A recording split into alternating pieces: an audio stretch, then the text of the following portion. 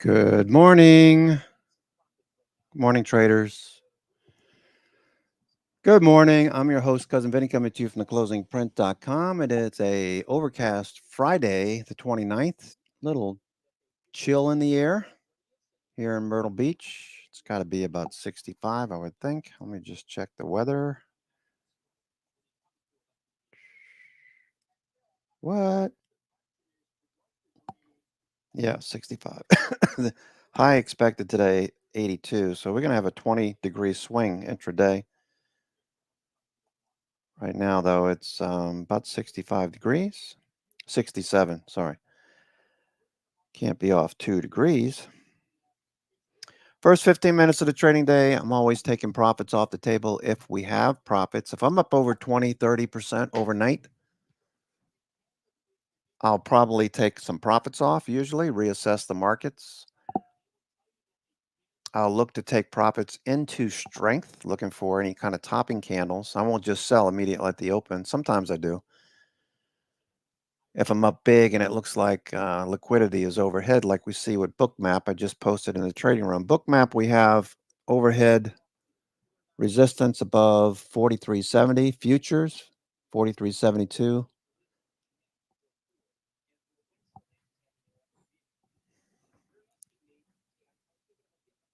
Looking for a follow through. Also looking for a yellow bar on the TTM histogram on SPY. Price action gave us a yellow bar, but the TTM has yet to do that. So it's we're looking for a move from red to yellow, signaling a change or a cycle change on the daily time frame to up. And let's look at how our advanced decline closed. Okay, so yesterday we had a nice follow through. So this is not my opinion. This is what the abundance of stocks on the S&P 500. The majority are seeing more advancing than declining on a percentage basis. This line will climb, and we look for reversals at plus 30%, minus 30%. Very straightforward. If you're a swing trader, these are very opportunistic levels when we get these turns. NASDAQ turned. Where's Apple right now? Apple's back above 172 and change, 172.50. So I'll be able to roll my calls up again, capture another credit, bring my cost basis down. Looking for Tesla to follow through. Tesla's up $4 right now, 250. That we had the 250 calls. I took some off yesterday. Most of you probably will today. Tesla 250 calls.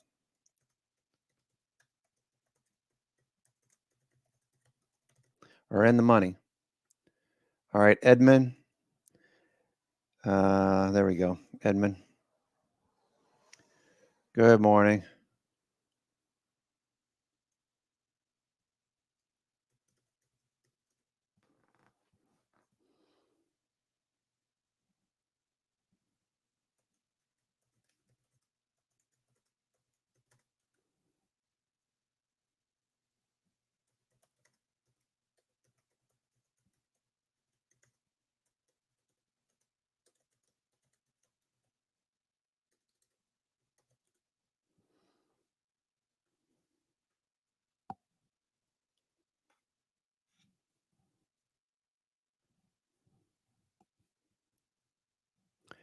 All right. Let's see here.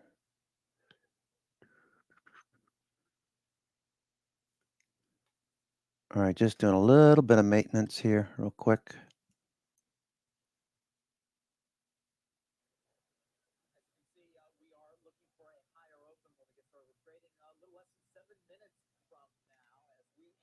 We got 7 minutes to go, 7 minutes to go.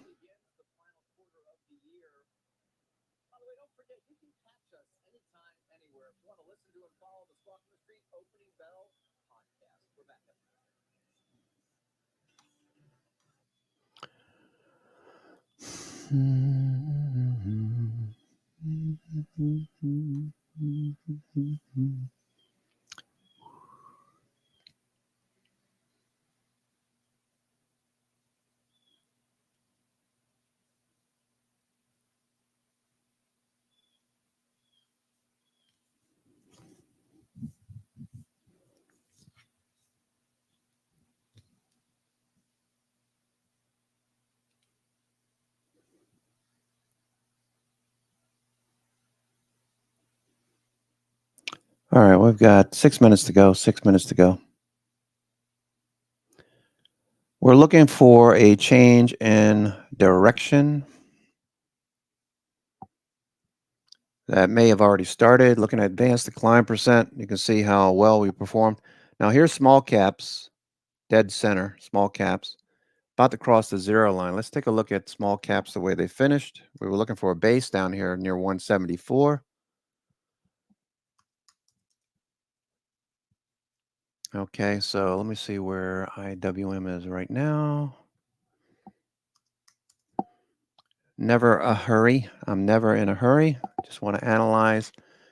IWM is 178.72. So we're inside of yesterday's wick, most likely targeting the 21-day and the 200-day just overhead. Okay, so you could see 3 or 4 points on IWM. Now, Grover, I don't know if you're listening, Grover, but I think Steve Hammer, when you get that cycle change, they'll take a long call swing on the S&P. Is that correct? I'm not sure how far out of the money they go. Or, I mean, it makes sense to maybe take maybe a point or two out of the money, maybe like a 30 delta, something like that.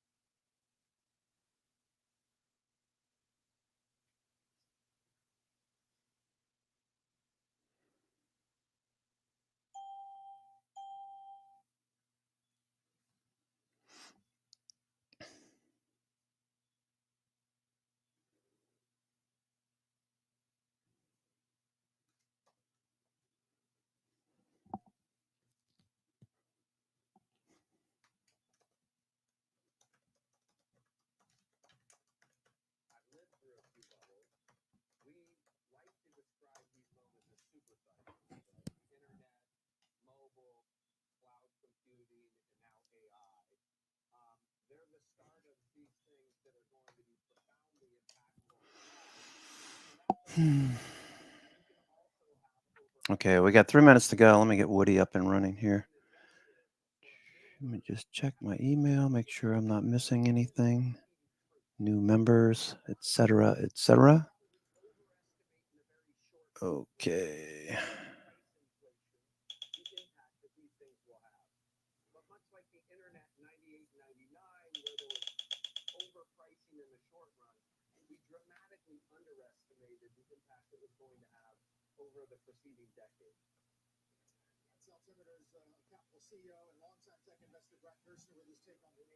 Two minutes to go.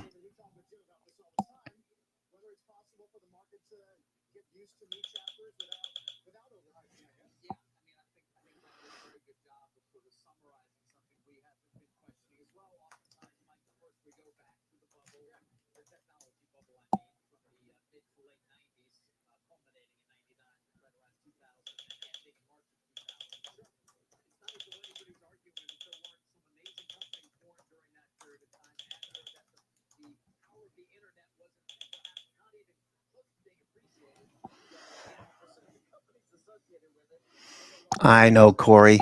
I know. You've been with us for so long, you know. Enjoy. Happy birthday. Okay, so we're about to open here. You can hear Woody chirping in the background. Woody's chirping.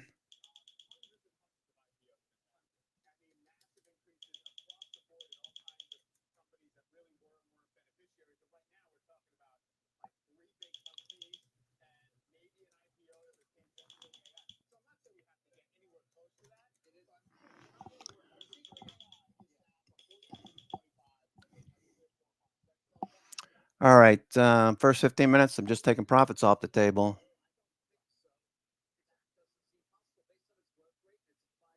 Tesla, the 250 calls are in the money. Tesla.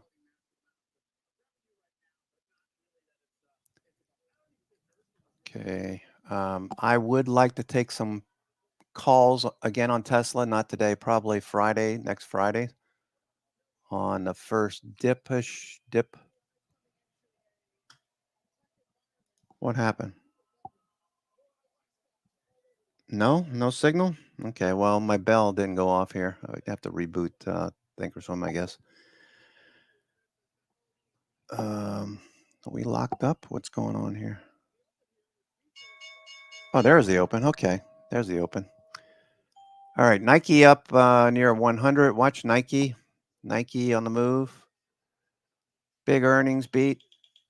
Okay, I'm not going to chase it. That would be foolish. That would be foolhardy. First 15 minutes, I'm just watching, taking profits off the table.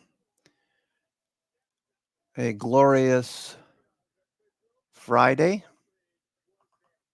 Okay, Amazon. Nice move higher, Amazon. See, there goes Google. There goes Apple. Apple, I'm going to roll my covered calls up today, most likely, for another credit.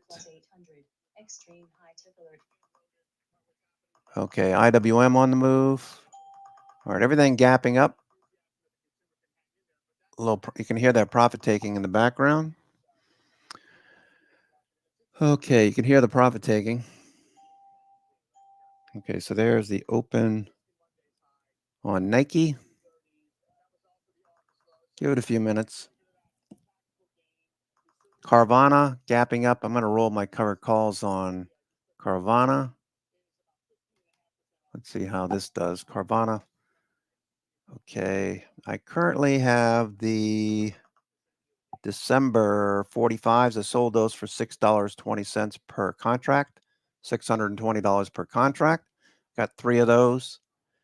I plan to roll up those calls to January. I'm looking for a credit. Okay, Carvana. Let me see, Carvana, CVNA. Carvana. Okay. Looking for a buy signal on Carvana. Maybe moves a bit higher. JP Morgan, nice gap up on JP Morgan. Intel gap up. Intel.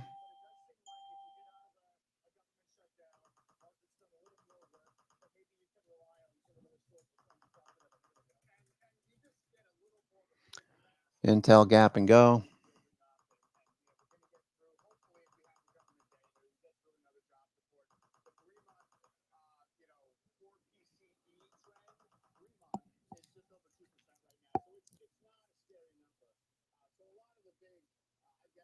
Sprouts Farmers Market on the move as well.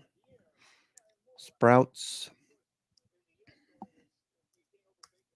I sold that one because it wasn't doing anything. Now it's starting to trend. Figures. That's okay. XPEV, XPing, clearing the 50-day. Extreme high tip alert.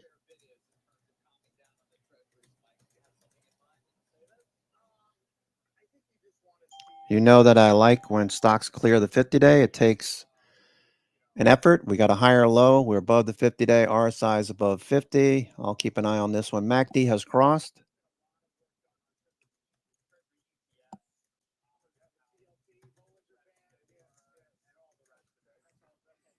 All right, XPeng looks good for the follow through. Relatively inexpensive name. Okay.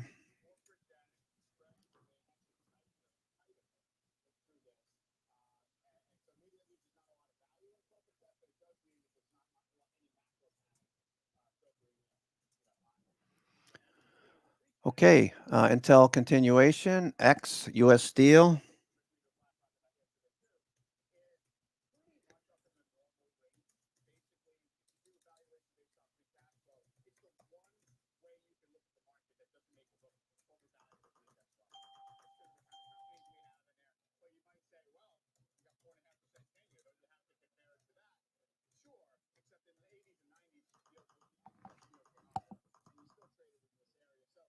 Cleveland Cliff, keep an eye on Cleveland Cliff. That management over at US Steel accepted Cleveland Cliff's NDA, non-disclosure agreement, accepting him into the bidding process. You've got ArcelorMittal, You got a Canadian company bidding. You got Cleveland Cliff bidding. Not sure who else. JP Morgan, a little fade there. Okay, it is a Friday, folks. It is a Friday, so I'm not looking to take a lot of risk on, but I am very keen. JP Morgan collar roll today.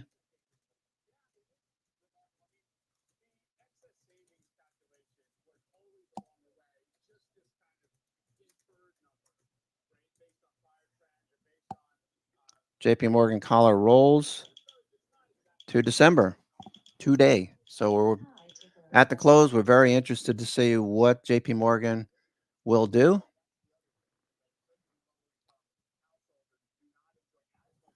Okay, market muscle looks good. Carvana looking good there. All right, so we got a number of FANG stocks that are starting off on buy signals after a little dip. Meta, Tesla going. Tesla. All right, Tesla, go, baby, go. Tesla, looking at next week's calls. We could do some cheap calls today. What's the Money Magic levels here? Money Magic levels on Tesla. I believe we're above, right? I believe we're above your levels on Tesla. Tesla, 247.50 and 250. So we're above 250. This could run today. All right. So maybe some today's calls cheap for a big win, maybe the 255s. Okay. 255s are 90 cents. 255s, Tesla 255s are 90 cents. We're above the call wall.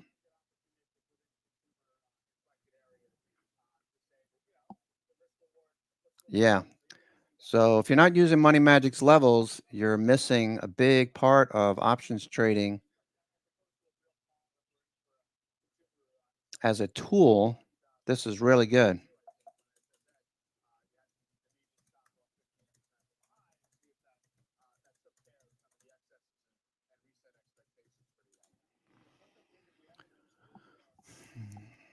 Tesla, let's see, Tesla on a buy signal. Tesla on a buy.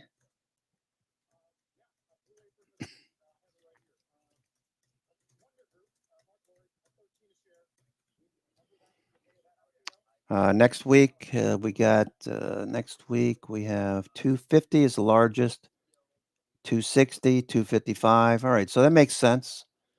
We're above 250. We got 250, looks like 255 is building money. 255 and 250, 255 and 260 are building. All right, so if we get any kind of follow through, any kind of short covering, we should see maybe a little rally on Tesla. Still early. If we start seeing selling, we're back down to the 105. We're on the 105. We got red signals right now on the futures. Profit taking. Microsoft, Amazon. Amazon looking good. All right, let's keep an eye on Tesla. Tesla.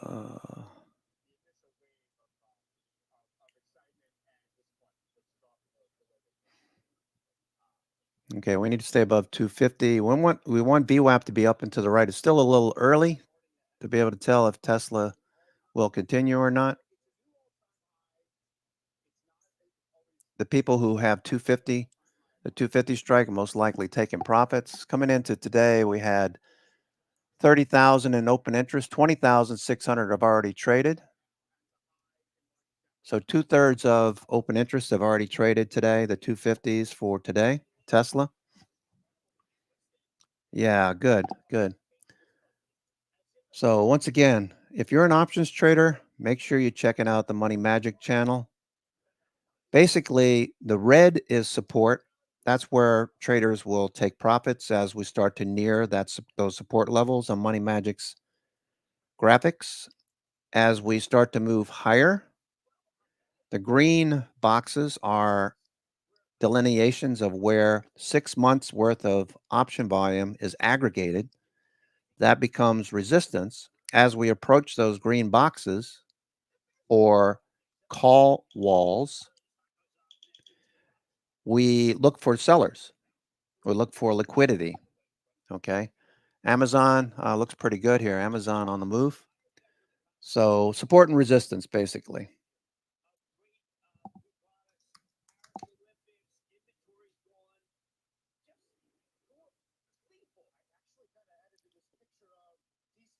250. All right, so 50-day is right here. If Tesla can get above this level, the 50-day. All right, here's Tesla. The 50-day is 251.25. 251.25. Let's look at the 60-minute. Okay, we had a nice little pop in the 60-minute above the 20 EMA. That's the 20 EMA. The dotted red line on the 60-minute chart. This is the dotted red line is the 20 EMA on the daily for reference. The 20 EMA here is the 60-minute. We gapped up. Initially, we're seeing a little bit of profit taking right there. Looking for a follow through and for SPY to bounce. Right now, SPY is fading a bit. So maybe wait a couple of minutes.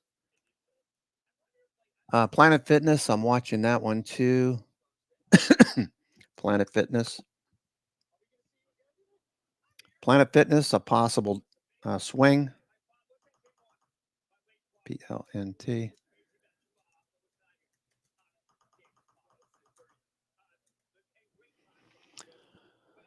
Mean reversion. Planet Fitness.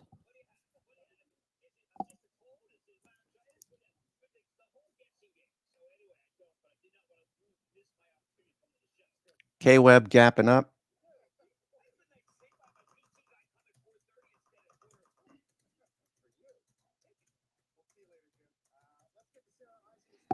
K-Web gapping up. Make sure you're checking some of the Chinese names. Maybe we get a follow through on some of those. Still big range bound. Let's look at the big candidates like Baidu. Okay, that looks a little better. Pinduoduo is on the watch list. That's clearing levels.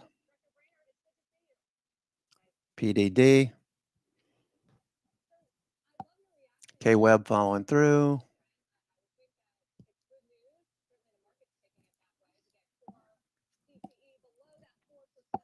Tesla, the 255s are now 55 cents. So waiting a few minutes, probably get a good fill on those. If we get any kind of follow through on Tesla, maybe pick those up for cheap. Right now, we're back below 250. A lot of people taking profits.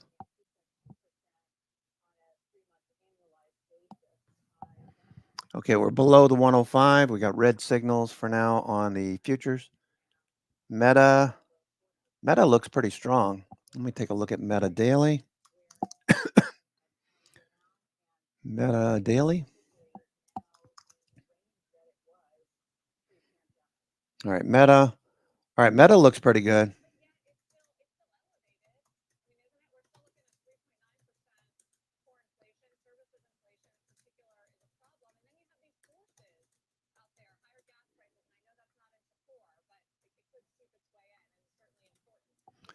Meta is clearing levels. Looks like a buy signal there. Meta. Okay, let me take a look at Money Magic's levels we just posted for Meta. Okay, Meta. 305 gets you 310. All right, so we got about $1.40 to go, maybe. The 310.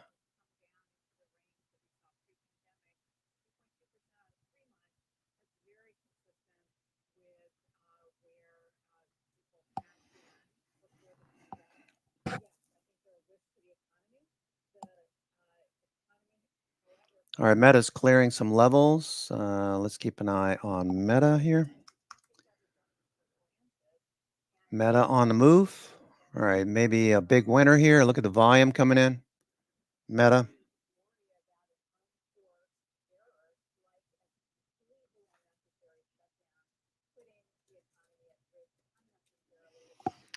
It's on a buy signal.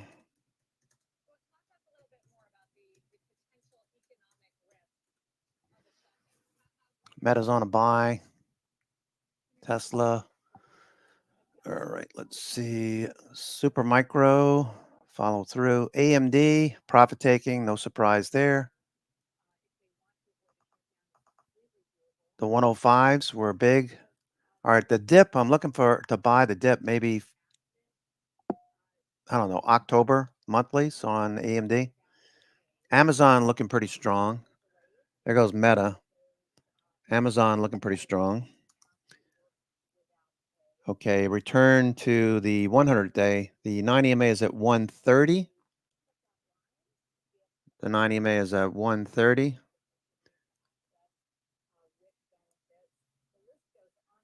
Okay, Amazon.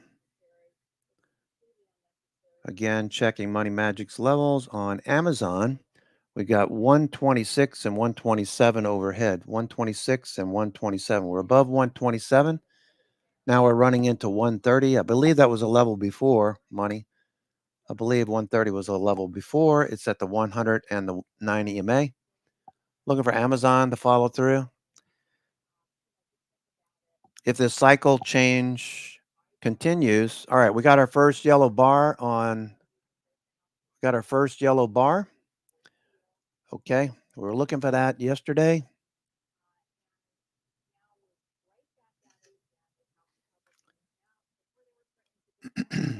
All right.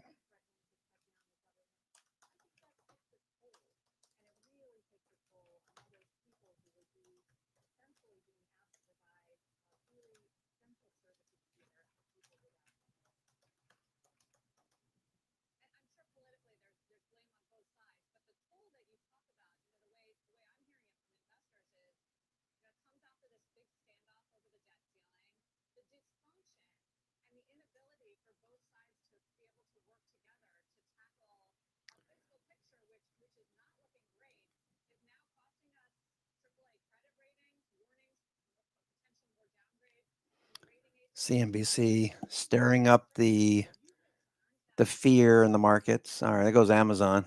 Okay.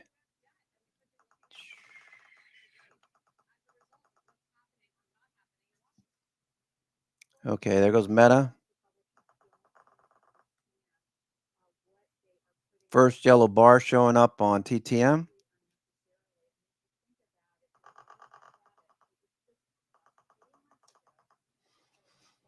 Meta.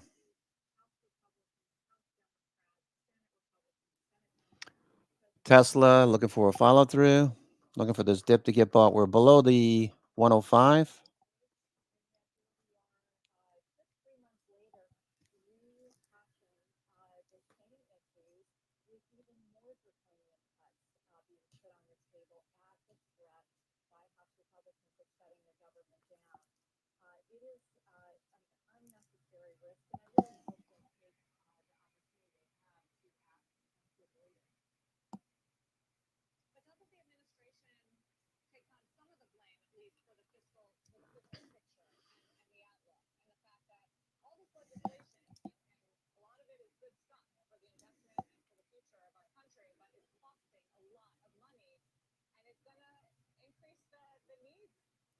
All right, you can see the first yellow bar on TTM is giving us a heads up.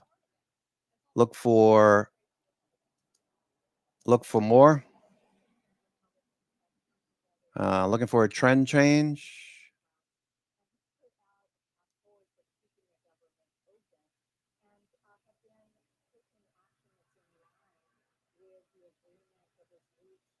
Okay, we're looking for a trend change. Cycle. Shift.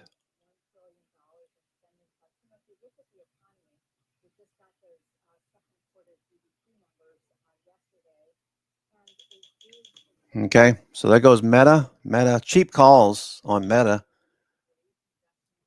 Making money. There goes Tesla. Tesla on the move.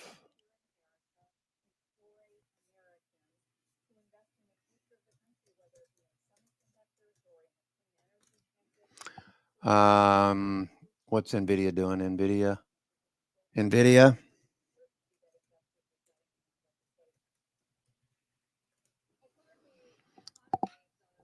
There goes Nvidia. There goes Meta. There goes Tesla. There goes Amazon. All right, so the cycle is going. All right, so a bit more aggressive. I'll be more aggressive next week. Be aggressive. Be aggressive. Let's go. LATSGO. Let's go. Tesla. Nice. Nice move there on Tesla. Those calls are up 10, 15 cents, depending on if you bought them or not. The 255s. They were 50 cents at 55 cents. Now they're looking really strong. Tesla, they're right at a buck. Meta going nice. Meta cruising. Meta is cruising higher.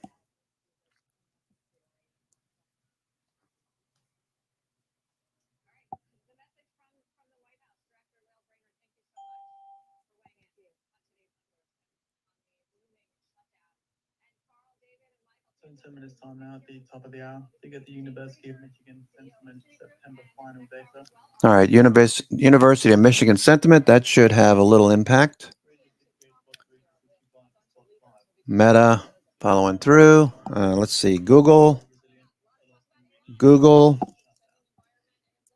All of these giving us the same pattern. All of these giving us the same pattern.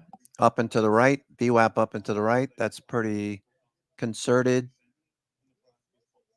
and persistent volume for now. Blocks looking a little better, mostly on the Qs. We've got 5 blocks on the Qs, 3 on the SPY, and 2 on IWM.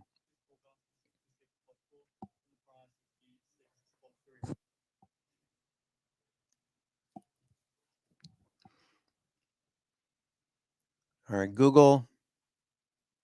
All of the FANG stocks are up and to the right. Microsoft is up $5. Microsoft still has a lot of work to do, but looking much better. Meta clearing some levels that we were looking for. 312 was the level I was talking about yesterday. If we could get up there, that would be nice. There. $3-4 overhead. Tesla still pushing.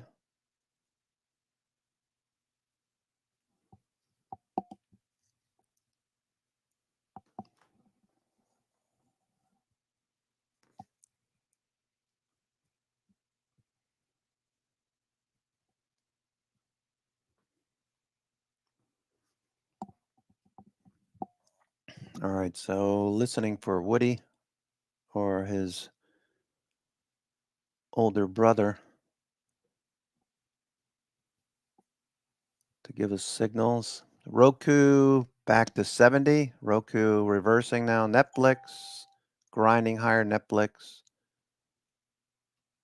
The New York FANG index, as you would suspect, is moving higher. New York FANG. Okay, so we didn't get all the way down to the trend line, this lower trend line. We're making a higher low.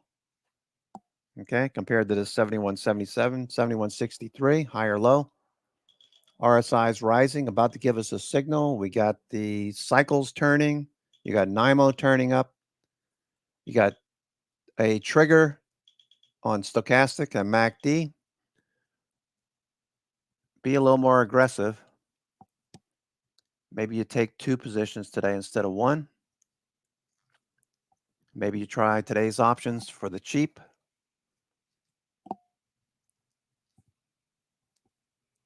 Wouldn't mind buying some Tesla on a dip next week's calls, but today's calls were pretty cheap. Tesla pushing higher.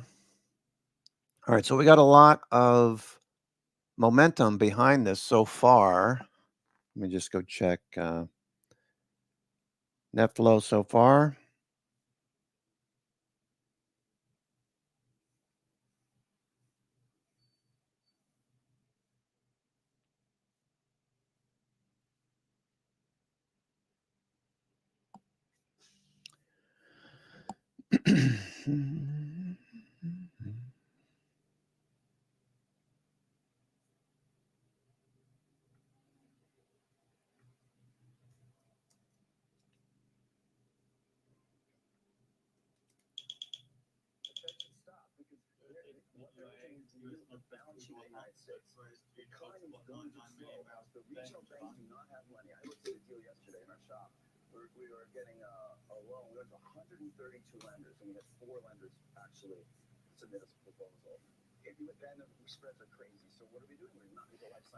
All right, nice cycle up.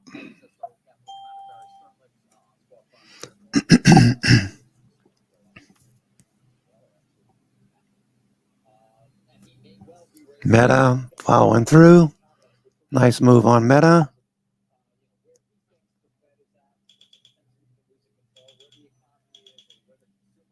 All right, SPY turning. That's going to help. That'll help.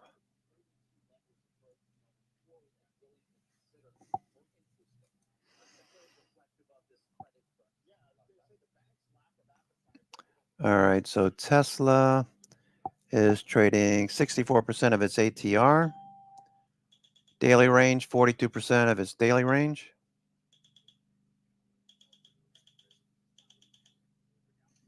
We are now 5 minutes away from the top of the hour. We get the University of Michigan sentiment September final data. Forecast 67.7. The price 67.7. The range of 68.3 to 65.5 expected. Michigan also releasing their 1 and 5 year inflation finals. The 1 year inflation final forecast at 3.2% from the prior 3.1%, and the 5 year at 2.3% forecast from 2.7% previously. The conditions final forecast at 69.8, prior 69.8. The expectations final forecast at 66.4, and the prior 66.3. All right, Tesla looking for a follow through. Meta, nice follow through on Meta.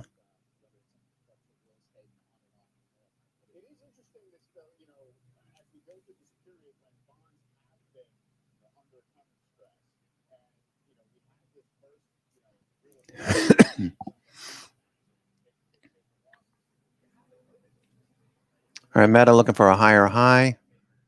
Looking for at least 255. Meta's trading 64% of its ATR, 42% of its daily range.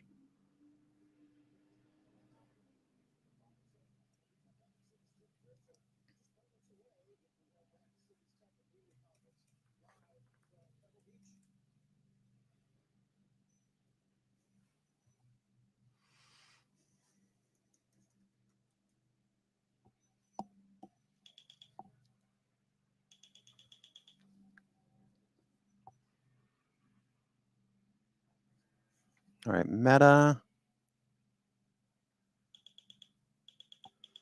It's been on a buy signal since 9:38. Meta trading 78% of its ATR, 55% of its daily range. If we do get a follow through, there's potential for more upside.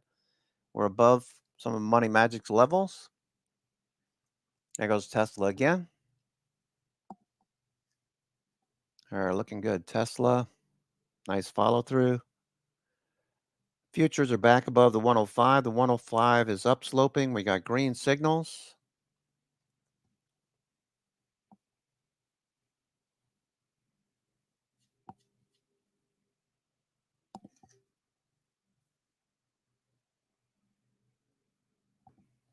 Did have green signals.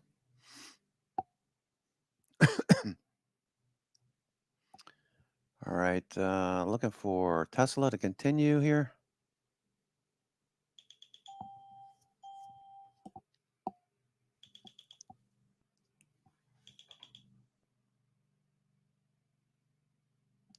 All right, so 2-minute chart that I'm showing live. You can see that stochastic, excuse me.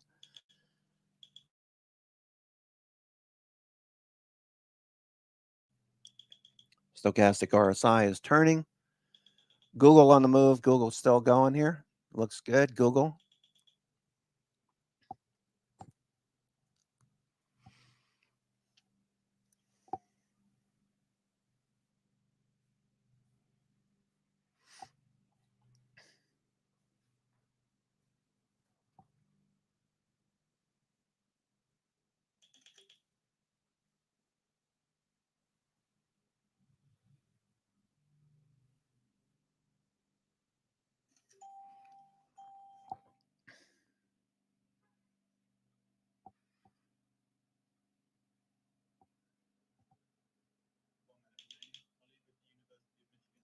University of Michigan coming out in a minute.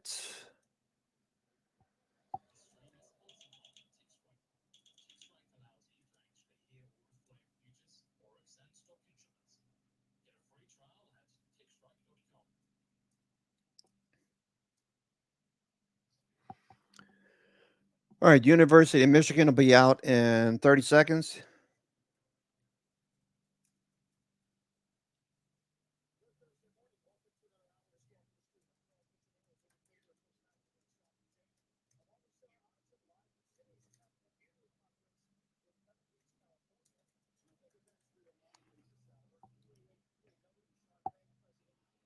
Looking for 10 seconds.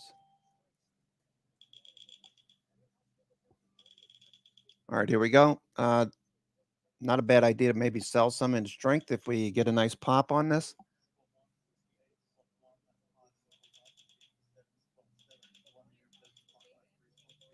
All right, there we go. Nice push here to sell into.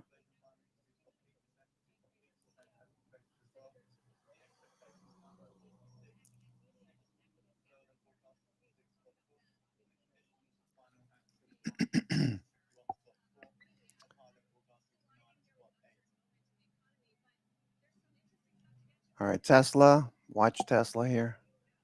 Apple, looking good. I'm going to roll these calls up on Apple. Let's see.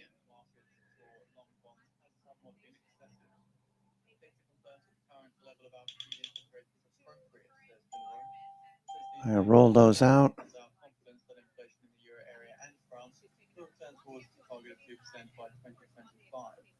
Says that Friday's data also shows that the ECB monetary policy is effective. Again, saw a text release from the ECB and Bank of France Governor Villeroy there. Again, saying that today's data shows the headline and core inflation is declining progressively across Europe. All right, there goes Google. Man, Google's looking really strong here. Tesla, nice follow through for you traders in Tesla. Congratulations. I know you're pretty happy with that. Tesla, let's look at Amazon turn the corner. That looks good. Amazon. Tesla motoring higher.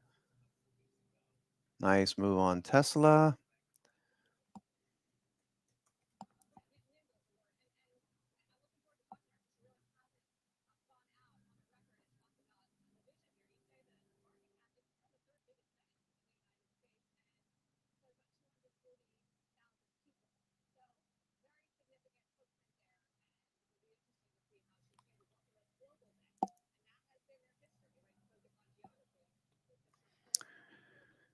All right. Tesla. Nice. Apple. All right. I just rolled out some calls. 175s to 180 for $1.55 credit. All right. So Apple.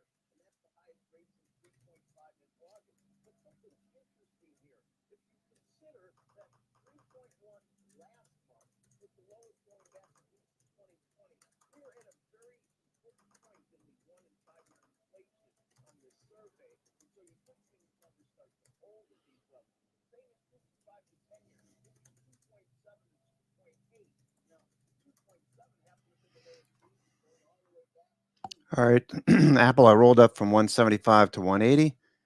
I've been doing this as, I don't know, it's about the 10th trade plus a number of covered call trades where we bought back on the dip there at Tesla. A really nice move on Tesla here. Tesla clearing levels.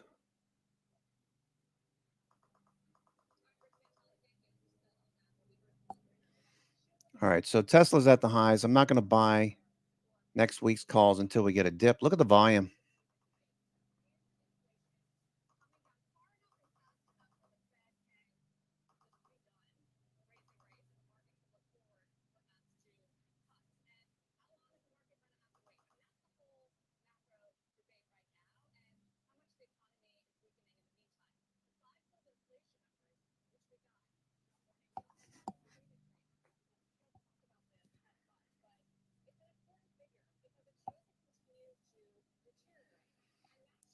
Yeah, okay, Tesla.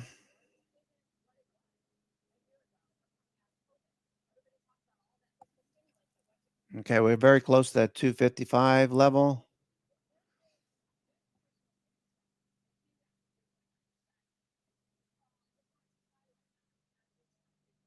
SMCI, yeah, SMCI. Thank you, John.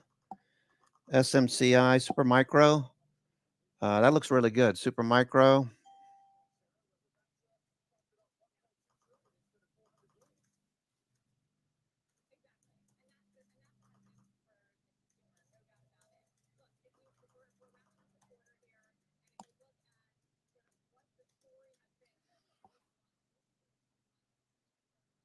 Okay, Supermicro. It's like the fifth day it's done this.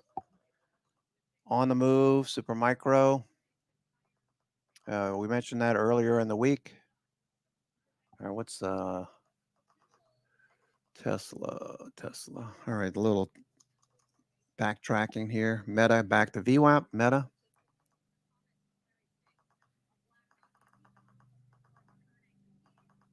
All right, some profit taking. I'm still expecting a higher low. Doesn't change. Doesn't change the longer term, meaning on the daily basis, the next couple of weeks. If this trend change continues, yes, we're going to have some higher lows print. We're going to have profit taking at the highs like we're looking at right now, but it doesn't mean that it's all over with and we're going to drop back down. Although today is the JP Morgan collar roll, we're looking for these higher levels to hold, hopefully, and we'll just start selling like crazy. The cycle has turned. NIMO went from minus 60 to plus 5. Starting off on Friday, it was about minus 60 on Thursday, Friday. Okay, right now it's plus 5. So the cycle has definitely changed directions. All right, people will take profits. We're looking for higher lows anyway. We're not chasing. Remember, we don't chase. We look for dips to buy. We look at the ATR. For example, Tesla, still looking good. Tesla, well, let's cover Meta because I'm looking at Meta. 78% of its ATR has traded, but 55% of its daily range, which means there's still 45% of its daily range that's potentially available to trade, which also means that I'm looking for this dip to find some buyers on the dips. Tesla, okay, 83% of its ATR has traded, 61% of its daily range. So Tesla tends to trade about $6.17 daily. ATR trades about 10. So if we look at Tesla's daily chart, I'm watching. Let me look at SMCI before I lose track of this. I don't know why, but I keep making a watch list of these stocks, and they keep disappearing on Thinkorswim. Why is that? Yeah, SMCI is trading 93% of its ATR and about 69% of its daily range of about $10. It's up $12 right now. It trades showing about 14 and change for its ATR. So that's what you can expect for the day, 1480. It's currently trading 1270. So if you're interested in SMCI, we mentioned it earlier in the week. I would wait for dips now. You can always wait until Monday. It looks like early buyers, SMCI. Okay, it looks like early buyers last to start the week. This company has AI enabled servers, and I'm not sure whose chips they use. I'd have to do a little bit more R&D. But companies that want to set up maybe software, maybe they have a vendor. Not sure how that all of that would work out, but they have their servers already. So maybe the data is stored on their servers, and the software that the vendors provide accesses the data. A company might look for efficiencies in marketing, efficiencies in hiring, HR, and spend, and R&D. All of these things that AI are going to do, Supermicro is going to be able to host them, among other things. So AMD supposedly has a chip that's going to rival NVIDIA. So any dip on AMD, I'm interested in buying. The 103.85, starting to see a buy here. Let me see what AMD is saying right now. AMD has traded 50%, 56% of its ATR, 58% of its daily range. So this dip right here is probably going to get bought, I would think. Yeah, it's on a buy signal right now. AMD going on a buy signal. Maybe next week's calls, or maybe the monthlies, 1020. The 105s have the most open interest. That looks like where buyers are going to show up. All right, AMD. All right, Meta at VWAP, AMD. So the scuttlebutt yesterday was they were talking about AMD's new chip or new GPU to be specific. I don't know anything about it. For you tech savvy people out there, maybe you've done some R&D, but supposedly, well, the scuttlebutt is that it's going to rival NVIDIA. So we're talking market share. And if you look at AMD on the daily, what do we see? What do we see? We see a descending channel. We bounced at the 100 day. What happened at the 100 day? Stochastics turned, MACD turned. Where is my volume? Volume. Okay, here's your volume. Okay, you can see that it has been we're seeing pocket pivots. Pocket pivots. Okay, this green bar is taller than this red bar. All during this descent, volume was pretty elevated, so I like to see volume taper off as we move lower, showing less and less sellers. Now I'm looking for this test of the 50-day, and if I look at the 60-minute chart, okay, we're above both the 20 EMA on the 60-minute, the 20 EMA on the daily, as you saw in the previous chart, which is telling me that if you buy dips, this is probably going to give you a test of the 50-day, maybe today, maybe Monday. SPY's pulling back. While the cycle is up and changing, or I should say the cycle is changing. All right, so you see that yellow histogram bar? That wasn't there yesterday. We saw the yellow we saw the yellow price bar on SPY, which is what you're looking at, SPY, and the follow through earlier. This was taken a few minutes ago, this screen cap. Okay, but we're looking for these cycles along with NIMO to continue. So buying dips makes sense. If you're scalping intraday, markets are pulling back a little bit. So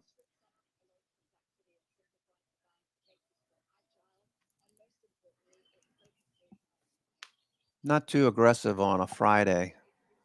Would love to see this kind of setup follow through on Monday. Okay, so coming into this week, we had all sectors oversold with the exception of energy, of course, which was driving higher. All right, so let's take a look at the sectors again and see how many of these have triggered. Stochastic trigger is what I'm looking for. Okay. So it's all about cycles. Okay. So coming into the week, what did we see? We saw stochastic. You see the trigger here moving through the 20. Transports got nailed over the last couple of months because crude oil prices were moving higher. What's crude oil doing right now? It had pulled back. Let me see. Crude oil is at $90.9 per barrel, 91 basically. Trending from the high 95.03, starting to move lower. The 10-year is higher. The dollar moved, and VIX is bouncing, so we might see a little bit more downside. But look at these cycles. These are going to carry us forward for a few days before they get overbought again. Okay, we're starting the month of October, which tends to be the strongest period for the year, October 1st through the 15th, and then November 16th through December 31st. Basically, from October into the year end, we're looking at a 32% statistical probability of higher prices. We've had a 8% pullback. And knowing that every 2 or 3 years, we tend to have about a 10% pullback on average, 5% 2 or 3 times a year a lot of times. So a 10% pullback shouldn't be that unusual to expect. More importantly, look at stochastics on all these. They're all rising. All right. And energy coming back, so low profit taking there. Tech, industrials, financials. All right. So all these turning. I told you I was very interested in retail. What did Nike do this morning? Okay. Look at that nice trend change. We got volume for 2 days straight. Looks like that's going to move higher. Look at Nike. Okay, I just want to stack the probabilities in my favor. I never know as a guarantee that prices are going to continue higher, but this is looking pretty awesome right now. Gap up and fade on Nike. We're anticipating there'll be a fade. Eventually, it's going to get above the 50-day. I'm in no hurry. I'm okay waiting for Nike to be above 102 and for price to base out here. Okay, so the weekly, I'm looking for price above the 10 weekly. So it's early. Double bottom, you could have a stop underneath this low over here, 81, or you could have a stop underneath today's low. I wouldn't buy it right this minute. I would wait until next week and see if I can't get this to base out around 102. What am I talking about basing out? Okay, so let me show you maybe a chart. All right, here's Nike. All right, so I'm looking for price action to base in this area. It's not going to do it in one day, and I certainly don't want to chase right now. Let's look at a couple of charts. Let's look at, say, I don't know. Let me see what we got here. Something I can show you daily. Let's see what IBM looks like. And it doesn't really. Well, no, that's not really helpful. Let's look at maybe Home Depot. I'm looking for phases. That's already marked up. All right, so we're looking for a follow through. DraftKings. I think Meta. I think I have one on Meta. Meta. No? Huh. Meta. Well, it's pretty obvious Meta is in phase two. It continues higher. This could be distribution, but if it breaks higher, that's going to tell us this is an extension of this phase two rally from 112 on Meta. So anyway, Nike, too early. If you're a mean reversion trader, I don't like mean reversion because this kind of thing happens. You get excited. Maybe you buy at the open thinking it's going to follow through when it's already up huge on the day. Looking for this to fade and base in this area. Once we see a base, the moving averages will flatten out And at some point, they're going to turn up and to the right. That's when the sweet spot for swing trades on phase 2 markup. Watching AMD right now. All right, so go back to AMD. I'll stop yapping. That was mainly for new members, new traders. The dollar's still creating headaches for the bulls right now. The dollar is higher. The 10-year is higher. 10-year is still banging around near 452. It made it up to what, 460, 4.6%. Dollar is being a pain in the buttocks. As the dollar moves higher, the price for crude should move lower because it'll take fewer dollars at higher prices, fewer dollars to buy the same amount of crude oil. Okay, let's see. Meta looking for the bounce. Apple up and to the right. VWAP up and to the right, looking for a bounce right here on Apple. Tesla as well. AMD looking for a break higher. Looking for it to push through 105. There's a lot of open interest there. And yet the October 105 calls have only traded 1,500 contracts against 19,000 contracts in open interest, which tells me there's not a whole lot of selling even at 105. Let me go out to November. Okay, the 105 strike in November is going for 745, 750. 1,100 contracts have traded against 21,500 in open interest, which is telling me these people are still holding on to these calls, thinking that maybe we got more. Now, I don't know that for sure. I'm not looking over their shoulder, but I can deduce from looking at options open interest and the trade with price action moving higher, that doesn't look like a lot of selling yet. So going out to December, the 105 on AMD is trading 681 contracts against 7,189 in open interest. The big strike is 120 in December. 120, 13,000 in open interest. Only 286 contracts have traded hands. January, that's where we got a lot of volume on the 100s, the 105s, the 110s, the 120s, 115s. Lots of volume, lots of open interest. Sorry, didn't mean to say volume. Lots of open interest. So they're still holding those options, looking for higher prices. All right, I got to take a couple of minute break. I'll be right back.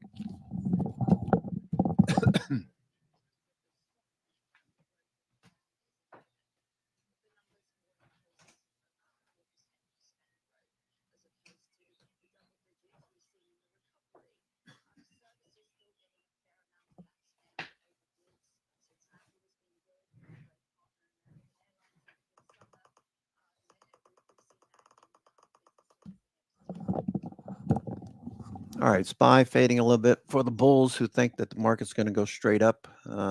We have pressure with the dollar. All right, the 10-year is starting to roll over now. Tesla. All right, so a lot of people will take profits early and just call it a day. Take the weekend, enjoy. Tesla, big on the 60-minute gave us a buy signal yesterday. Confirmation on the turn. Still a little bit more selling.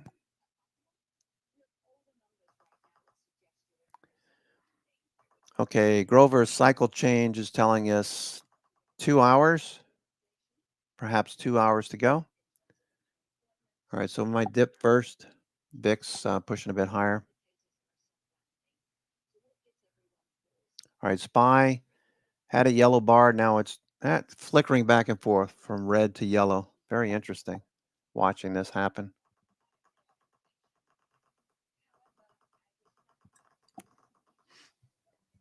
All right, SPY still fading.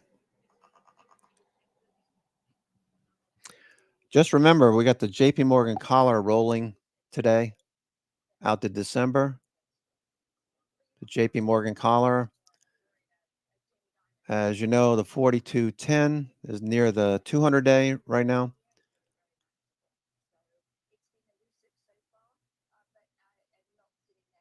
All right, here's the JP Morgan collar. 4210 is the long put that they have. We're moving it away from it they have a short 46.65 call, so they're probably making decent money on this. And short the 35.50 put. So we continue to move lower. We hit the 9 EMA. We hit the Monday level where we reversed on Tuesday. So continue to see some selling.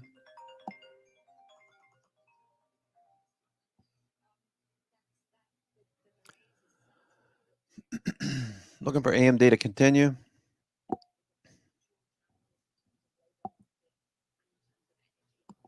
This cat's a pain in my ass. If you want out, go out. Stop whining at the door if you don't want to be in here. She whines to get in, and now she wants to get out. All right. SPY still fading. Okay, so I'm not going to react at the moment.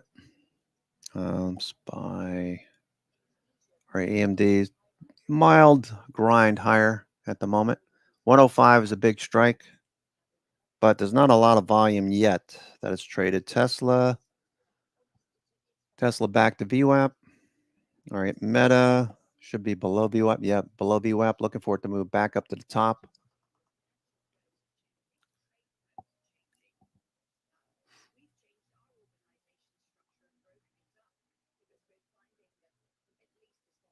Amazon flattening out now. Looks very strong there. Okta, Rivian. Okay, most stocks have flattened out. It's a Friday with overhead resistance and supply or liquidity showing up on Bookmap. Let me go take a look at that again.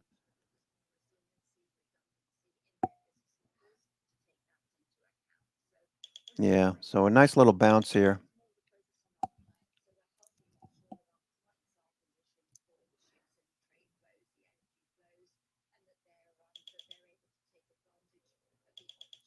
Microsoft, a higher low printing and small buy signal. Microsoft is trading 97% of its ATR. Amazon, flat VWAP now. Probably going to be range bound in a doji. Most of these will probably be dojis by the end of the day, I would think. The way it looks at the moment, being it's a Friday.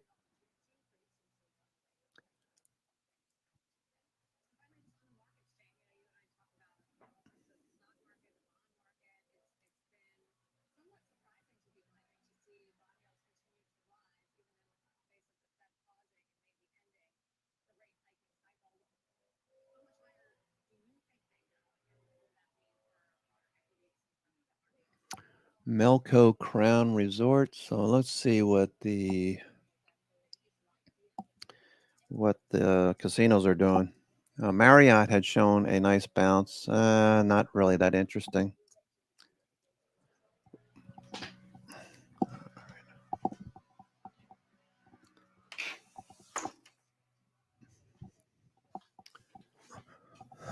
Las Vegas, MLCO, Melco Crown bouncing. What about Wynn? Marriott looked good though yesterday. Marriott, and an inside day for now. Marriott. All right. So right now we just have price action in a doji. Most stocks look very similar to what I'm looking at here on Meta, AMD, same thing. Choppy. Wait for maybe a test of the CEO Fraser says the Fed will have to raise low here. once more in November.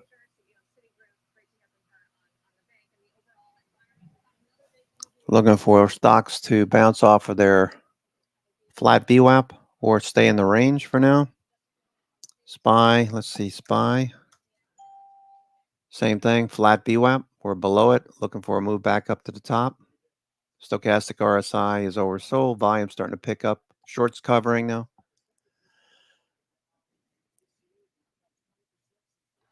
Looks good for next week, though. If we can keep this up. We see institutions come in. We want to see the confirmation. like to say price is king. What that means is look for prices to tell you what direction we're headed. So if we continuously see buying the dips and volume keeps picking up every time it dips and it starts to move higher, buying volume, that's what we're looking for. And we got the cycle turning, so that's good too. Advanced decline percent, also giving us a good signal. Advanced decline percent. Okay, you can see that mid caps and small caps, mid caps blasting higher. There's a lot of oil and gas names, mid caps, small caps in this group. We're down there near minus 30% to start the week. Look at NASDAQ. All right, so by the time it gets up here to plus 30%, you'll have people that are chasing. That'll be where we'll be selling. Okay, so probably middle of next week. When I say selling, I'm just looking at the cycles, you know.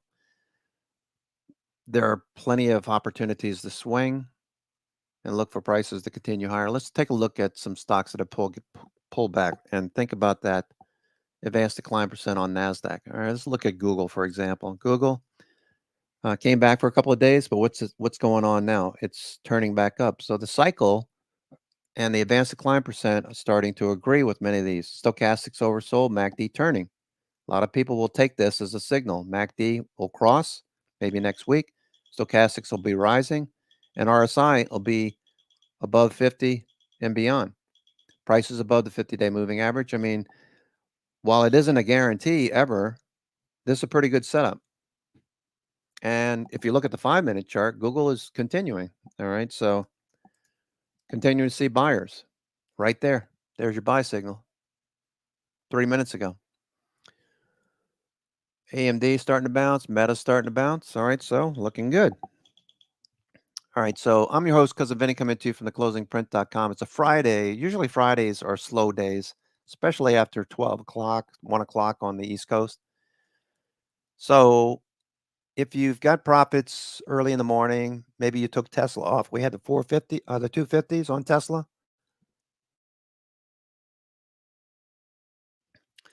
Many of you took profits on those 250 calls, like Edmund, LA, and a few other people that were long Tesla on the calls. I don't know if Stephen, if you were or not, but Frano, did you have calls on Tesla? Anyway, looking really good. Looking really good for follow through next week. All right, we got a yellow signal still on SPY.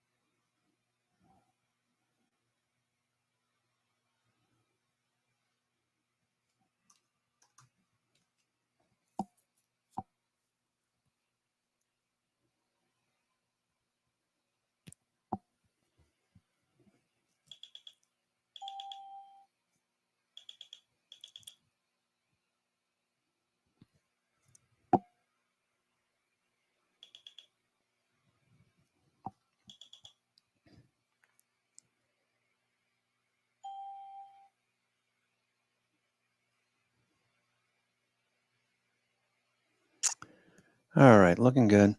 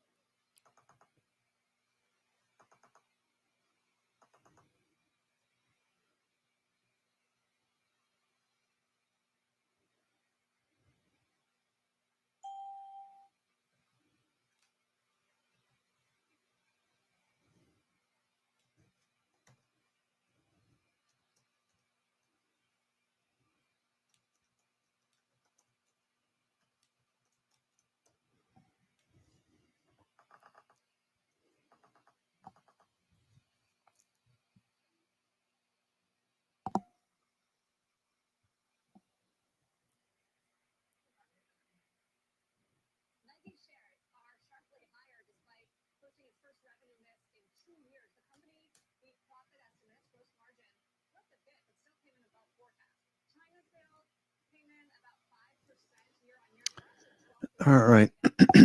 Looking for a higher low. Google's sitting here, flat VWAP. So as much as I like these stocks at the moment, just note that we have flat VWAP. So that's telling us there's no momentum. No momentum means no trade. No trade just means sit and wait. Or do something else. Ride a bike. Go play tennis like Frano. Go hit some baseballs. Go get in the batting cage. And imagine you're Aaron Judge or Manny or somebody like that. Anyway, looking for follow through next week. And presently just watching price action on Meta dipping now.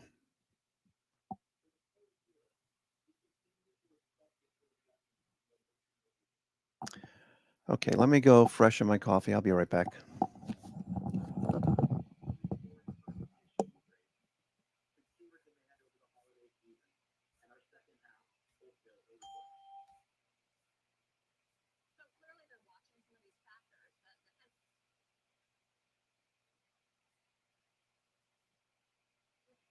Through the shutdown. Should be the 15th one since 1981. Typically, the market looks past this. The longest on record, about 35 days. There's been others that have been as short as 1 day, Renita. But when you look at the infighting, you mentioned the dead on arrival bill that the Senate came to the House with. The House came back to the Senate. That's dead on arrival. So, the impact to markets may be, just short-lived, right? It possibly could be. It defines how they would look at it, whether or not markets would shrug this off. We'll see just in a moment. Obviously over the weekend we might not get that big of a look at it, but come Monday morning, we'll see either compromises that were made in a rejoice or government shutdown. Then who knows what might happen. Yeah, I'm wondering about the impact not only of the government shutdown, but also the UAW strikes that I just talked about with Jenny. The impact to the consumer, that and higher oil prices not helping at all. All right, thanks, Renita. Appreciate that. That's Renita Young, markets correspondent here on the network, breaking down the little impact and little inroads that we've had on the government shutdown. All right, now it's time to bring in our chart master. That's going to be Rick DeGat. Rick, welcome to the show. We're talking an important market benchmark here, and that's the S&P 500 futures. Yeah, and it's been a challenging few weeks for traders here. You can see ever since we hit these 30-day highs here, they're 45.65 or so. We're down about 4.6%, and the price action has been a little challenging too because there's not a lot of clear patterns to make do with here. Basically, all you can really do is draw a downward trend line going across the subsequent highs here. And not a lot else really fits too cleanly. Not a lot of clear support and resistance. Not a lot of obvious type price areas to look for in the short term, at least. You can see we've gotten a little bit of a bounce based on our recent economic data that come out, but we're still short of this trend line area. That's the resistance mark. That's the area to watch near maybe 43.80 or so. One other thing I wanted to point out, I just try to look for these right at our orange 63-day EMA. Funny how these things work. That's why it can be worth keeping track of these moving averages. They can be support and resistance here. Now we're right back near our 32.62 level, just a few cents below that point, this red dashed line here. So that's a point to watch whether we can hold heading into the close. That would be a support point here based on our old price action. And the situation looked like there was some bullish momentum brewing as well here. We saw some bullish divergence here, kind of confusingly at the same time, entries into the oversold area. So kind of a mixed signal there, but it did wind up playing to the upside. Today, we're breaking above that 50 midline here and breaking above a resistance point. So that's a good sign here. But really, the point to watch, 35.28 is where the high point of this gap was. We need to move beyond there for further upside. Market seems to really like this note. The turnaround tone, I guess, is resonating because you're back above the midpoint for your RSI, which was pretty ugly down here. It was oversold for a while, so it was really getting trashed in this post-earnings sell-off. This is, even though it's a red candle today, we're still at 5%. Does that matter that it's a little bit off the highs of the session? Well, up is up. You know what I mean? Yeah, like it would be a better sign if it was closer to that opening point here. But we're still up on the day. We're still above that key level of support that I mentioned here. Or rather, actually, we're just on the nose of it right now. So that'll be kind of the battleground price to watch heading into the close. All right, definitely a good day. Up big, market's up 2, but 5% rally on the back of an upgrade. Getting out of oversold, getting out of even the bottom half of the RSI, and then also above that downtrend channel that's been pretty clearly established. So good day for Chili's and Maggiano's, owner Brinker. Let's talk AB InBev here. Also a positive note out ringing for this stock. Yes, this stock got an upgrade and a price target hike from over at Bank of America. And this stock, this analyst says that the stock is actually at an inflection point, right? Because the cost of goods sold pressure is starting to ease a little bit. Okay. Now the stock is reflecting more than $1 billion profit hit from Bud Light and a higher cost of doing business.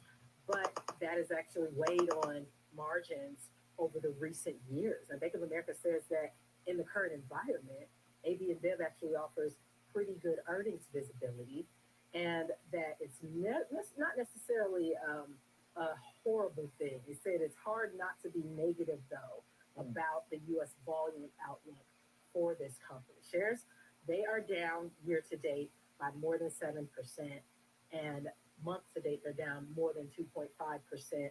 And actually, they're up, though, more than 20% over the past 12 months. Right. Things happen pretty quickly here. It's been a bit of a volatile stock for a kind of pseudo staple to some extent, but then, kind of caught in some of this cultural crossfire to some extent. Seems like the analysts have maybe fully priced that in at this point when they start talking about potential for upside.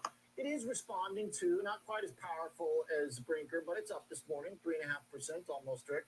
A very similar situation, though. A break above a resistance level that halted right at one of our moving averages we follow. Stopped right on the money at our 21-day EMA, and we're giving a little bit back, but we're still above that 55 mark, which represents our old lows from right here. Bigger picture, we had an uptrend, and it wasn't super consistent or anything. Kind of just, I just wanted to illustrate that we were making higher lows for a bit. We broke through that line here. Our moving averages are starting to fail a little bit. They're diverging farther apart. They're all kind of trending downward here. And the fact that they were clustered together so close speaks to weak trend anyway. And you can see mostly we were between 55 and 59, green line and red line to the upside there. We are not able to cross above that 21-day EMA today, though. That would be an important sign here for further upside. RSI improving a bit. We crossed out of oversold. That's a sign of a weakness to cross into it. It's a bullish sign to cross out of it. We're still short of that 50 midline, though. Look for a cross above the 50 midline and a cross above our 21-day EMA for kind of a confirmatory bullish move here. Really, the mark to beat is 50. these old highs right up here. Nothing's going to change until we break through the point where we saw that gap in this kind of price ceiling here. Downside, same thing, around 53. Lows and lows there. That's the mark to watch for the downside. All right, so we got up off the lows here from the last. All right, a little bounce. A little bounce on the SPY. So much, long, a little bit less, and on the day, positive. So you know, you can give it some you want for fun. Just like in cultural crossfire. All right, thanks, Sabrina and Richard.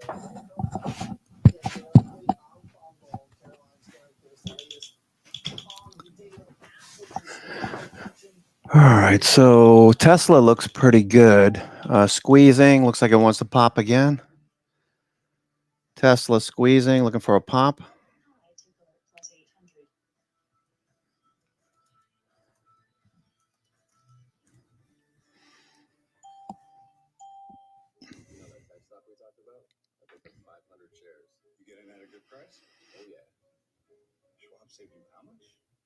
With Schwab Order Execution Advantage, you can start orders with 96% of orders and commission-free online trades.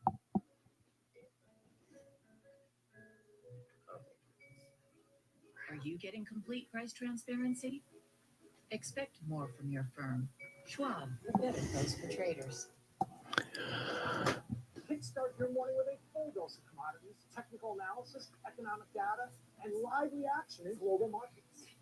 Available anytime, anywhere, on any device for free.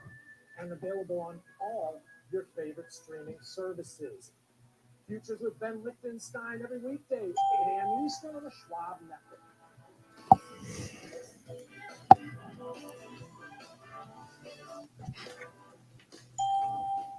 I'm Nicole Cataluti, live from the New York Stock Exchange. Catch me on Schwab Network anytime, anywhere, on any device. For free.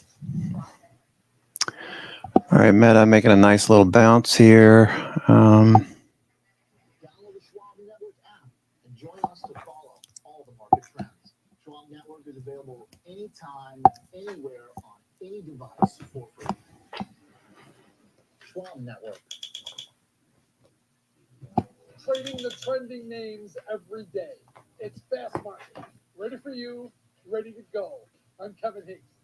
Catch me on Fast Market, weekdays at noon on the Schwab Network.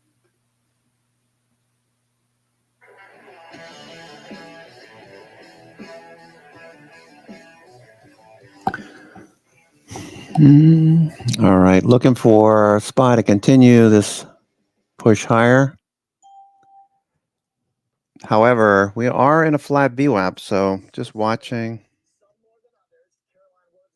SPY. Flat VWAP.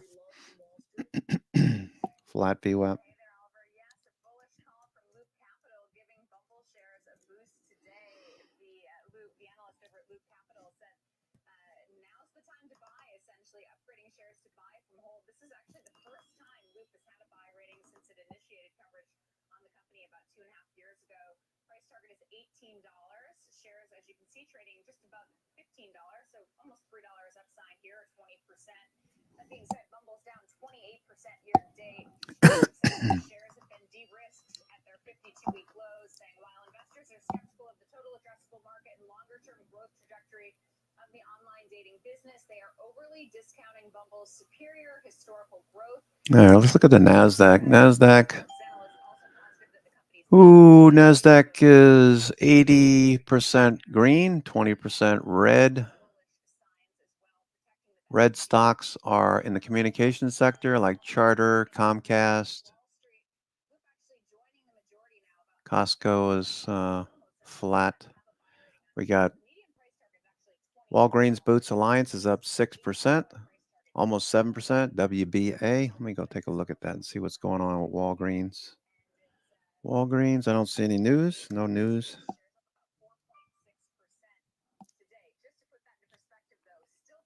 Walgreens coming off the low.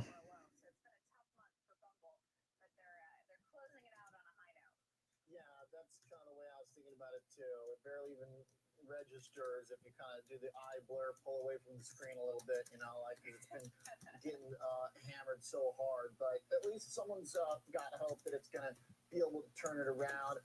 And we have seen some strength in Match since last earnings, so there would be precedent. But then that stock rolled over the last month too, so the market has very. In 10 minutes time now, do top of the hour. See the release of the Canadian budget balance. The prior read was 2.11 billion. Because 70% of analysts, or 66% of analysts, when I did the math, say it's time to buy. So, looking to buy the dip. It's just a matter of can these Micron reversing yesterday's earnings report. Bigly, look at Micron.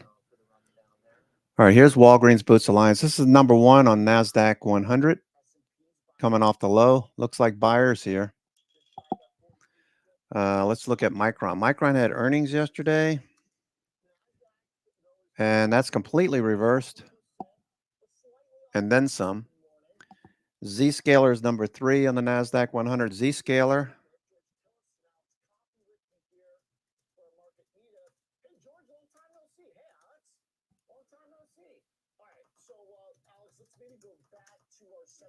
Nice chart on Zscaler. Looks really good. Datadog, number 4.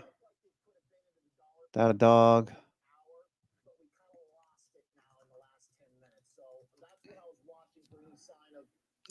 Zoom video is number 5. Zoom number 5.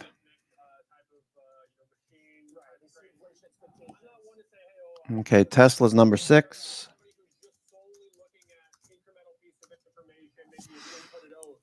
Tesla number 6. Tesla number 6. Clearing the 50-day would be cool. It's above the 50-day. Tesla's above the 50-day. 255. Can we get beyond 255? To infinity and beyond.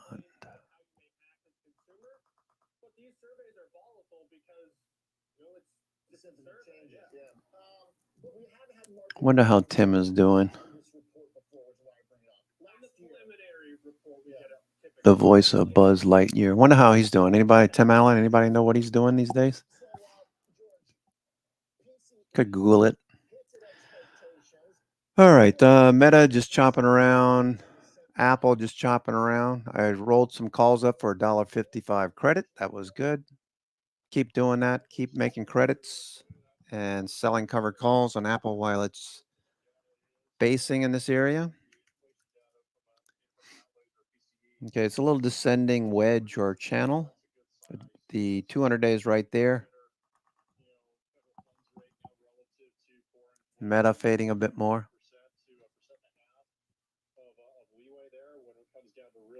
And even if you consider 10-year rates, which are falling in the past few days, I think that's providing a nice lift to the markets. We have a real, essentially a situation where rates are still higher than core PCE at the 10-year level as well. So I think that's a good sign. I think right now the Fed is in a good position where they're at, and I think it's a situation where we can be patient and a wait-and-see attitude toward monetary restraint going forward. Okay. One of the things we talked about, Apple looks good. we've been watching is the Apple squeezing. Tesla looks like it wants to go. Tesla. optimism these past 3 months. This morning, a little bit of the same continuation. All right, let's keep an eye on Tesla. Tesla is squeezing right now. Squeezing. Looking for a push to the highs. Tesla.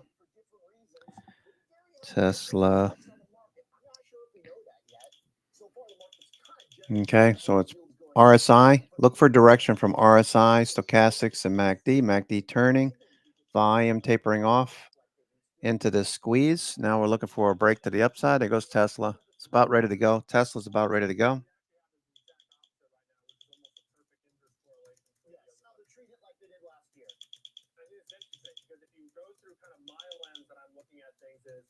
Stocks have been on the soft landing, economy not so bad narrative all along.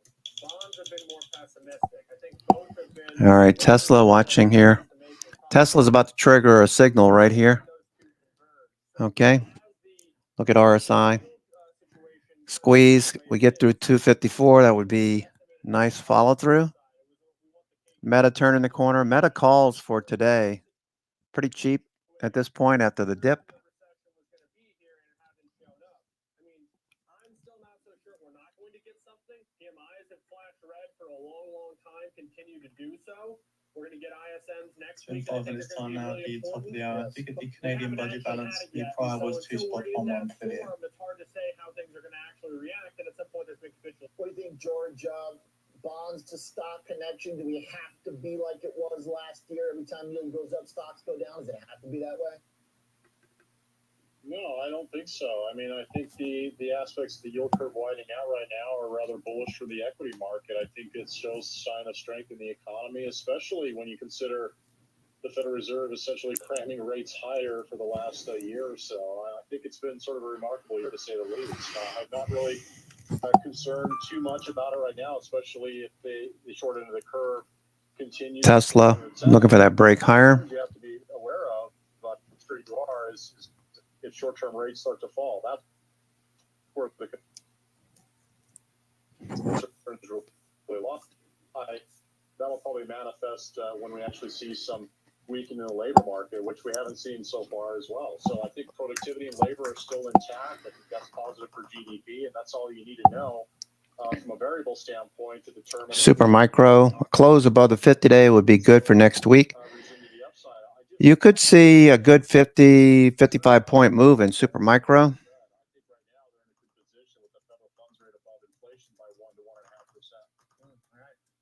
a good preview for us for next week too. It's going to become pretty important. The actual activity to see if that's following along with the message of the yield curve of some revival. Thanks, Alex Coffey and George Tillis. That's it for me. Trading 360 with Nicole Pedalini is up next. Hopefully, if you're out in the Central Valley or in the North, I'll see you at the drive tomorrow. The TD Market Drive in Santa Clara.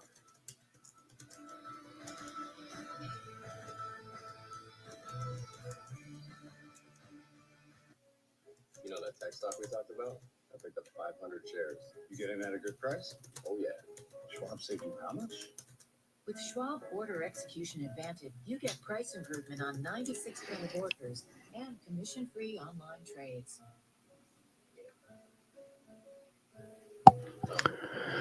Okay, SMCI, stochastic, MACD.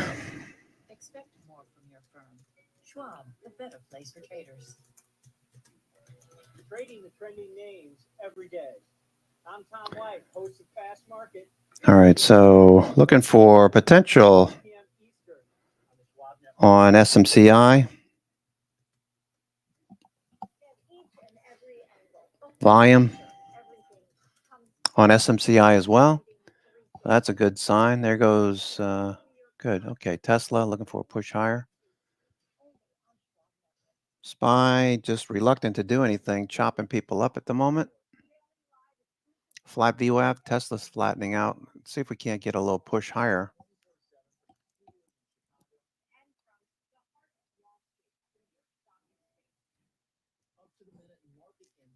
Example trades and stock-specific analysis featuring the smartest minds in the business.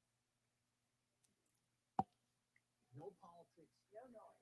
analysis ahead of the biggest events for the economy. From bell to bell and beyond. Watch live And on demand.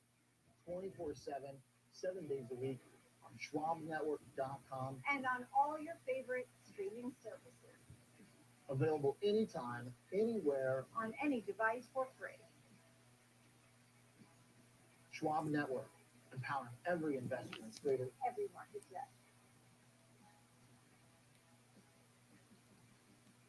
1 minute remaining for the Canadian budget balance.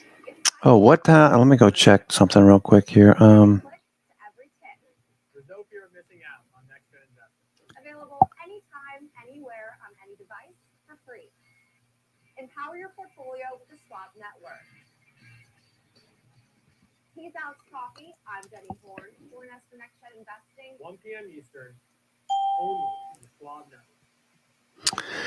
All right, so consumer sentiment was out at 10. I was sidetracked there. Let's see. Michigan consumer sentiment. Anybody catch? Let me go check the news here. SMCI.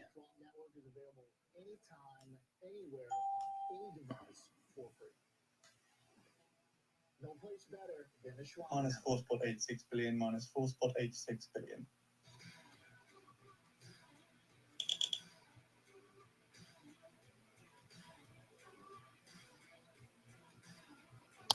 Consumer sentiment 68.1. All right, so a little bit better than the last time around, 63.88. So it's up to 68. It had reached a high in July. That was near the peak. The recent pivot high in SPY S&P was the end of July. We had a 72.6 reading in consumer sentiment. That has since moved a little bit lower. Now it's moving a bit higher. So that's good.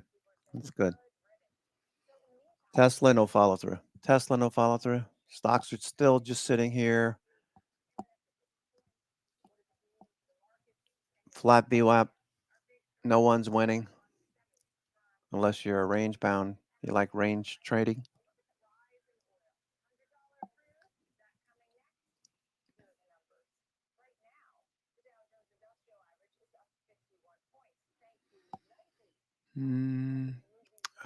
Corey, I'll send that to you. All right, so.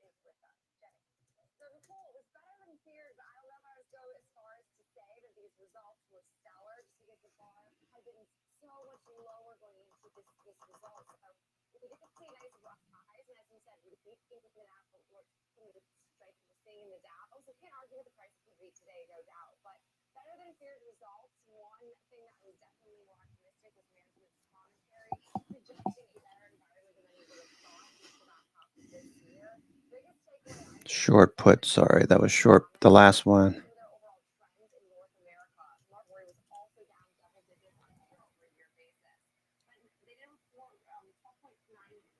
Okay, seeing a few stocks turning, not much to do at the moment. All right, so while we're waiting for the markets, got a doji on the bounce so far, spinning top. Cycle trying to turn.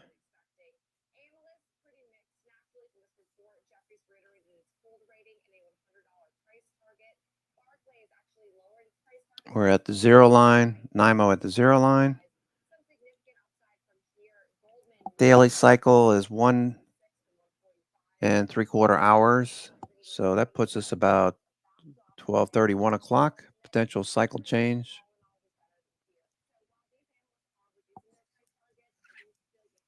Right around 2 hours. U.S. Steel flat at 32.55. Most stocks have flat VWAP.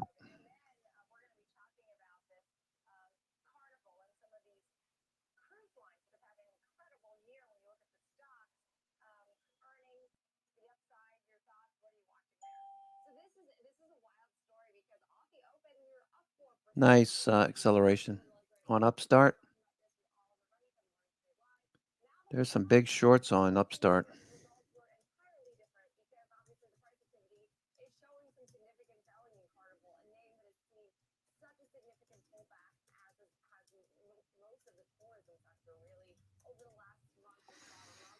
All right, Upstart, Acceleration mentioned that one last week. There's a lot of shorts on this name talking about all the headwinds and the debt problems and all sorts of stuff. We're moving higher, so working against them.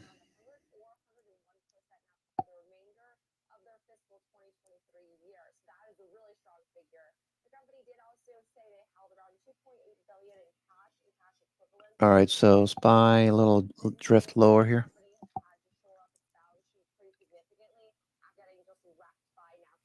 Tesla just hanging tough for now. FANG stocks sideways. Google pulling back now. Google.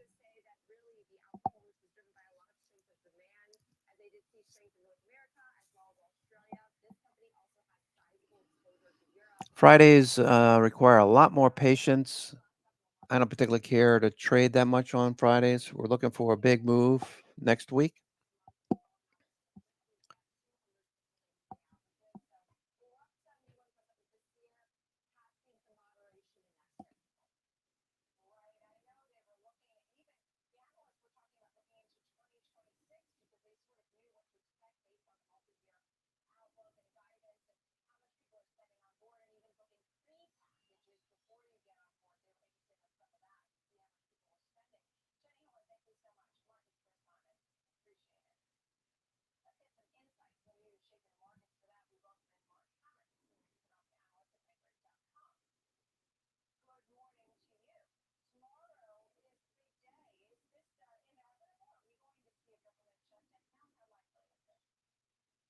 Good morning, Nicole. And yeah, it's a sad time, I think, for those of us who monitor this very closely because it's yet another indication of the dysfunction of our federal government. Obviously, infighting within one party within that government, essentially bringing the federal government to something akin to a halt once again. We had the shutdown that lasted into early 2019, lasted 35 days. And we will not really now face the prospect of furloughing hundreds of thousands of federal workers and forcing those who have mission critical work to go to their jobs without the No momentum. that typically doesn't make for happy camp. Lack of momentum causes mistakes to be made. Like what mistakes? Trying to figure out a direction here. Until we make the move, it's hard to say. We're just a flat VWAP squeezing, price action going sideways, squeezing as you would expect.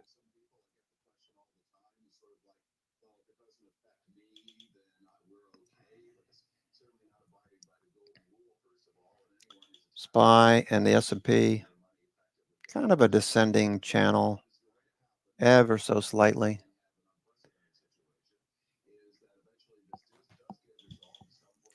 Looks like the momentum cleared out after the first 30 minutes or so. Most stocks making highs right around 10 o'clock, like Tesla.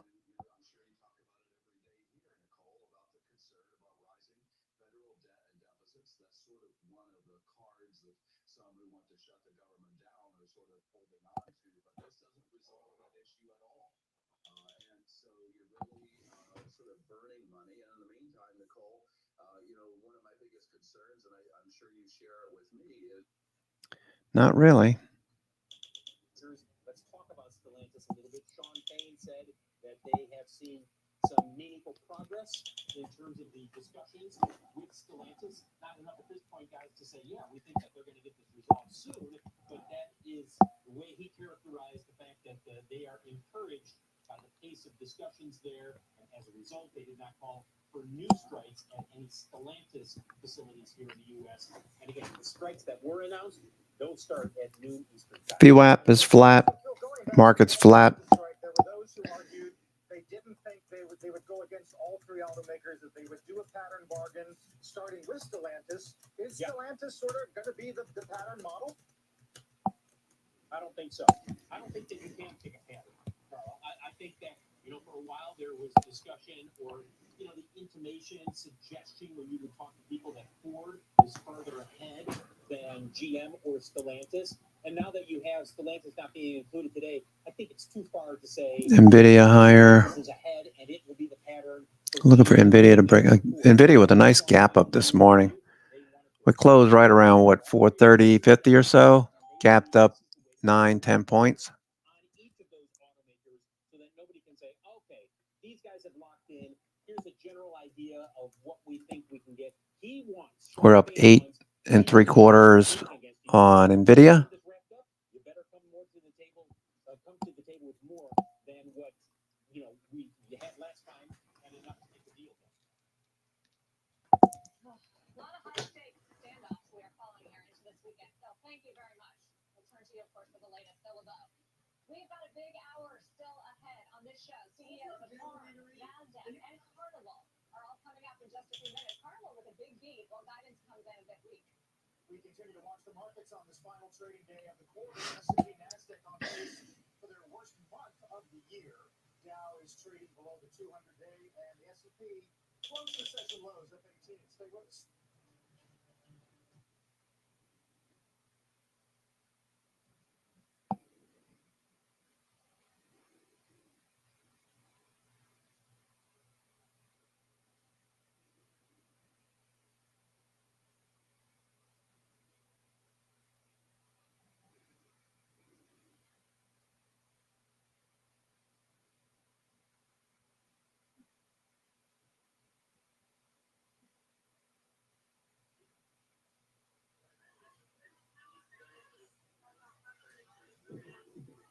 Okay, listen, ya.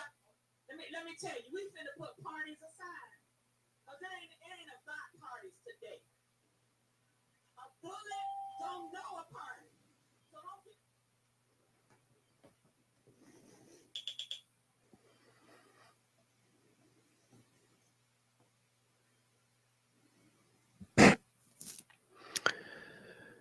Nothing to do until we see a direction.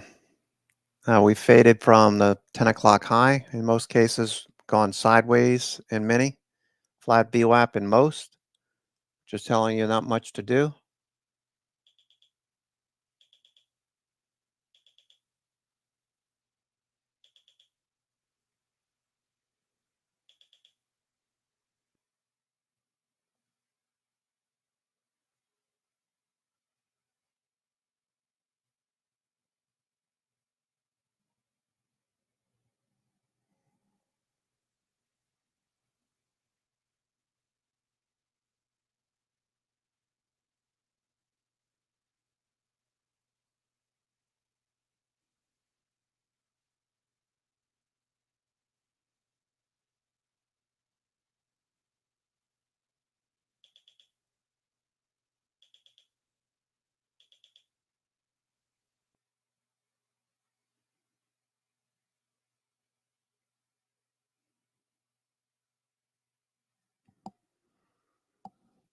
More chop.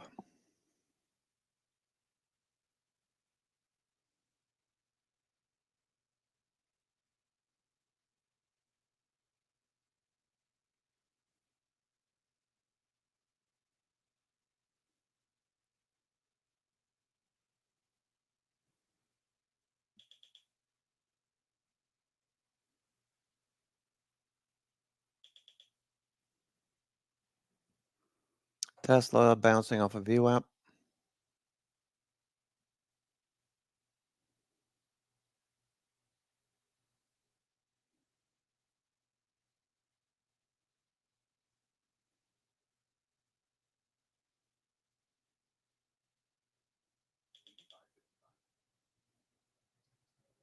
Been just over 2 weeks now since ARM's big IPO. The stock jumped in, remember, nearly 25% in its debut.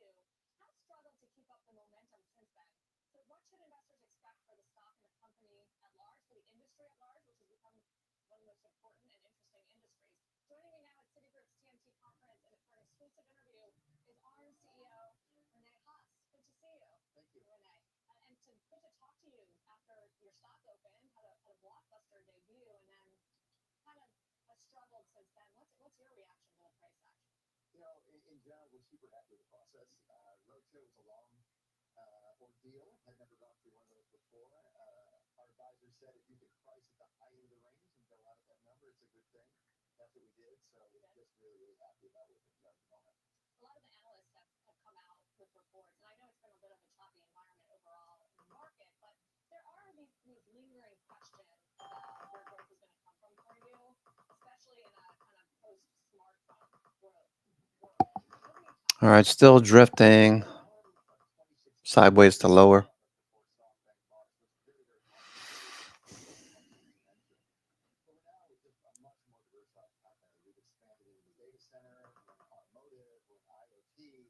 And what's happening is more and more of these devices are essentially computers. The car is a computer on wheels. The data center doing more and more around AI, smart devices that require security and artificial intelligence. So for us, our diversification strategy, which we put in place a few years ago, really represents the arm of 2023. But it's still like 60% smartphones, right? No, we're about 45% Okay. on smartphones. So how is the growth going in auto, specifically in auto? It's the two highest growth markets for us are in the data center, where increasingly people are having to use much more power efficient CPUs, which is the product that ARM does. So we have a lot of growth in data center. We have a lot of growth in automotive, where it's either the ADAS system, the ECUs that control your analog brakes, even things like the power windows. Those are all becoming ARM-based.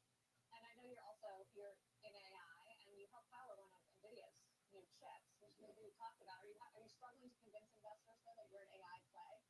No, because AI has been around for actually a number of years. When you think about a robotaxi, a cruise robotaxi, well, that's AI that runs on ARM. When you think about edge devices like the Alexa or Assistant, that's AI that runs on ARM. So what we're seeing now is Speaking of that, what's ARM doing? ARM 54. I'd really like to buy some ARM. I'll wait on ARM. Did bounce a little bit. Looks like it's basing in this area. ARM. Let's see what the 60 minutes says. Yeah, just sideways. Looking forward to base in this area between 50 and 58. But yeah, ARM, I'm definitely interested. At some point, this will work out, I imagine. AMD, flat VWAP.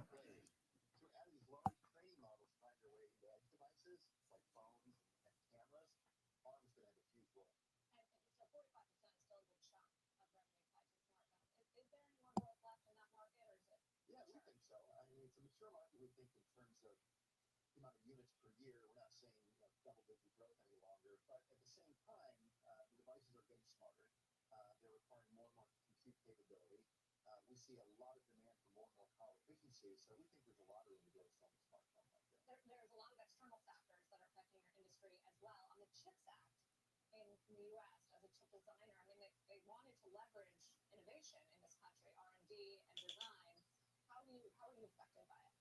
So we don't build anything. What we do is we license these CPUs and GPUs to companies that build chips.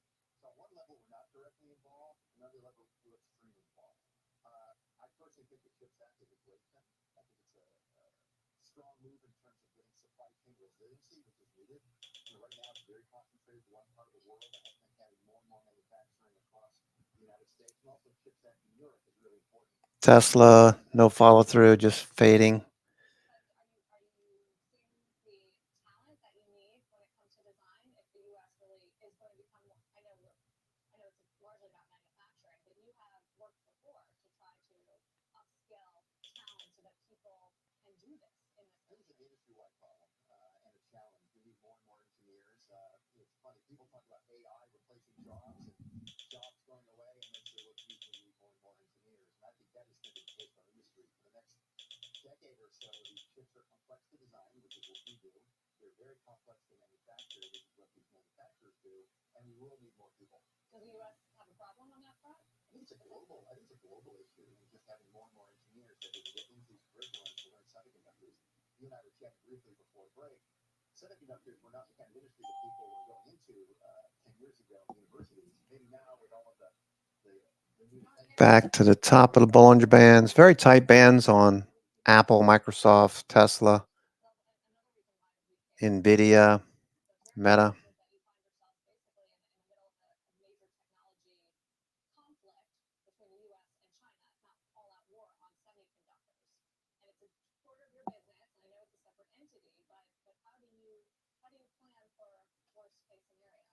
So for us, China, like you said, about 20% of our business. Today, it's mostly concentrated around the data center and automotive, which is where we're seeing the growth areas globally for the rest of our industries. I don't think the ARM headaches or my headaches about the geopolitics or anything like that in my peer group. It's something we have to navigate through every day. It's a tricky thing to think about because there's a lot of unknowns, but I don't think ARM is unique in that case.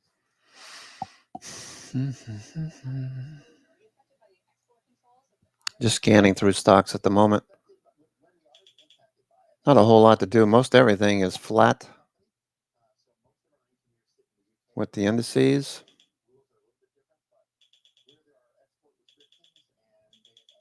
All right, so AMD moving back up towards VWAP.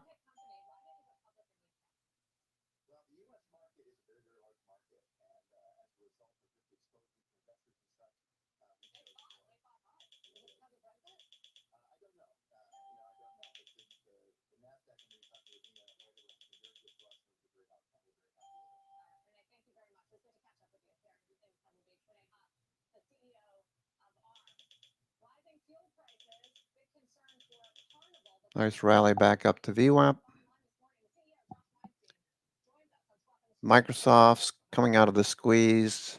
Still has to get above 319.50 or so. Coming out of a squeeze, looks like it could press a bit higher. Wouldn't put too much emphasis on a follow through today. Looks like we're just going to be flat for a while. No momentum. Trap a few people.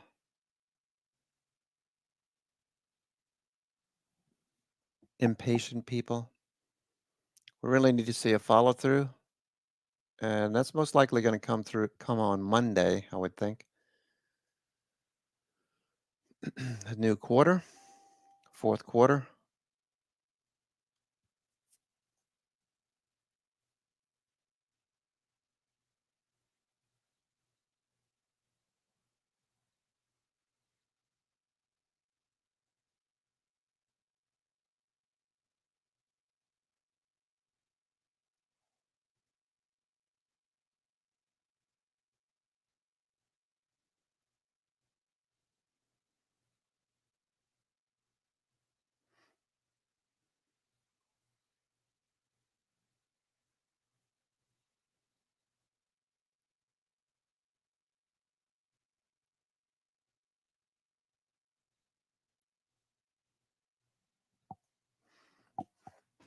All right, SPY. What are you doing, SPY? Just sitting here.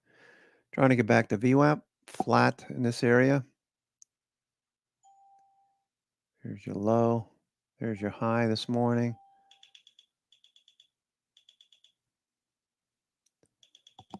SPY. SPY, SPY, SPY.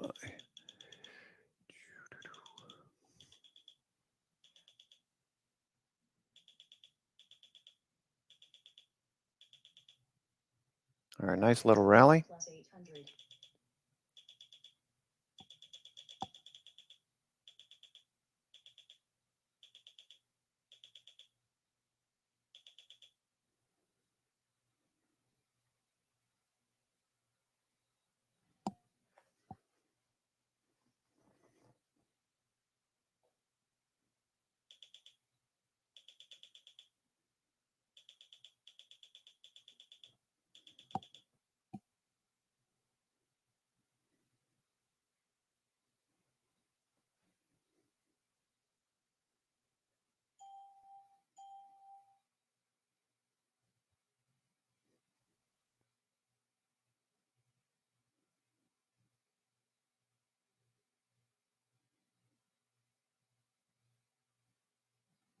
All right, SPY back through VWAP. Look for a rejection at the high. If we get through that and start to trend, the VWAP turns up, then we might have something going with the rest of these FANG stocks and vice versa.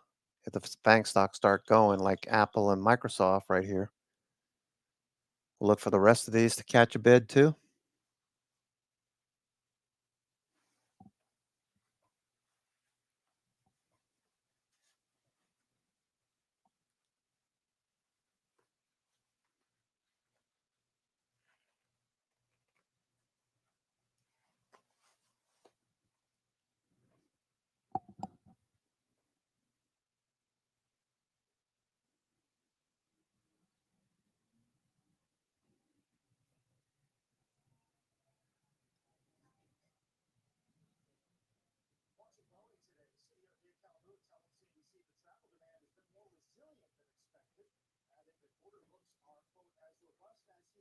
seen in his career. Despite that, September has been very tough on the stock. It's gone from 230 down to 190, down some 20% in the last couple of months. Let's get a news update this morning with Silvana Manal. Hi, Silvana. Hey, Carl, good morning. The Senate honored the life and legacy of Senator Dianne Feinstein this morning. Evasive Roses sat in her vacant chair as they opened their session today. Her colleagues were led in by a prayer by the Senate chaplain and then held a moment of silence. Feinstein, that's the longest serving female senator, passed away last night at the age of 90. A judge ruled today that the teenager convicted of killing 4 students at Oxford High School in Michigan is eligible to spend life in prison without parole. That's the harshest possible punishment in the state. The teen who pleaded guilty to the charges stemming from the November 2021 shooting is not scheduled to be sentenced until December 8th. And 23 million people in New Jersey, New York, and Connecticut are under flood watches as the storm dumped rain across the tri-state area. New York City subway system said this morning every single line is affected and roads have been snarled by the rising waters. Meteorologists say potentially historic amount of rain. We're watching the futures. Starting to fade now. Back to VWAP. Let's see if we can get a bounce. No trend, so looks like more of the same.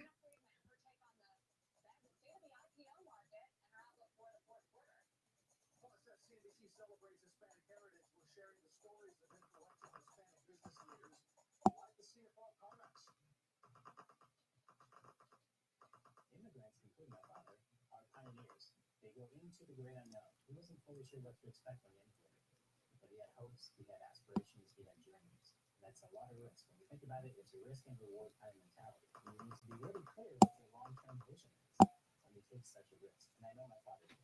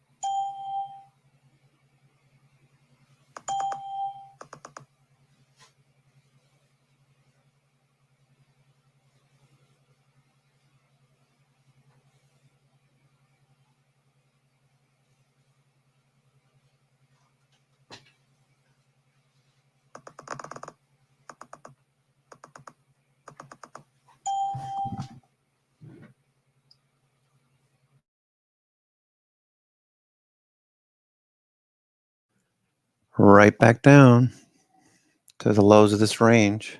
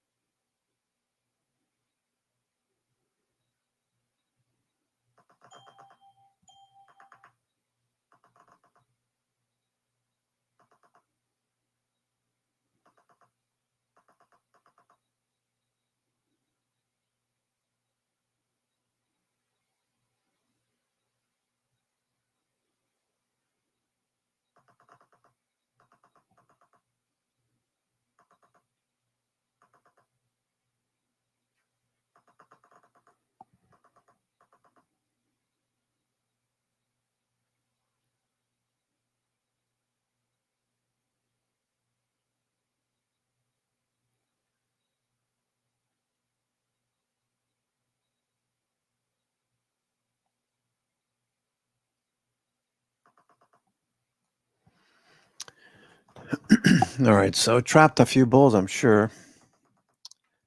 We need to see VWAP either tilt up or down. Let's see what IWM's doing. IWM started off the week looking pretty good as a value versus the other indices. That's flat VWAP as well. Still hanging out at 177.80. Qs. All right, we know the Qs with support at 355. We're right at 360. So Qs look okay. FANG stocks, a lot of them popped this morning. Google is just drifting a bit lower. It's down 18 cents. Tesla's up 5. Flat VWAP here as well. Meta's up $1.88. Microsoft up $3.80. Nvidia's up 7. So Qs are hanging out. We know where support is, 350. Resistance 360, 365. So we're trading right at 360 right now. 363 was the high.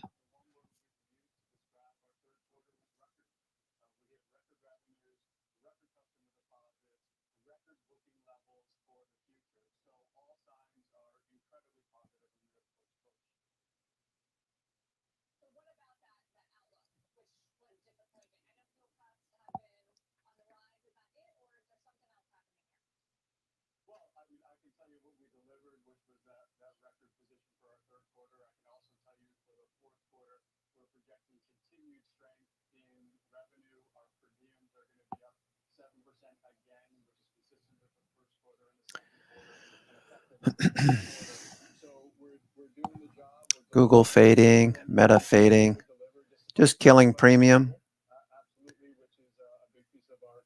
And another reason why I wanted to look at selling the 250s, taking a profit first 15, 20 minutes on Tesla, and then looking at next week's calls. I haven't done anything with those yet. Looking for this dip to get bought.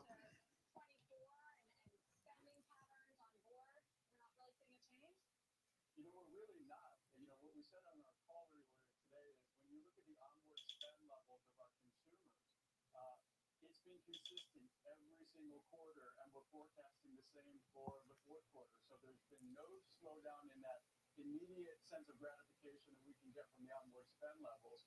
Our yields were a record high in the third quarter. We're booked 10 points higher than we have ever been booked in our history at higher prices. So all signs for us are no slowdown. Josh, you can't blame an investor or a viewer from wondering what the difference is between your outlook and those of the major airlines where they have guided lower. They talked about softer close-in leisure bookings in September. They talked about oil. They talked about weather. Why is that not a factor for cruise lines? Well, you know, as you probably heard me say before, we are an unprecedented and unwarranted value gap to other alternatives, anywhere from 25 or 50%.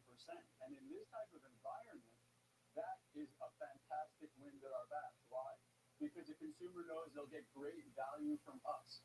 And if they're looking to get more for their vacation dollar, they can take a cruise and have. All right, we're testing the lows. To worry about anything, and that's exactly what cruising provides. What are you seeing in Europe? You obviously have a lot of exposure there. You had talked about last quarter macro data in Europe specifically has really weakened. And Jim Fraser of Citi this morning was talking about that too. 430 major level today. So below that level, we're going to have puts in the money. Are in large part due to the strength of the recovery of our European brands. Our two continental European. All right, starting to sell some. People starting to be concerned with the markets at the moment. We're trying to change trends. We know that we have the JP Morgan collar rolling today out to December. State of the consumer. The fact is, Europe is now helping drive our results even further, and I couldn't be prouder of the team. So what's happening with capacity, Josh? Because I know it's been about cost control and your focus on profitability, but some of the competitors have been adding capacity and ships. Are you doing that?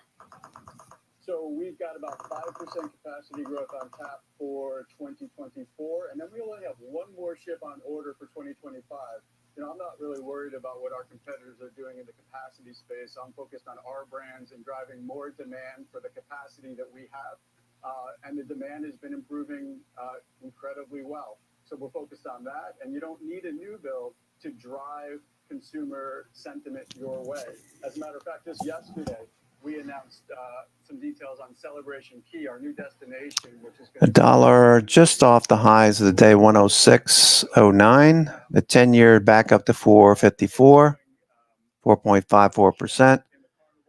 Crude oil right around $90.96 per barrel, or $91 per barrel. VIX back up to 16.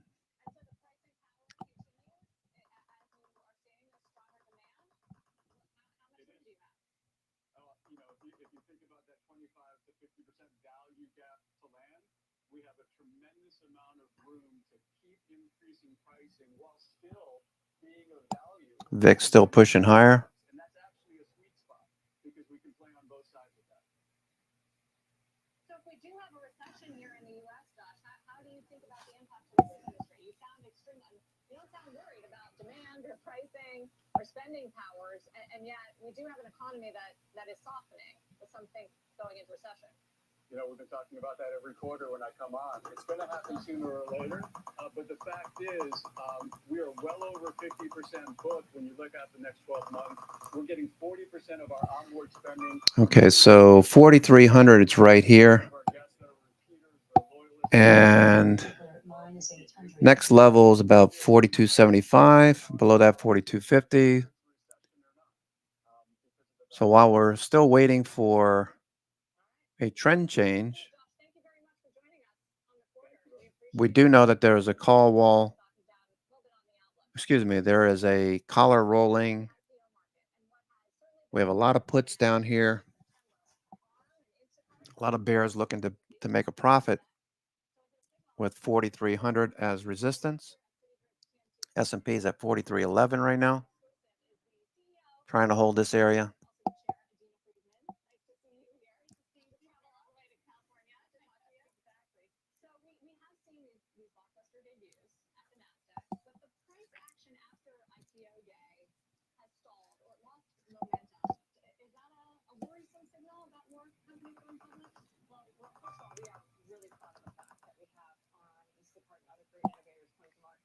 Really pleased to see that we're starting to see that investors have some demand for new issuances. They're ready to underwrite some risk.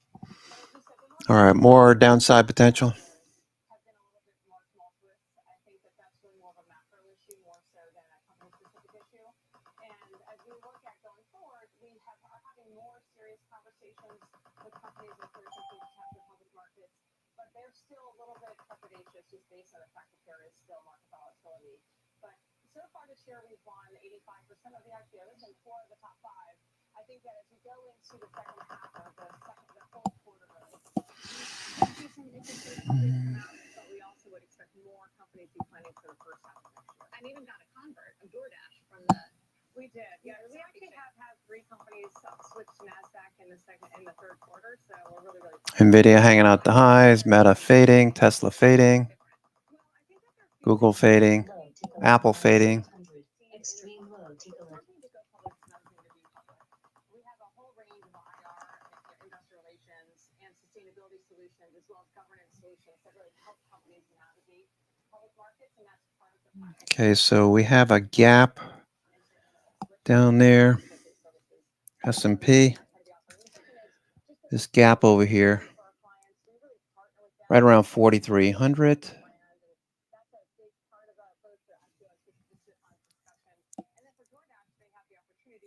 Potential target.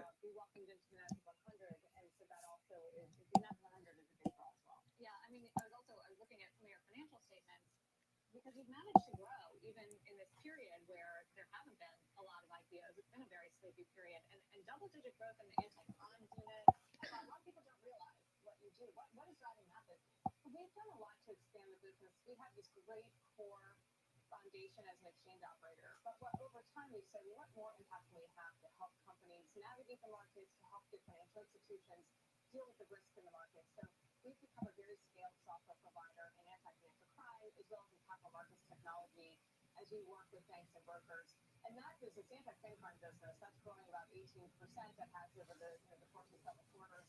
Is it where crime is growing? Well, actually, companies are just getting it.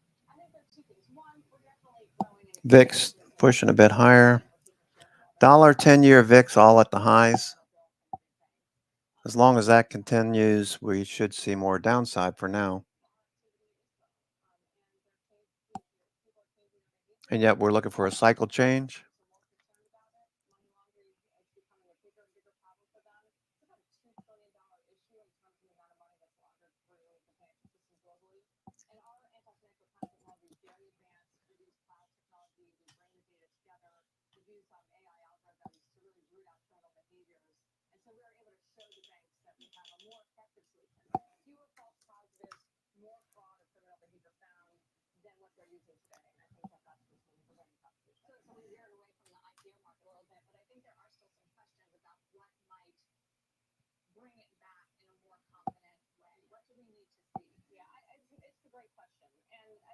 Looking for bear flags or complete reversal back to VWAP.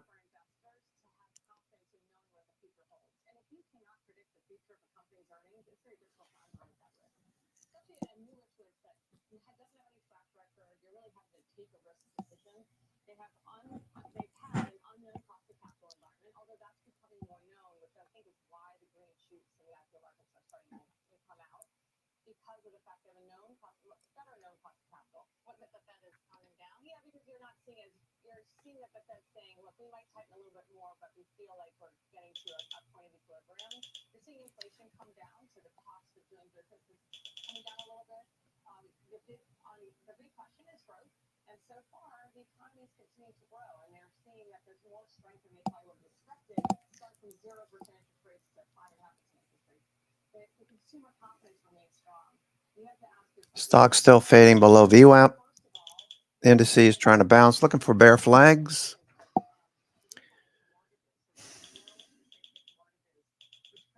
We need to get back above 430 for SPY to go on a buy signal.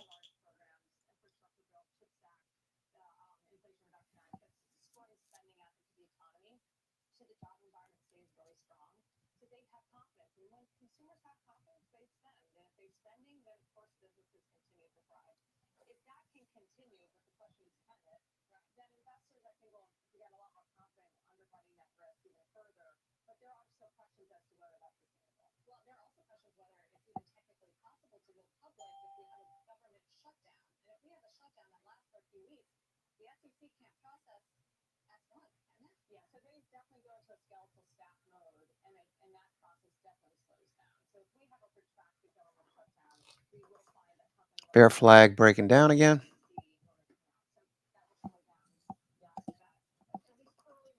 VIX, 10-year, dollar, all saying potential downside, still dominating at the moment.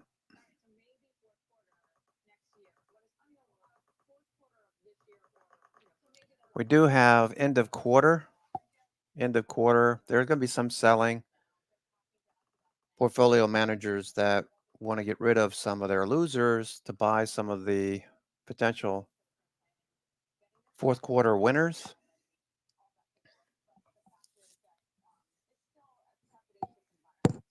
Plus the roll. So right now we're just basically sitting on hands.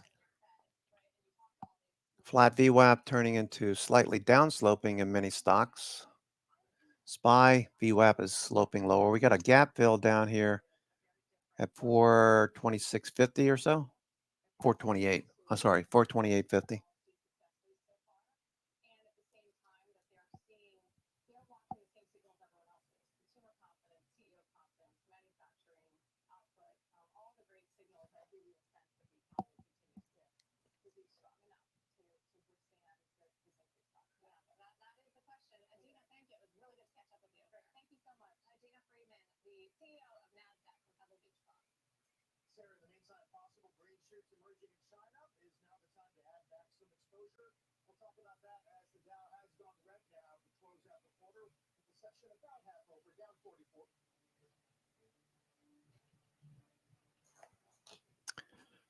So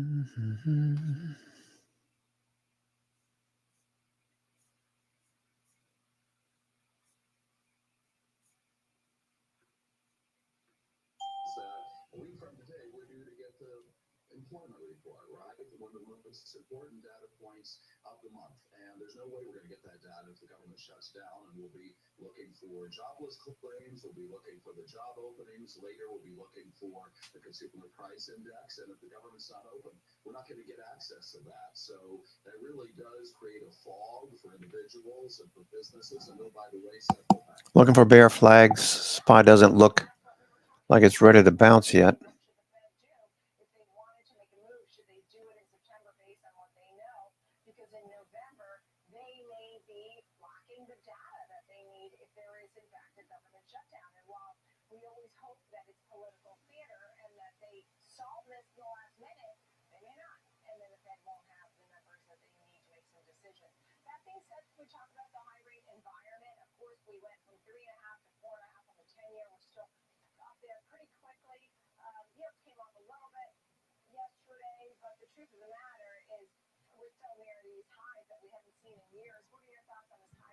Bear flag breaking down a little bit more. Yeah, well, I like the fact that you sort of piggyback those two, the Fed and the rates in the marketplace, because obviously this continues to sort of do that tightening for the Federal Reserve as we eventually. All right, bear flag, we're breaking down a bit more. We'll see some further downward pressure on the headline inflation numbers. I thought you said that the trend was changing. No, potentially changing.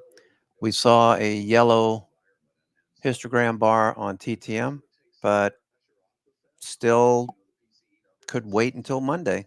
We got 2 yellow bars on the price action in the S&P, but histogram is still red. It was yellow, keeps going back and forth, yellow to red. So really need to see that second bar, which if we get a yellow bar by the end of today and then one on Monday, that would be much better. Was very early in the trend change, could still see a bit more weakness presently. Watching bear flags.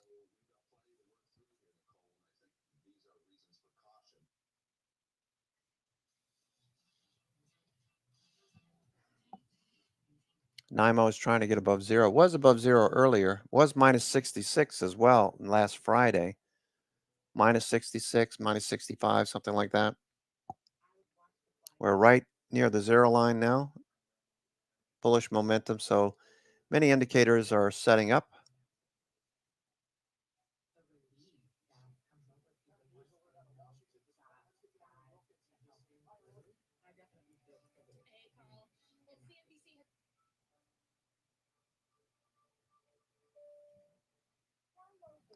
Looking at bear flags.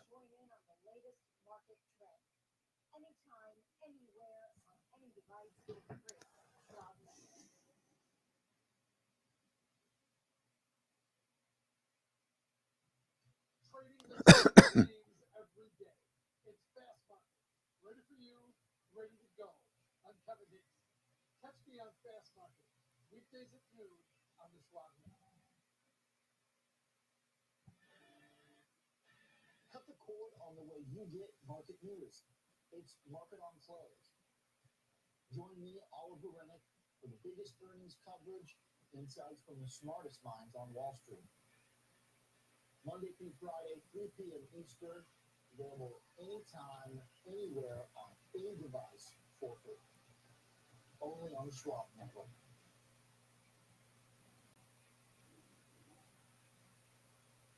No politics, no noise. From bell to bell and beyond. Available anytime, anywhere, on any device for free. Schwab Network. Another bear flag breaking down.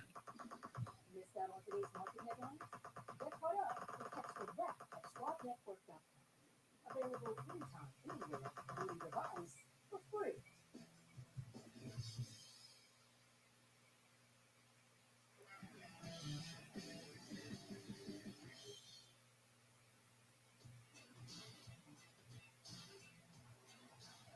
Welcome back to Trading 360's time for the 360 round. Nike, the best performing stock in the S&P 500 today after its quarterly report. Want to discuss all the details? Our panel is ready. David Schwartz is with us, equity analyst at Morningstar, and Emerson Delgado, practice leading retail strategist at McMillan Duo. Thank you both for being with us. So, David, we're seeing the stock jump. It's off the highs, but still up about 6%. What drives this, and has Nike Not dropping off, just sitting here, flirting with this low.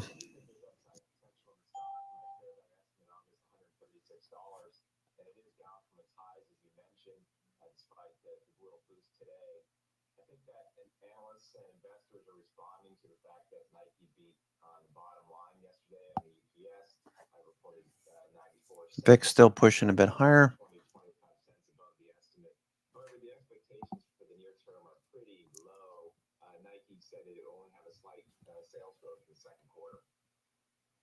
Right. So near term, we know the reality, but in the long term, there's some optimism. And other names are jumping too. Names like Puma and Adidas are jumping up along with this, Emerson. Is there a trend that's about to happen? Yeah, so I think a lot of this improvement or a lot of these jumps are because expectations were so low. I think on a We're gonna suck some bears in and reverse this. What's NIMO doing?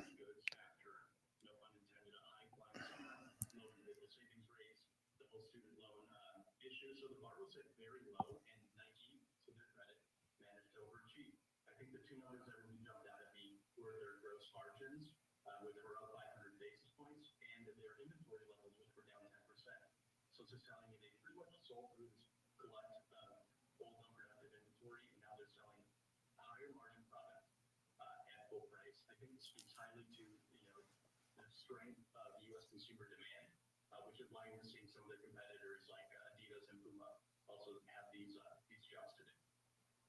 Right. And Emerson, I know you had your eye on China as well. Bright spot, possible bright spot going forward? Yeah, China's a tricky one. They're facing their own set of macroeconomic challenges, so they still grew 12%. All right, no. I'm looking for bear flags. And when you think of Nike, I like to think of it as three big chunks. First is international, which is mainly led by China, about 15% of the business, and it's growing, but it's facing some challenges. And then within the U.S., I would segment it out as direct-to-consumer versus wholesale. And direct-to-consumer continues a core business because that's where they have their top products. They're very, very possessive. And if you have a top-tier fashion or performance product, it's probably going to be mainly in direct-to-consumer. So to me, if you look at Still looks like a bear flag, but just watching for now. Right. And David, as I was going through your note, you really talked about the valuation here, and we may be seeing a rare buying opportunity as far as the big picture. Rarely has Nike traded at such a sizable discount to our valuation over the past 10 years, decades. All right, so Some opportunity here that we don't normally see. You did say you had a $136 target. Tell me about some of the names. Are there other names that you like in the same way? all right, most stocks have faded. Walmart, Tesla, Microsoft, flat.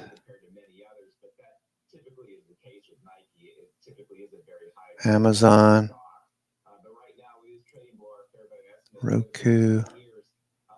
All right, so there's nothing to do. Unfortunately, not much to do here. All right, we're dropping a little bit more now. S&P dropping a bit more.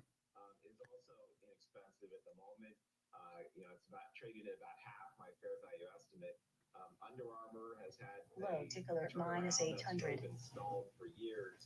But the company just brought in a new CEO from Marriott. 4,300 is a major level. And Nike's results do tell us that the sportswear market in general is healthy.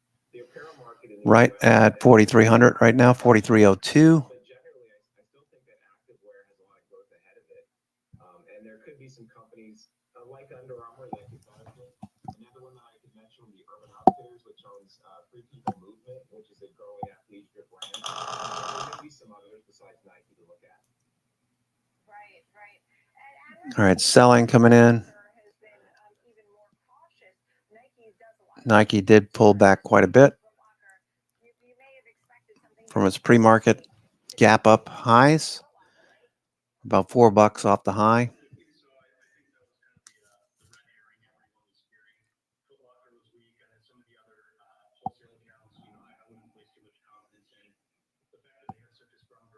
Shorts covering.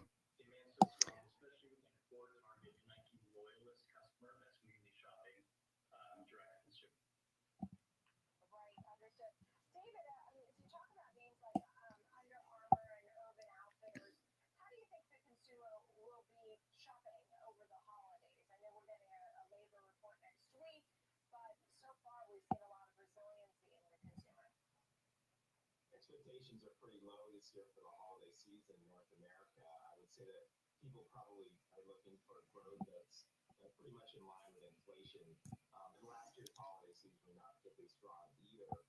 So I think the near-term outlook's not particularly good, especially in North America. For companies that have exposure to Europe and China, maybe a little bit more positive. Europe has been doing a little bit better.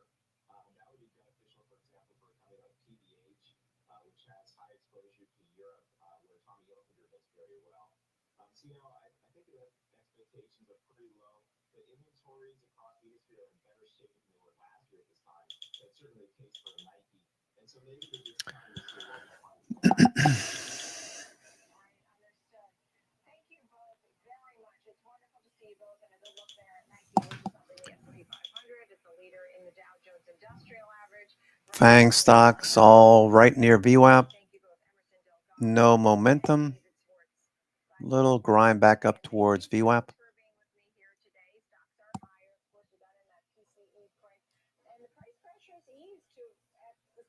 So what do we see so far in this collar?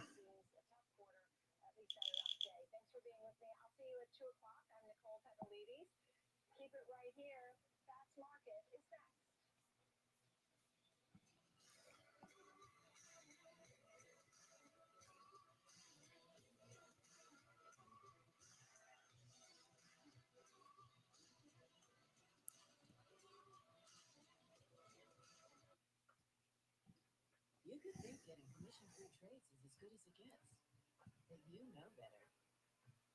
At Schwab, free means more. You get commission-free online trades and quality trade executions on our powerful platform.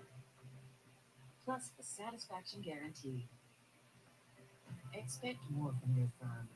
Trade up to Schwab, the better place for traders.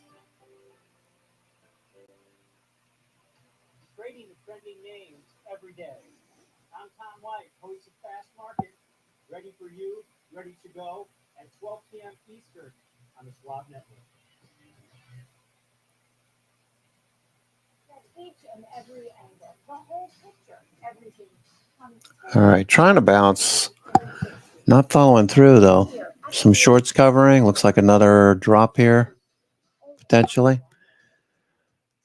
I don't know. This is like this kind of trading on a Friday with a collar roll and in the quarter. It's just a lot of brain damage. Unless we saw some sort of trend develop in the next couple hours, not really much to do. The VWAP is overhead, continues lower.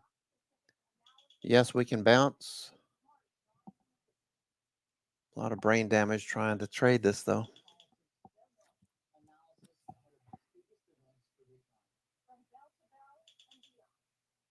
Watch live and on demand 24/7, 7 days a week at schwabnetwork.com. And on all your favorite streaming services. Available anytime, anywhere. On any device for free. Okay, calls are starting to get picked up on, looks like NetFlow. Calls starting to get picked up. It's time to look forward. Find the next trend. From every click to every tick. There's no fear of missing out on next trend investing. Available anytime, anywhere, on any device for free. Empower your portfolio with the Schwab Network. Nike. Been several buy signals that were fake outs. We continue to drop off. I'll look at Nike next week. Binge watch the market with Schwab Network. Tune in 24 hours a day, 7 days a week on schwabnetwork.com and on all of your favorite streaming services. Schwab Network available anytime, anywhere, on any device for free. Schwab Network.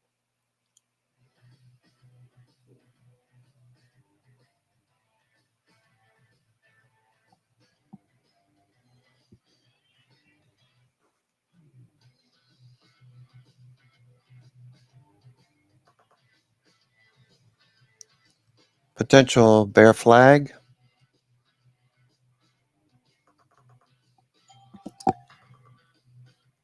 About to go red if we keep this up on the day.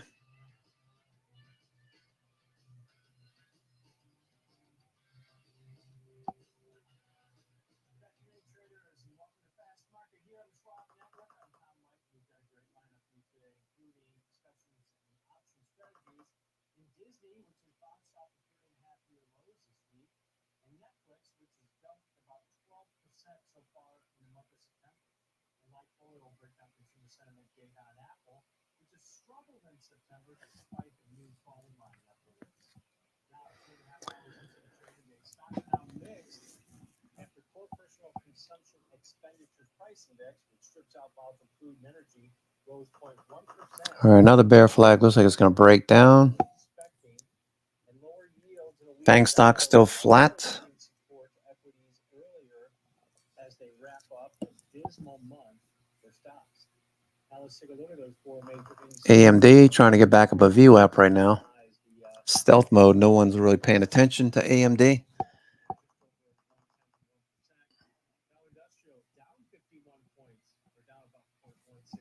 Nothing going on there. All right, let me go see real quick. I'm just going to shift gears. I'll keep an eye on SPY.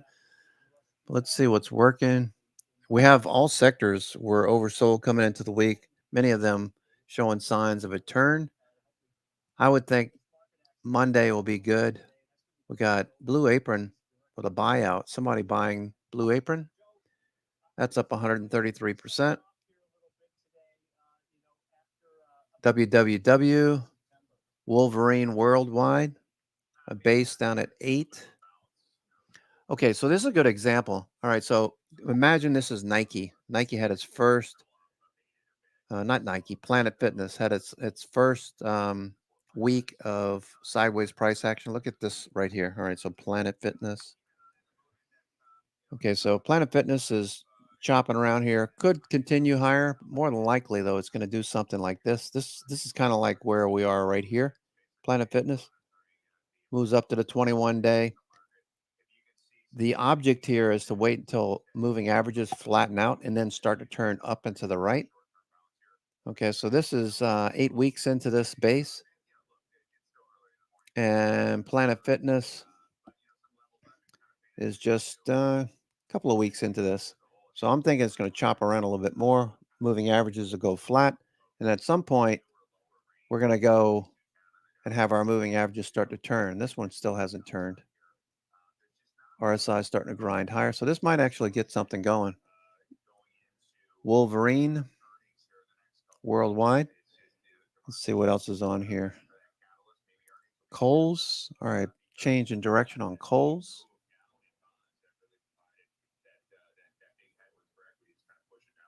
Yeah, I got a chart on that in a little bit, Joe. That comparison between the 10-year and the S&P. Kohl's. We'll get to that in a minute. I kind of wanted to bring in our next guest, discuss Nike earnings. Let's go to Caroline Woods, senior markets correspondent here. Caroline, Nike off the session highs, about $95 a share. You know, I look at this report, and you know, it doesn't get me excited. EPS was above expectations. Revenue came in a little bit light. I mean, it was okay, but the stock, I think, Kohl's turning the corner. MACD and Stochastics turning. There's a lot of stocks in the retail group that look like this. Got a lot of work overhead. Probably the 24. Not a bad area to sell some covered calls. Let's see what that looks like. KSS.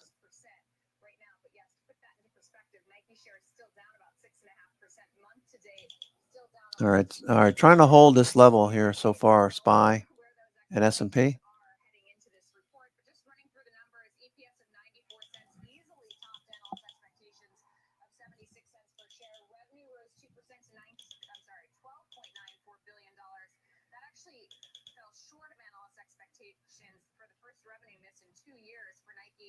Nike Direct grew 6%, Nike Stores growing 12%, Nike Digital up 2%, and then wholesale actually grew 1%. Now in China, sales grew 5% from a year earlier to $1.74 billion. That was actually lower than the estimate of $1.84 billion. But heading into this report, there was a lot of concern that SPY still chopping around here at the low. Trying to go on a buy signal right here. Trying to go on a buy.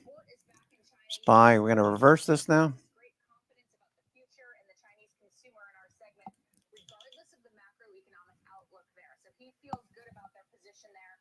And also on the earnings call, Nike said a highly promotional Chinese environment did not prevent an improvement in full price sales there, which I think is also notable. Meanwhile, sales in North America fell 2%, but actually topped expectations. Inventories actually fell 10% to $8.7 billion. That's a bright spot there. Nike said it's comfortable with inventory levels. And then gross margins fell about 0.1 percentage points to 44.2% due to higher product costs and currency exchange rates. But that was actually higher than analyst expectations of 43.7%. Now, in terms of the outlook for the full year, Nike continues to expect revenue to grow in the mid-single digits. Analysts are currently expecting about 4% revenue growth. So in line there, gross margins are expected to expand to 1.4 to 1.6 percentage points, according to Nike. So we are seeing shares higher, up about 6% right now.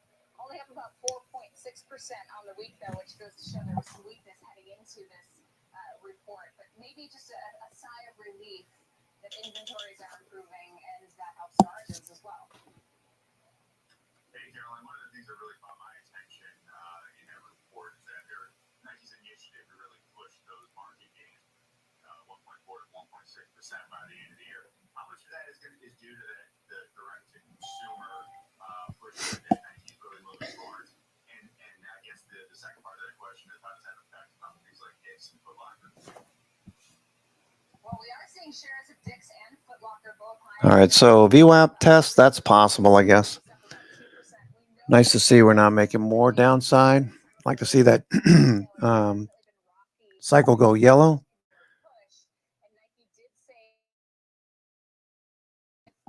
All right, S&P is just pause. Somebody pressed pause.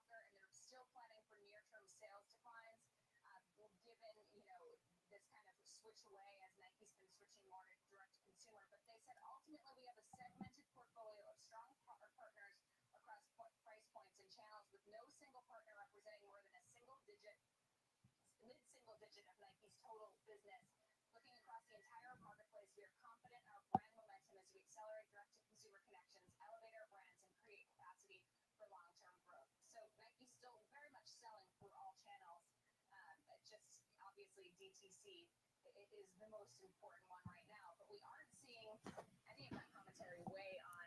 Come on, SPY, let's go. LATSGO. Squeezing at the moment. Shares are up about 5% today, so it could be rallying in sympathy with Nike. Yeah, I wonder what this means for the consumer heading into the historically pretty strong fourth quarter here. Nike sales. China lagged a little. NIMO trying to cross the zero line. That's telling me there's more stocks being bought at the moment. Tick cumulative. We got futures turning up. Tick cumulative is green on a 30-minute. We got 2-to-1 up by him on the NYSE, 2-to-1 on the NASDAQ. We might have seen the low for now.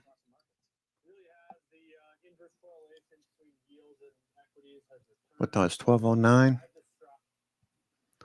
12:09. And what I see is, the other day on Closing Bell, and I'm going to apologize to who said it, but it was a phenomenal comment. They said to you, there's a risk in not taking any risk. And that's such a Lauren Goodwin, such a fantastic statement. It really is true. And if you think about as we approach towards the end of the year, I look at my portfolio and I say to myself, okay, I'm underperforming this year because I have an equal weighted strategy. I made the same mistake everyone made at the beginning of the year was, Steve, you know what? Consensus at the beginning of the year, no one expected what has unfolded so far year to date. So that somewhat troubles me as I look into Q4 because everyone's kind of saying, well, here comes the bounce because October you always get the bounce. But still, you have to manage the risk. And I look at the portfolio and I say to myself, okay, where are the holes in the portfolio? And the holes in the portfolio are if mega caps regain that leadership performance once again, then I am going to struggle through the end of Q4. I don't want to accept that risk. That's why I position in that direction by picking up some cues. Could I be wrong? Yes, I could be wrong. But again, it's about managing the risk. But my point is that mega caps will likely lead, but they could be flat. They could be down slightly. I don't think they lead with major performance, with above trend performance, even with trend performance. Even if they're flat, Even if flat they're in flat, some they lead. extent, yeah, to some extent is up and up. Yeah, Absolutely correct. No, I agree. And that's a great point because let's take away this premise, which I think a lot of people in July had, that here comes the January of 2022 highs. I don't think that's where, in fact, we're going. Look Hey, Grover, I don't know if you're listening. You might have answered this question already, but what does Hammer do when you get that signal? 1% or 3% doesn't really get you very far. So just basically the mega caps maintaining an unchanged level ultimately is not going to be so bad for your positioning. The best way to look at it, the most succinct way to look at it, is that the average multiple on the market is 14 to 15. We're close to 19. Why should the market be at 19 when the average multiple is based upon average monetary policy, not restrictive and not loose? So we've got to go back to that multiple. But the multiple has been skewed by the performance and the multiple expansion from the Magnificent Seven. Yeah. The equal weight multiple is not close to 19 because of the dramatic underperformance of those stocks. So let's be careful on how we That's a very fair point. parse the data. Yeah. What about You mentioned before mega caps? Well, I think the other thing we have to consider with mega caps is that when we talked last time, they benefit in some ways from the current interest rate. when the cycle starts to change. They have a ton of cash sitting in the bank where it was earning nothing for the last decade, and now they're able to keep up with inflation just on that cash balance. And also, if they're looking to grow their businesses in some areas like AI, not a bad time to think about being acquisitive and putting some of that cash to work, and maybe being able to make some acquisitions at really low valuations, especially if you look in small cap companies and even private companies where valuation has declined. So I don't think we can say this is a terrible environment for everybody. And I do think, to your point, if you look beyond 1 to 3 months out. Okay, cool. valuation is pretty reasonable, and a lot of areas of the market have not participated at all, really, in this market recovery that we've seen this year. The other problem, Jason, for Joe's point of view that we're going to get this flood of money coming in because of a chase for performance is there's still too much of an alternative that exists without the risk that some might feel they're taking in the stock market. 5% money markets are still going to be attractive enough for some. Oh boy, look at this. Certain parts of the yield curve, treasury, Just like that, trapping some bulls. better place to be for some than going into equities, if you think that it's going to be more volatile between now and the end of the year. So you still have that competition.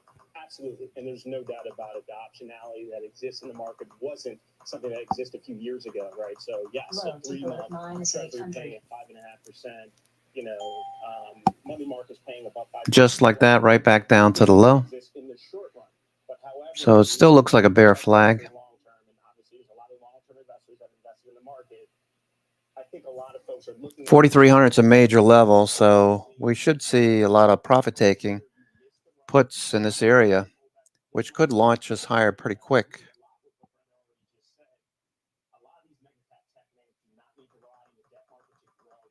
But, yep, testing the low. These are the opportunities for people to take advantage of some of the price drawdown that we see these days. So we've spent many a day on this program talking about Nike, and most of it. So I see Bud Light is now starting to advertise with your typical tailgate crowd in the bars, doing a complete 180 without actually saying anything. Bud Light.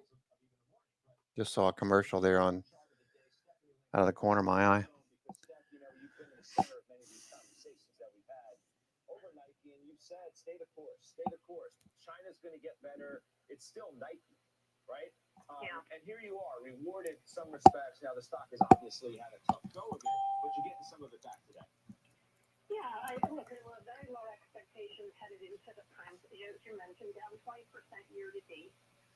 And the earnings were solid, right? They beat on the bottom line, mainly because of better SG&A. But if you look and you dig deep into the revenues, Nike brand rose 2.5%, and average selling prices increased in all geographic regions. Jordan brand up double digits, and you mentioned China up 12% constant currency. That's the second quarter of double-digit growth for China on a constant currency basis. They're gaining market share in China, and China consumer wants to spend. And I've been talking about that for a really long time. I was wrong for a really long time, but I do think the consumer in China is Okay, testing the low again. continue to spend. And that global same-store sales up 12% on a constant currency basis as well. But the key number, you and I've talked about this a lot, is the EBIT margin. They actually beat by 180 basis points. And the reason that's important is because they're guiding for upper teens in the next couple of years. Back down to low. 12.5%. So I have Stopping out some longs. can do 650 in earnings power, up from 380 this year. So, it's not cheap, 24 times, but it's below its 10-year average at 28 times. So I'm definitely going to stay the course. And if it gives back a little bit more, that gives me more of an opportunity to continue to buy this, because it is still down year to date. To your point, too, about China, John Donahoe, the CEO, said, I think he's been there a couple times in the last, 4 to 6 weeks, I think he said, roughly. And he feels good about what he saw and what he heard. And as you've made the case that, China, as you just said, is going to come back. Yeah, I think you're seeing China come back in a couple of places, right? In cosmetics, luxury, Macau, and now apparel and footwear. So I think you're going to continue to see it. You have a lot of pent-up demand. So I think you're going to, that's going to be the one bright spot in China. You don't want to own China as a whole, but that one piece is certainly where I have a lot of conviction. Fang stocks looks like short starting to cover. Good to hear from you today, given our conversations recently about Nike, which is up 6%. Joe, I turn to you because we've had many too. You have it in the Joe T. I feel like now, I know there's only so much you can say because it's not rebalanced time yet. But I feel like you've emotionally and psychologically had one foot out the door on this thing. Now, does this change the way you're feeling about it, given what they delivered, what the stock's doing, and what Donahoe himself said? If you're purely looking at the factor of momentum, which is an integral consideration for what will be done on October 31st, AMD. with this bounce, Yeah, just sitting there right at VWAP. it's put itself in a position to where I would say it's now a yellow light. So that would assume that previously it was a red light based on where it was.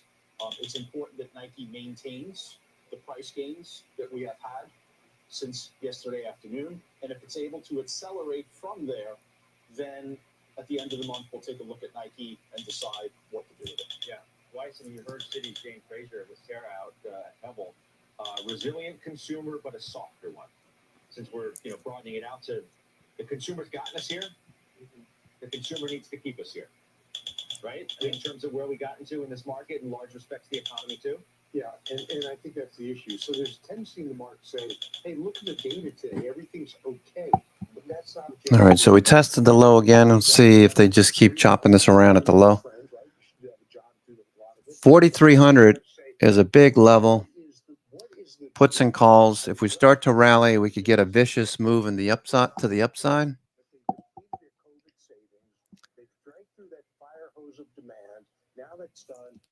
As people with puts that are in the money going to want to take profits at the money right now. Fang stocks appear to see some short covering for now. Apple short covering. We got Microsoft short.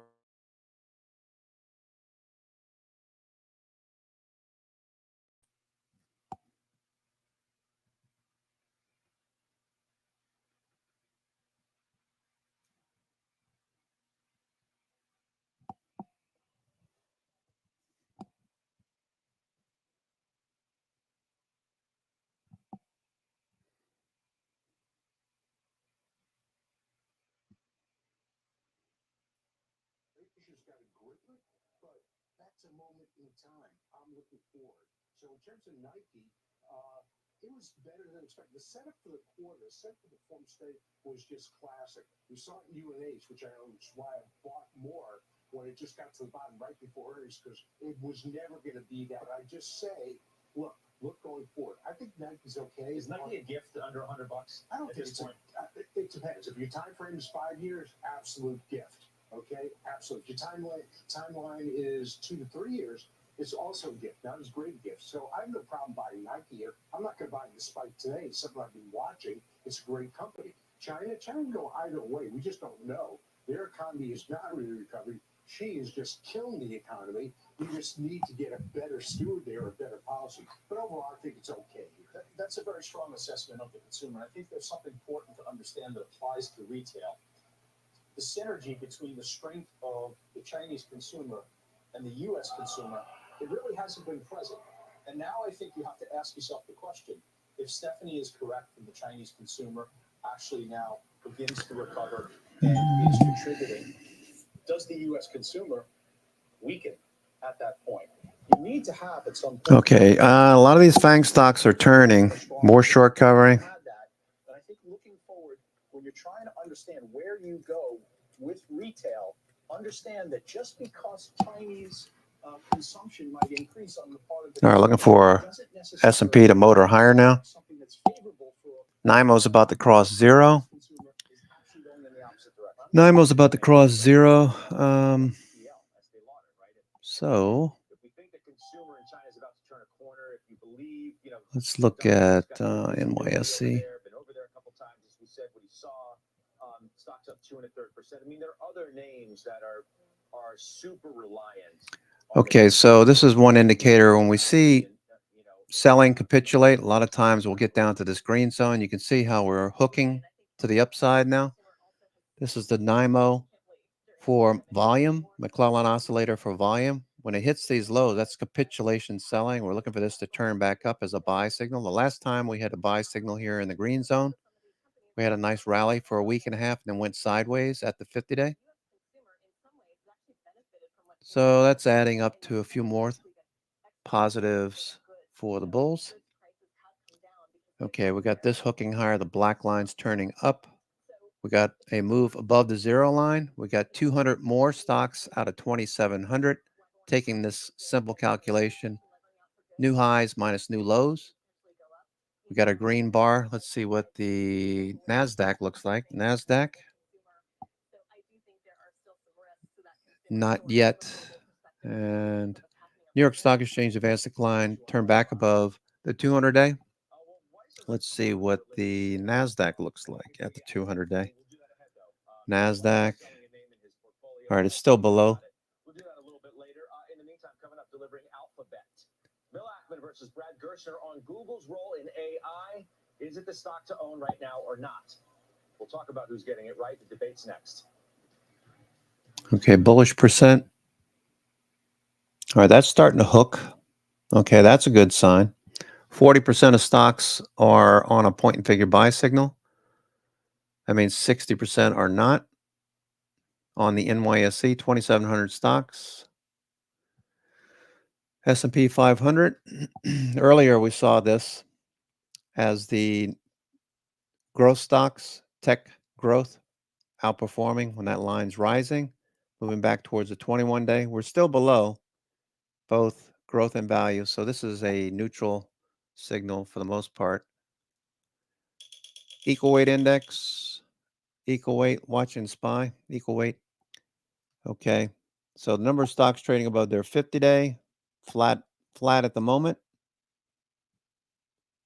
Was near 20% yesterday. Looking for this to follow through. 200-day turning up. 43% are above the 200-day. In the neutral zone, basically near the 50 level. So we had a nice reversal on the New York stock, the S&P equal weight index, removing the weight of these 15 stocks over here.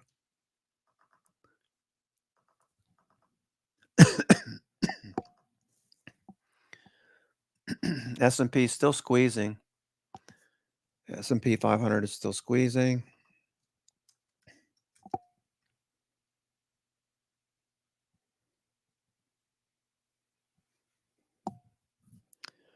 Squeeze on the S&P. Banging around in this area. Looking at the 5-minute. Okay. We're below the 20 on the 5-minute, so we need to get above that and push back up towards 43.30 if you're bullish. Realistically, you got flat VWAP. We could see a move back up to the highs, but I'm not putting much risk on a Friday. JP Morgan collar roll. Institutions, portfolio managers getting rid of their losers, selling their losers, buying, holding cash for beginning of the fourth quarter next week. So I'll wait. I thought we might get some kind of follow through and a little trend today, but just move sideways. Telling you what to do.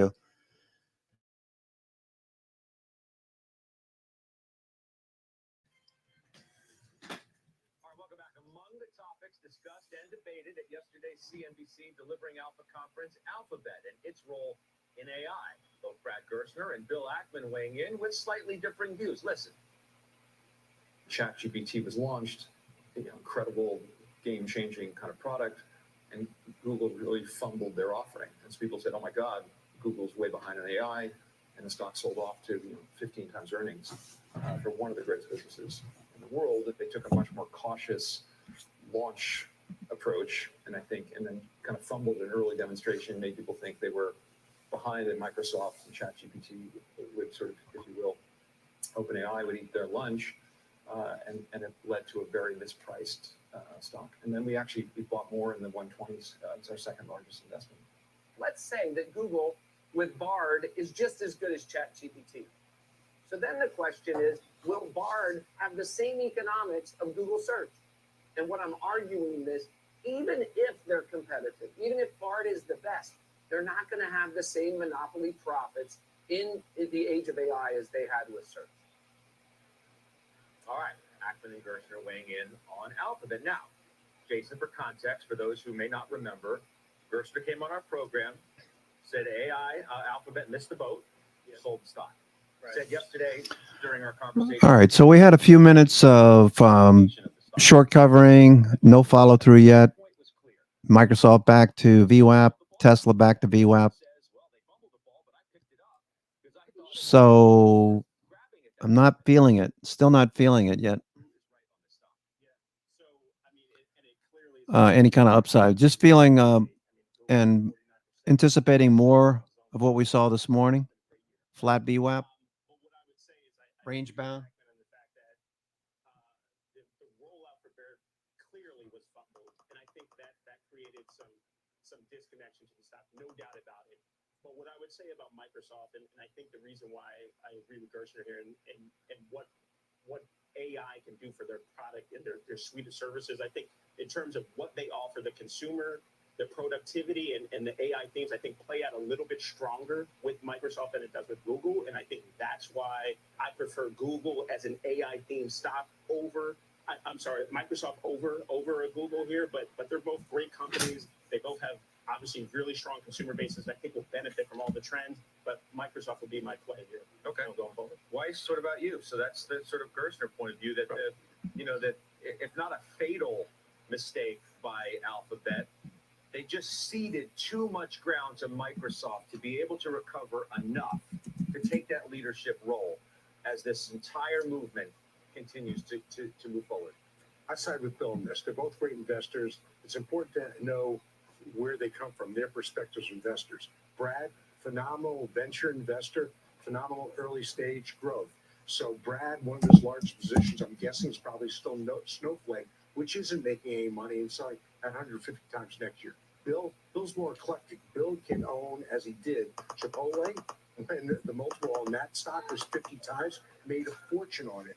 But here's why I don't think it's important. Well, to be clear, too, I mean, Gerstner is not just an early stage. No. NVIDIA is one of his biggest plays. Microsoft, etc. I mean, and he was a major shareholder of United. Yeah. But I'm just saying, in terms of their perspective right now, one lives in the Valley, one lives in New York, so it just influences what you do. That aside, I don't think you have to declare who's going to be the winner. When I take a look at what Google's got, They may have botched launch, not may, they did, and they let Microsoft get out early. And even Ekman said that. Right, and I agree with you. To me, Microsoft is the premier, over and above NVIDIA, AI play because of what it does for their products.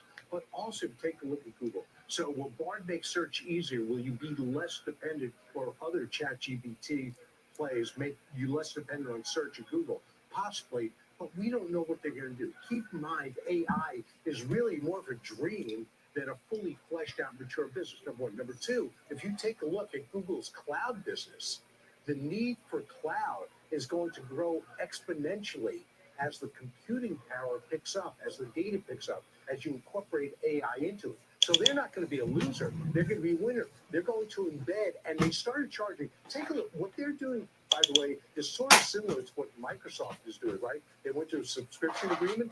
If you're on any part of the Google business products, okay, they're doing that as well. So their revenue stream is more consistent. It's more rich. So I think you can own both. I do own both. I don't think Google can be a loser at all in this. See, Gersser's point is that you have Google as a verb. What are you going to do? You're going to Google something, right? What are you going to do? You're going to Bard something? No, you're going to chat GPT something.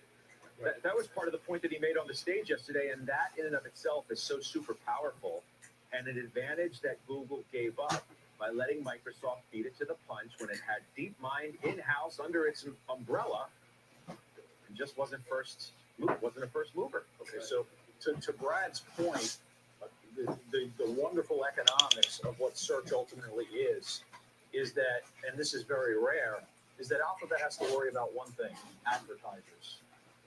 They don't have to worry about users. They've created this model that is very distinctive in the history of business, right? Only worrying about one thing, that the advertisers will be there. So I think it's important to understand the influence on an investment philosophy for an individual or an entity. Brad Gerstner is influenced by technological innovation, and he's brilliant at it. And there's probably no one better than him at it. So he looks at AI and says, okay, generative AI, who's actually going to be the leaders in that? And I agree with him. There are others that will be the leaders. Bill Ackman, on the other hand, he looks at the value that he sees in a franchise, and the value of the franchise of Alphabet. Maybe it's not generative AI, but it still is search, it still is cloud, and it still is YouTube. Sure, but he says also, Brent, quickly that the sell-off in Alphabet was a gift. And again, look at the year-to-date performance of both of those names. It's not like Microsoft has trounced Alphabet by any stretch of the imagination. Pull up Microsoft, guys, please, because you can see the 50% rise in Alphabet. And there's Microsoft, but since that all really became in the forefront, it's Chop, chop, chop. I think it's Now we're going to go back down and test the low again. A lot of puts here need to monetize or expire. Google benefits from providing an imperfect search because that provides a perfect avenue to advertisers to target their users. But I think as we look at how AI is going to influence search, if you get one answer to the question you're asking, and you don't have to sift through multiple pages to find it, that's not going to be great for an advertising platform. So they're going to have to find a new way to replace some of that revenue. I think ultimately, we're not there yet, though. We're a long way from that, I think. But I think it could be moving that direction. But in the interim, I think Google continues to have a fantastic franchise, especially with the YouTube property and cloud, etc. So I still think there's room for growth there. But I do think bigger picture that Brad may ultimately be right. all right. Well, it was fun talking to both of them yesterday, and they gave us a really good conversation to have out of what they said about Alphabet, and somewhat differing views. And then you can decide on what you think is right. The headlines now with Silvana Henao. Hi, Silvana. Hey, Scott. The Supreme Court decided to weigh in on the legality of online censorship laws. The court will examine laws in Florida and Texas that want to stop social media companies from banning users for controversial language. Republicans are backing these laws, saying they are fighting against alleged censorship of conservative rhetoric by left-leaning social media companies. Democrats say the companies need to do more to stop the spread of hateful speech. The Biden administration approved 3 oil and gas drilling lease sales in the Gulf of Mexico over the next 5 years. The Secretary of the Interior reported that this is the smallest number of oil and gas lease sales in history, down from the administration's original proposal of 11 possible sales. More than 6,500 cases of cantaloupes across 19 states are being recalled due to potential salmonella contamination. Eagle Produce announced the recall of the Candy brand whole cantaloupe after the FDA conducted a test in a distribution center. Potentially infected cantaloupes were distributed between September 5th and September 16th. Check those cantaloupes. Scott. All right, Silvana, thank you. Silvana Henao. Coming up, energy's next move. It's the only positive sector this month. Now we debate if that rally has room to run or if we're close to a peak. Halftime's back right after this.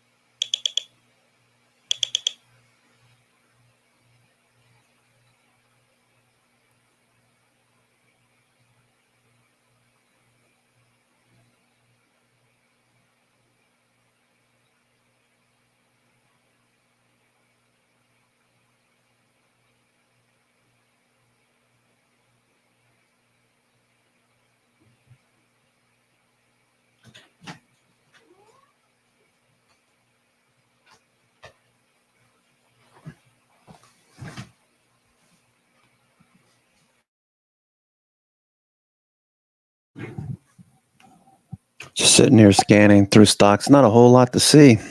The good thing is that the sectors are oversold, and more than likely we'll see stochastics in all sectors moving higher into next week, which will give us more setups for next week. Speaking of setups, let's go see how the watch list did. There's a couple of names on there that did very well. Ooh, watch list, September 24th. Okay, let's rank these by performance for today so far. Okay, Zscaler. All right, that looks really good. Zscaler.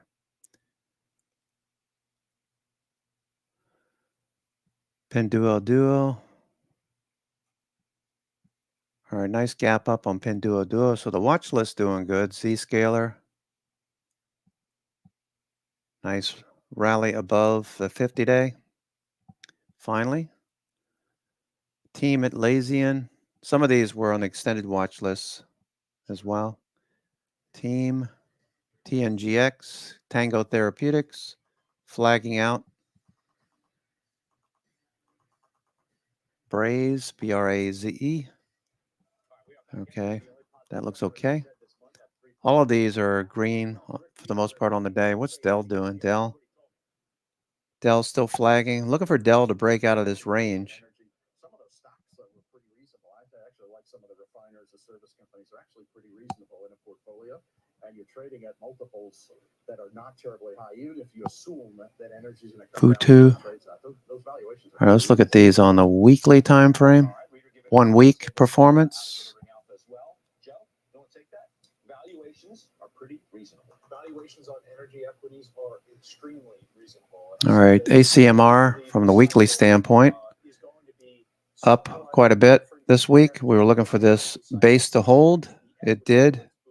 We gained 3 points on that one. Fabrinet on the week, 8% on the week, breaking higher.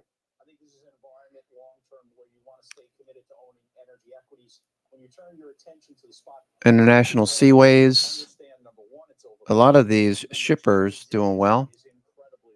Oil and gas. So it's ripe for a pullback into the mid 80s, barring some form of shock. You get a geopolitical shock and momentum takes hold, and you're staring at a $100 price target. But if you don't Frontline, another shipper. Trending. Frontline gaining 4.5% this week.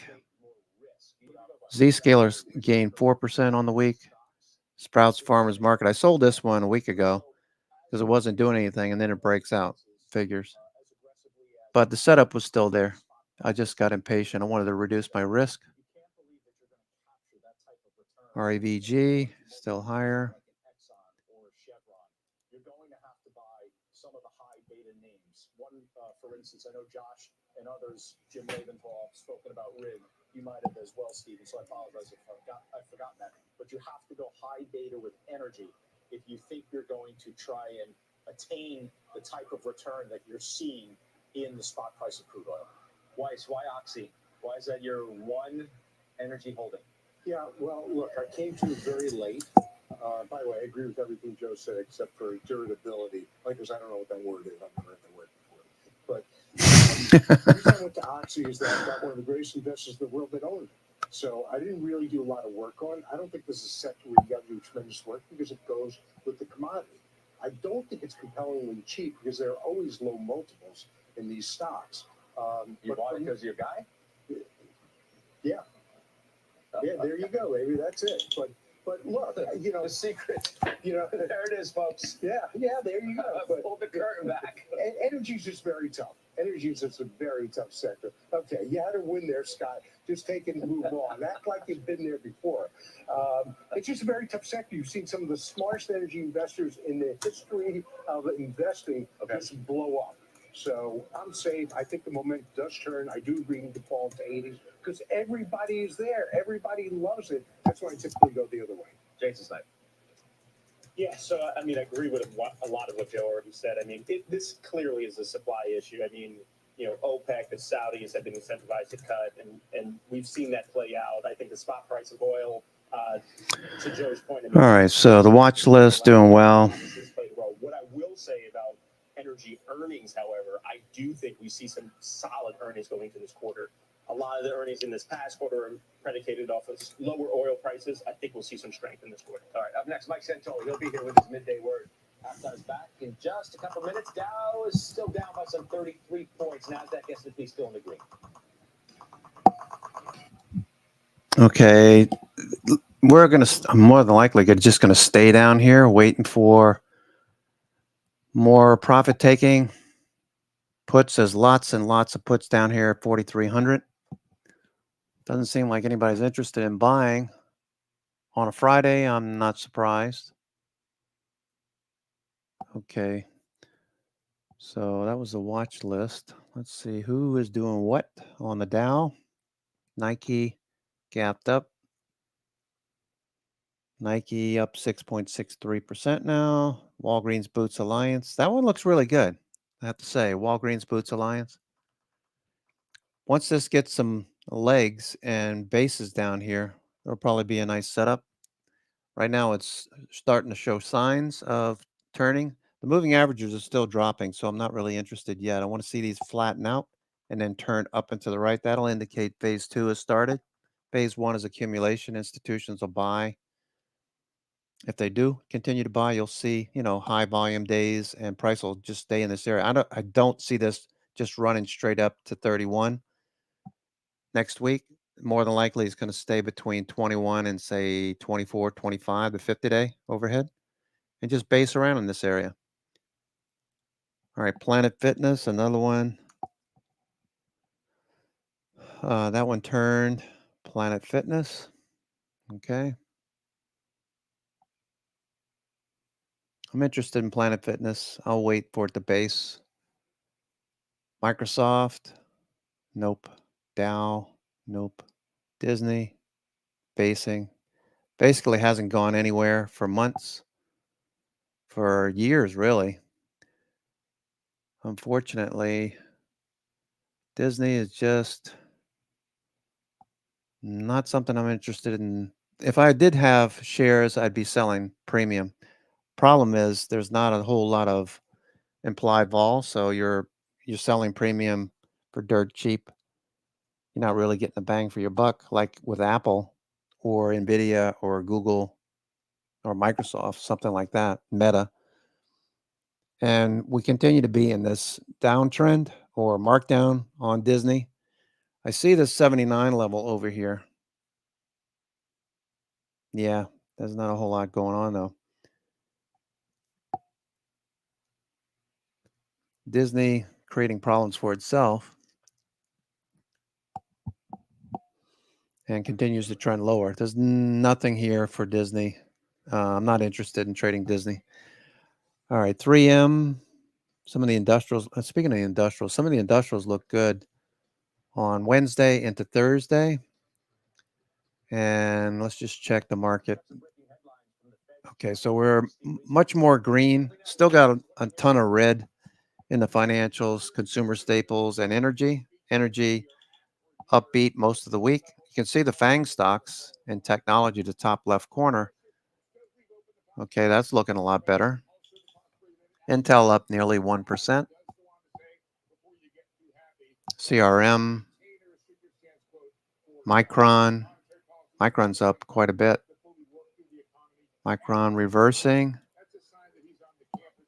from that earnings drop.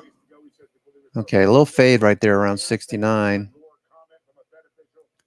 Big range. If you look at 72 and 61, about a $10 range on this. In the middle of the range. So more than likely going to stay range bound until it either breaks out above 72, 74, or it breaks down below the 200 day. So for now, you're just range bound trading. If you have shares, I'd be selling premium on days where it bounces like this.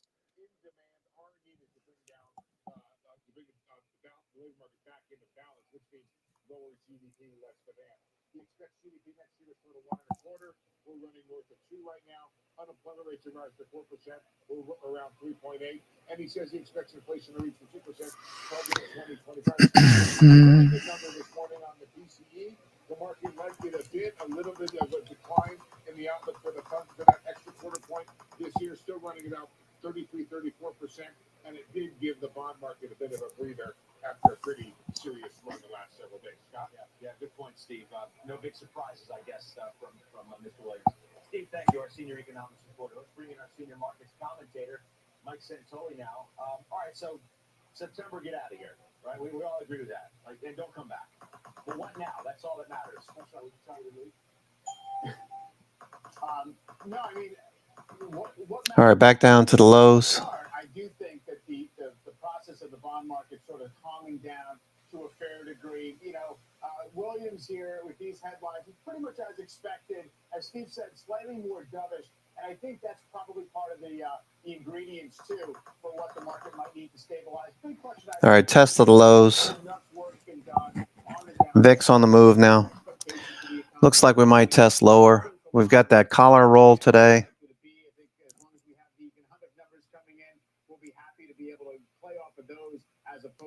The dollar just bounced. The dollar bounced from 106.04 up to 106.09.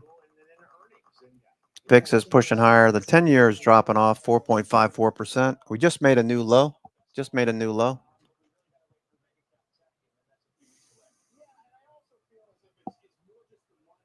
Just took out some stops. We'll see if they continue to trend this lower. S&P. Trend is down. VWAP is slightly down. Right at 4,300. That's a major level.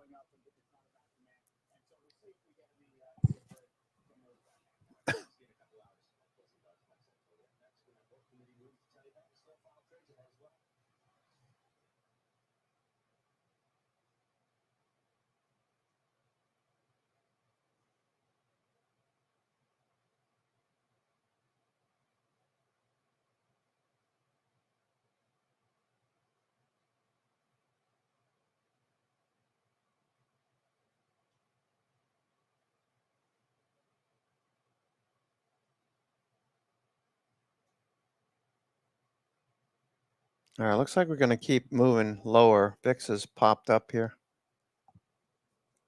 The dollar is running back up to the highs.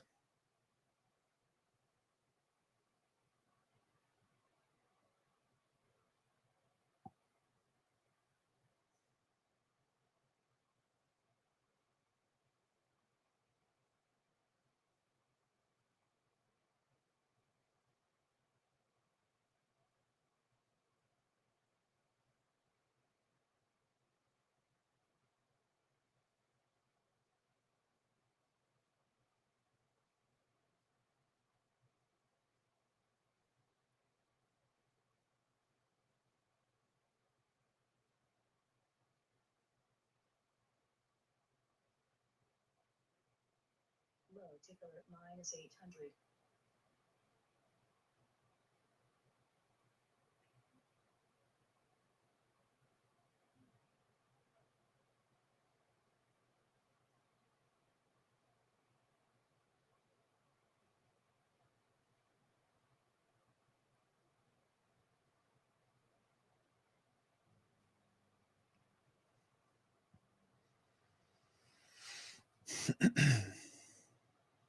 All right, so we are going to drop off a bit more.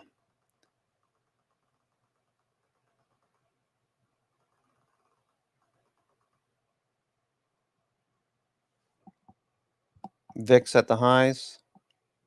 Extreme low ticker. Some capitulation. Remember that volume oscillator? We were down there near the green zone. And we're trying to change trends. NIMO, advanced decline percent, showing a potential for a follow through next week.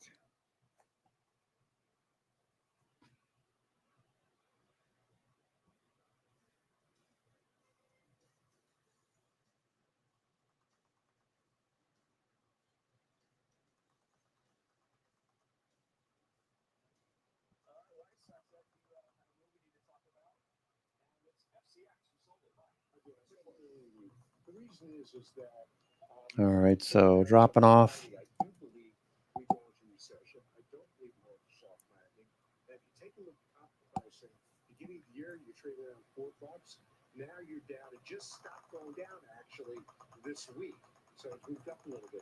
But when you take a look at all the demand that's been coming out because of EVs, where it's a primary commodity that goes into EVs, and yet prices still come down. I just said 4210 is that JP Morgan put. I don't know why they would want to go. I mean, you know, we can get down there, I guess. 4200. that just hasn't helped with pricing this year. So that's why it was just one on the bubble act. Okay. Didn't you used to own this? We did. We look at commodity futures, copper is clearly in a sideways. There's a listless absence of a trend. The only trend you could find. That'd be an 80-point move. Sugar to a certain extent, cotton, the rain, and then on Just don't see it. Just don't see it. we will step away for a couple minutes. We'll come back to the final page. All right, so 4300. We have that very large gamma in this area.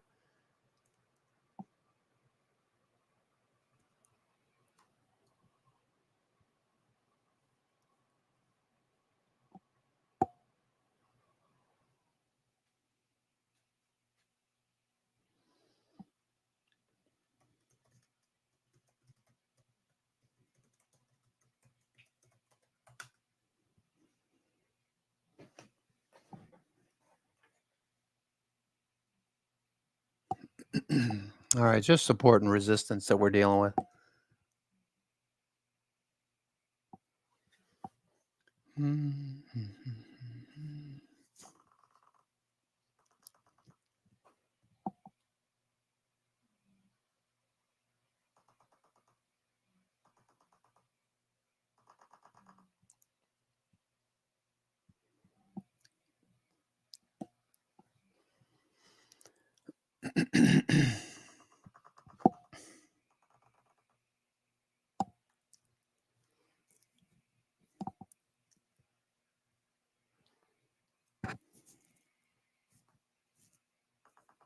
Low ticker at -800.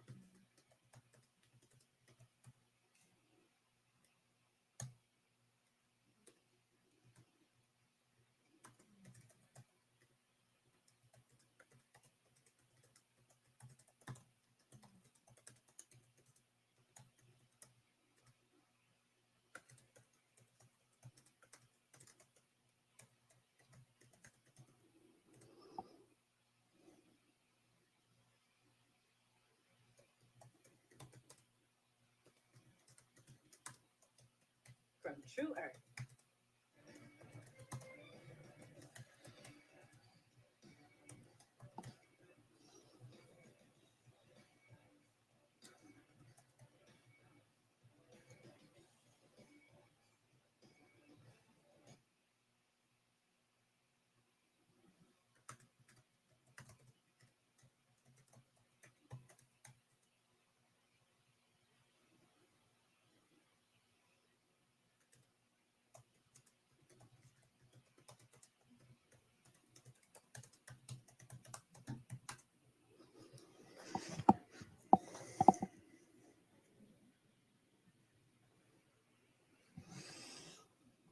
All right, looking for a bounce.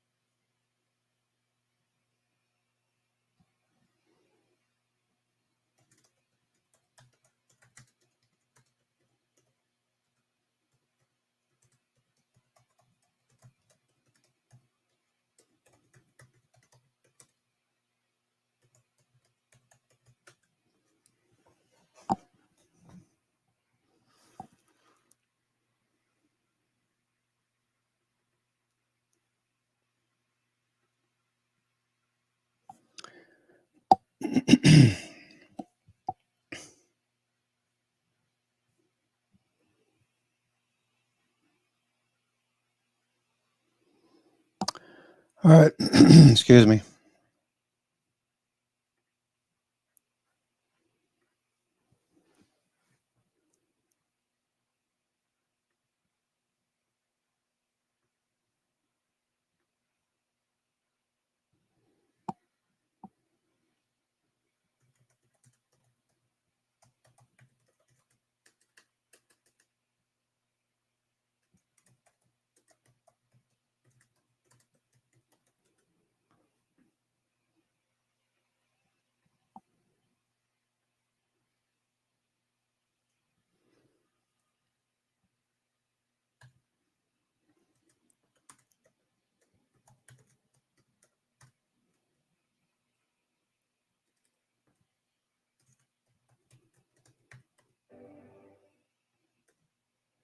All right, 3 o'clock Eastern, we got a good one, and we're going to walk you right up to the end of this dismal month. We'll see what happens today. John Maury, he's been bullish. Aaron Brown of PIMCO is going to join us. Chris Toomey, Morgan Stanley Private Wealth. Great lineup to talk about the market and what lies ahead, and I hope you'll join me then. In a second, I do want to note that we're negative now. S&P's negative by a touch. The Dow is negative. Don't be surprised if yields, I don't know, if yields turn positive, Joe, between now and the end. Maybe yields getting off the mat a little bit today, and the stock market's been a little jittery, as you know. Yields have not, they've been backing up, and I see no reason why that's going to discontinue. Watching the 10-year, which is at 455. So you got to watch that because that's kind of been the whole story about why this month has been pretty rocky and otherwise air pocket of information. The Fed obviously didn't really surprise us with anything it did. Earnings haven't started yet. It's all about yields. Oil closely watched too is one of those drags. Weiss, final trades. Yeah, Joe's going to give another trade that I was going to give, but let's go with you need to call your guy first and get it, or you good? No, actually, we both like triple B commercial paper yielding over 6%. So so I convinced him to go into that. Good one. That was a good one. Pat myself on the back a little bit. Yeah, Jason Snipe. Nobody else will. Yeah. Costco, another solid quarter. Traffic was up 5.2%. Membership renewal up 92%. Love it. We got to be real quick, Brenda. Palo Alto Networks really well positioned. Their platform. All right, S&P continues to lose the 4,300 level. All right, good stuff. Good weekend, everybody. Closing bell. I'll see you then in the exchanges now. Thank you very much, Scott, and welcome to the exchange. I'm Kelly Evans, and here's what's ahead this hour. Inflation data trending down today, and like Scott was saying, so far yields are as well. But don't get too excited because the wall of worry is growing. The government most certainly about to shut down. That could mean no jobs report next Friday, among myriad other things.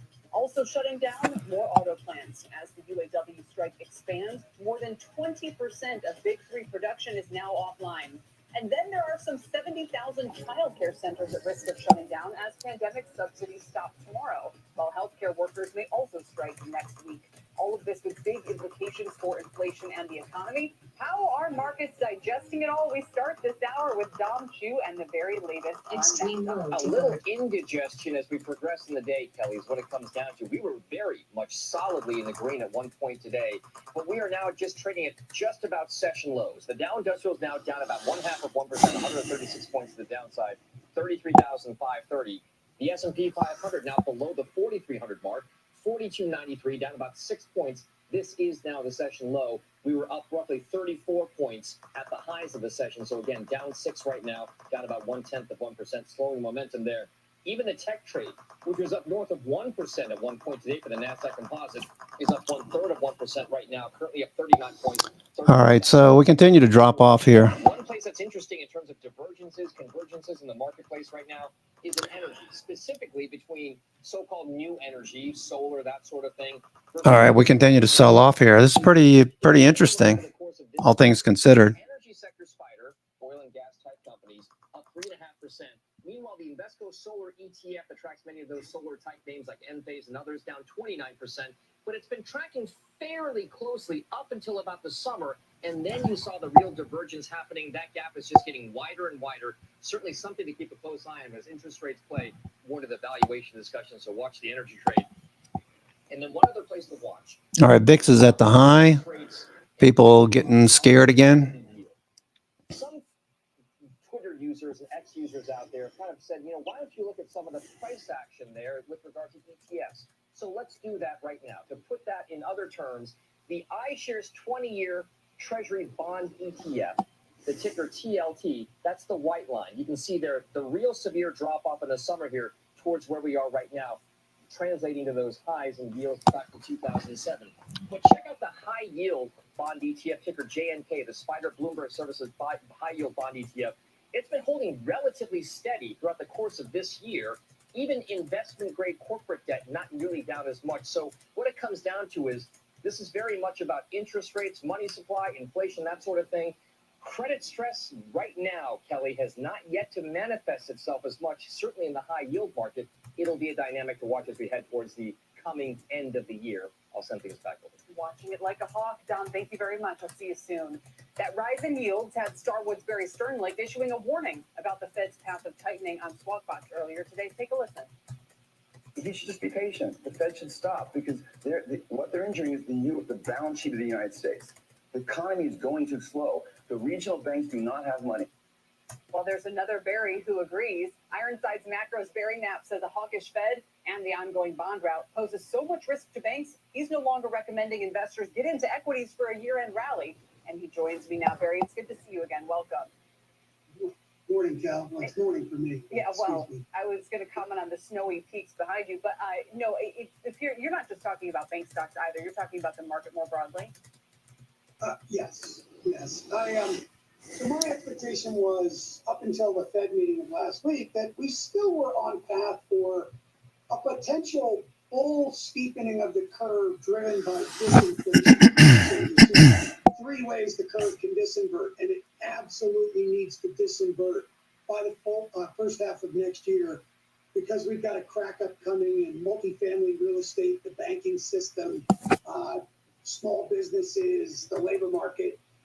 But of those 3 potential ways the curve can disinvert, the path we were on for most of this year, which was the reason I was so bullish, was because if the curve disinverts as a consequence of disinflation, of falling inflation, and the Fed decides, hey, it's working, let's just stop hiking, and then perhaps even start cutting in the first half of next year as the banking system comes under increasing amounts of stress, we had a good chance of really having that benign outcome. If the curve disinverts, bull steepens because the economy really weakens, employment weakens, well, that's All right, we continue to lose some levels here. Wow, this is pretty impressive, I have to say. I didn't think we'd see this kind of action given the change in the cycles, but it is the JP Morgan collar. Not that that's the only reason I'm looking at this, but we do have reasons to look for more downside for now. Wow.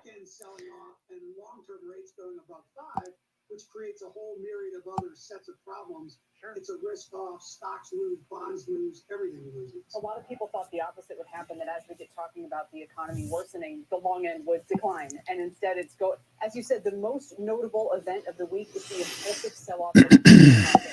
You know, some big name investors are starting to tell me that they might be thinking about buying here, and that in the long run, a slower economy will trump deficit concerns. Will that cap the haywire move and bond yields, do you think? Well, that seems to me to be the only thing to stop the sell-off in the back end. All right, we'll continue to drop off here. 39 years of being in the markets, I only recall 2 periods where the market really backed up to absorb supply. That was from January 4th of 21, when the Republicans lost the Senate in the Georgia special runoff, through the signing of the American Recovery Plan, the 1.9 fiscal stimulus, where 30-year real rates, the portion of the Treasury curve least affected by policy. All right, 42.75 is the next level. Moved out 60 basis points just on a line. That same thing happened again in August and through the middle of this year. We're at about 75 basis points and counting. So this is a real sign that the U.S. is reaching its fiscal limit. Our ability to borrow is really limited by Janet Yellen losing all her. All right, so Right? She lost the Fed, who was her #1 customer. Right. She lost the banking system that's now shedding treasuries to get ready for this coming storm in commercial real estate and multifamily in particular. And of course, she lost foreign buyers as well, particularly Asian buyers. And so this is a little bit of a warning sign that the policymakers haven't really picked up on. No, and I think it's fascinating because, Barry, we're in the middle of this fight about the government shutdown. So, you know, an observer from Mars might think, oh, yes, there is a government shutdown fight. okay, so as we lose this level, 4,300, the next level is 42.75. You can see all the puts that are down there. And 42.50, even further to the downside. Continue to see selling, volume picking up. End of the quarter. After the deal that they did this summer, the CBO projections for the next 10 years barely moved. I mean, this is the only way to really get our debt on a sustainable path is through entitlement reform. Neither of the presidential candidates are talking about that. Surely Congress is. And the Fed is barely acknowledged. I suppose Chairman Powell's admission that part of the move higher in long-term rates might have been attributable to supply is maybe a teeny first step. But we're so far away from policymakers even recognizing that the markets are telling them, hey, you're at the limit, and being able to actually do anything about it. So, you know, this to me was a pretty scary week from that perspective. I agree, and I feel like I only have time for one more, and I wanted to ask you about, you did put a little warning in there about multifamily, which everyone's been saying will hold up the commercial real estate.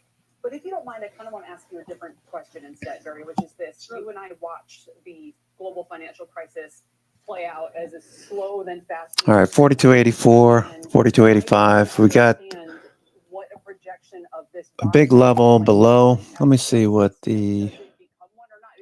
Peter Booker saying watch the dollar. If that weakens, that's a sign we're maybe heading to that point. And if that doesn't happen, then maybe it's just an adjustment. 42.48, 42.65, 42.74. I agree with that point. You know, that would be a real sign that we're reaching the breaking point where the dollar to go down. At the same point, long-term rates were moving impulsively higher. Listen, it could be the 2024 election. As I said, neither candidate is giving any indication that they think that this is an issue. There's a whole series of potential triggers. I was at a macro conference this week, which those are always tending to be really bearish. And we speculated about catalysts for what I'm describing as a warning sign, not unlike the auto downgrades in 2005 were an early warning sign of the financial crisis. There's a whole myriad of things that could happen and the long end just completely release. So I don't, it's early. And yet I have, literally, friends of friends going, you know what? 5% or close to that on the 30-year. They're all thinking maybe U.S. households will come to the rescue here and be buyers of this massive treasury debt. Well, that is the one buyer remaining is households for sure. The last leg of the stool. That's not exactly an endorsement of yours, though. I don't think. No, listen. I think the bottom line is that these are early warning signs.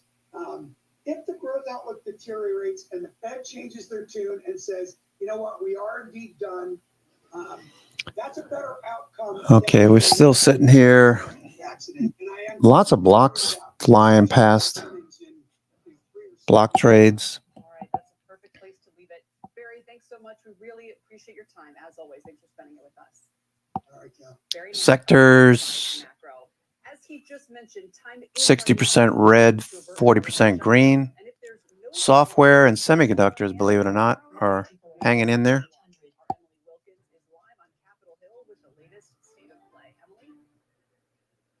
Well, hey, Kelly. Well, as we speak right now, the House is preparing to vote on a stopgap measure to temporarily fund the government. Now, Republicans did unanimously approve a procedural vote this morning to go forward with the bill, but it doesn't seem like the actual stopgap is going to get as much support. About half a dozen members have said they will oppose any sort of stopgap. All right, more selling. Remember that House bill? All the FANG stocks looked good this morning into about 10 o'clock and then started to fade. No follow through. The dollar having a big impact on the markets. Dollar racing back up to 106.22.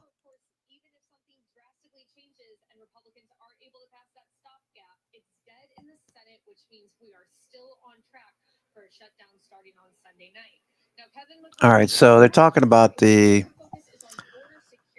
debt ceiling again. That's having an impact on the markets. Debt ceiling also an issue.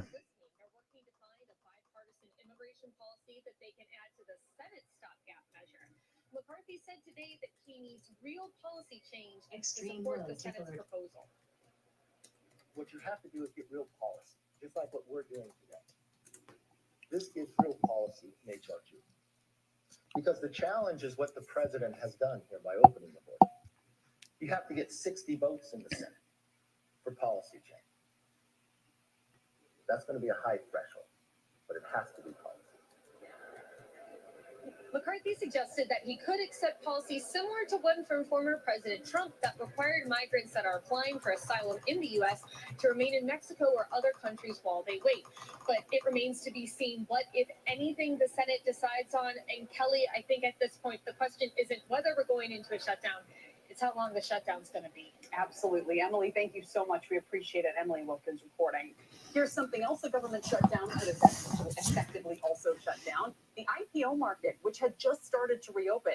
SEC Chair Gary Gensler warning that in a shutdown, SEC staff will review and approve public offerings. All right, we'll continue to drop in a little bit more. So could this derail names like Birkenstock, which are expected to launch their IPO next month?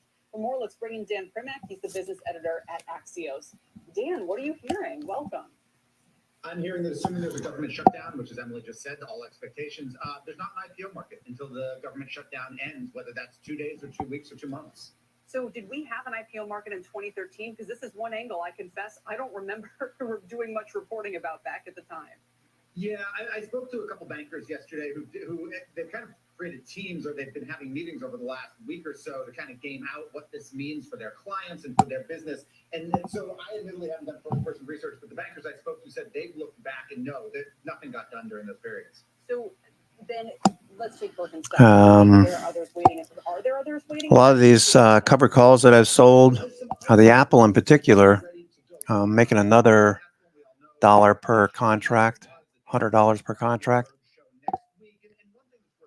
Might buy those back again. 2 week shutdown, that doesn't put everything back 2 weeks, right? It just creates maybe more of a logjam when the government shutdown ends. But for Birkenstock, like in theory, it could still launch its IPO roadshow, but it loses so much flexibility. For example, if it wants to change its range a lot, and even if it could get investors to buy in, and it didn't change the range, and there were no new SEC comments, it still has to get its final registration document approved by the SEC. There may be no one there to do it. So they could be sitting there. Oh, it's 1:15. Wow, the day is really flying by. No compelling reason for Birkenstock to start on Monday if the government shuts down on Sunday. And was that as soon as they might be offering here? What was the initial timeline? The initial timeline we were hearing was there could be a price range and a roadshow that started as early as Monday, maybe Tuesday. That was the plan. But right now, this is kind of one of those macro things that they have no control over. The one complication here, and it's not just for Birkenstock, it's for a bunch of companies, is we're talking about the end of Q3, which means depending on how long this government shutdown lasts, companies might actually have to include another quarter of earnings in their final documents. That look, they're obviously working on this stuff, but that could delay things a couple days or at least cost a little bit more money in terms of accounting fees. I'm just curious if the SEC not being able to have broader ramifications for everything from, credit issuance to different kinds of things happening in the marketplace. I don't know if the level of their involvement on IPOs is much higher than other things. It's higher in terms of the rules. It's not necessarily they spend more time or less time. It's kind of what you need as an issuer. So, for example, certain sort of 144A convertible offerings, those could go through. Even some follow-on equity offerings. Apple back to 170.90. That are most notable, at least from what I can tell, in terms of what would happen here. All right, it's fascinating. It'll be day by day. I know people who own tips are trying to figure out, okay, the CPI that we would use would be based off of the August. I mean, every corner of markets is really affected by regulators not being in their seats. Dan, thanks so much for updating us. We appreciate it. And by the way, the artwork behind you is getting better and better. How old are the kids now? Oh, come on. Talking about I've been seeing is throughout the year 2023, we've had a generally optimistic equity market with economic prospects, and we've had a generally pessimistic bond market when it comes to economic prospects. And I think both have been a little bit over the target, and we're watching them come together here as we close out the year. So just scanning again. There's really not much to do. We got a lot of selling on the majors.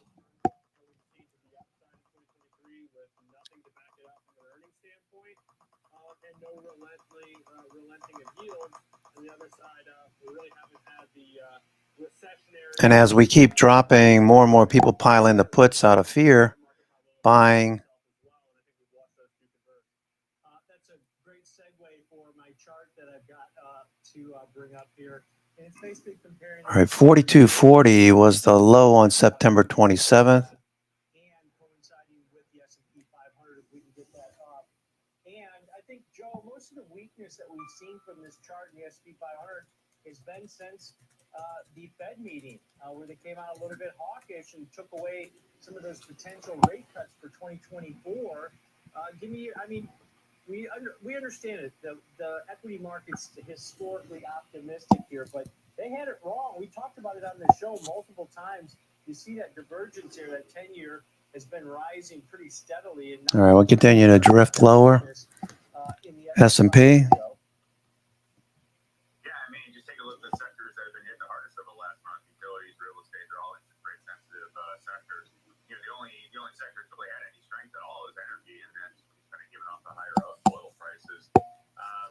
Looking at kind of what the sell-off has meant, the breadth collectively in the market is just really been punished. We only have about 19% of the S&P 500 above its 50-day moving average. Only about 24% of the Nasdaq above its 50-day moving average. But I don't know, guys, whether a washout is in play yet. I think that we're seeing a bit of a short-term bounce, but I'd like to see more members. As crazy as it sounds, I'd actually like to see even.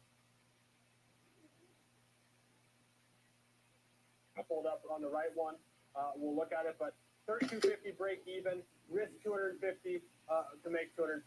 Jenny on this exact same trade as you can see. We're about to look at in the next one, but we'll get to that in just a second. So we'll look at QSR here from a technical standpoint. QSR making a modest move to the upside today, up around 3.6%. Another name actually eerily similar is also off its lows by 30%, but seeing again a significant pullback alongside the overall. Similar situation here regarding our gap up that stopped at a key resistance level. We've got our confluence of 21 and 250-day exponential moving averages, which also line up with the resistance area in the 68 mark that I wanted to highlight here, because this is a point where price topped out numerous times Okay, a little more profit, profit taking, I should say, short covering. A little bit of more fuzzy boundary here with the support and resistance line. You can see 68 was an important price level. Now I'm finding the chart is at a bit of a crossroads here because we have this longer term uptrend of We were looking for a cycle turn either today or next week. Obviously looks like it'll be next week. All this selling, I'm thinking, has a lot to do with some people thinking about the debt ceiling, but most of it is there's so many puts underneath 4,300 that the powers that be want to make that, want to take profits and are inspired for prices to move lower. So once we get some of this capitulation on the sell side and profit taking out of the way, and we get that JP Morgan collar finalized, we should see, I would think that the cycle is going to turn next week. So just being patient, selling premium against positions like Apple, looking to buy back those covered calls. I rolled up this morning for $1 profit. Okay, is it Apple's starting to turn now? Just more shorts covering.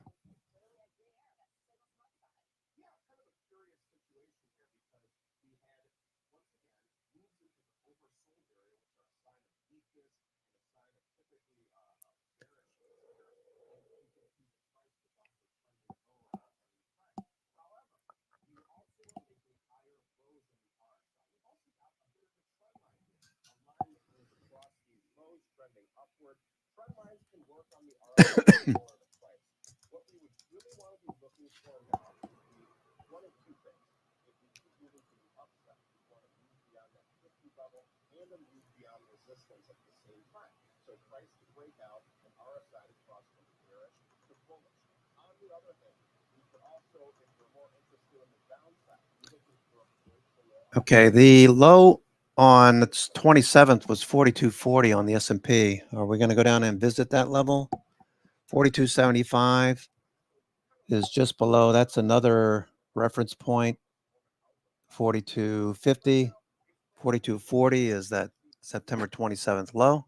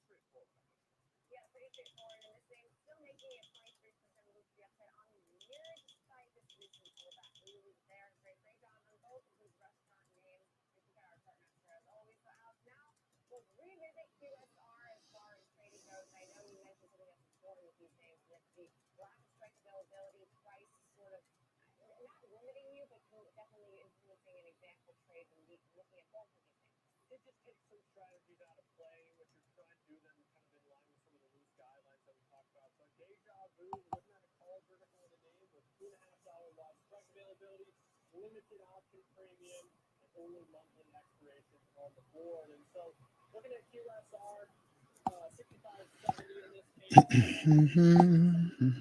Break even, as you see there, risk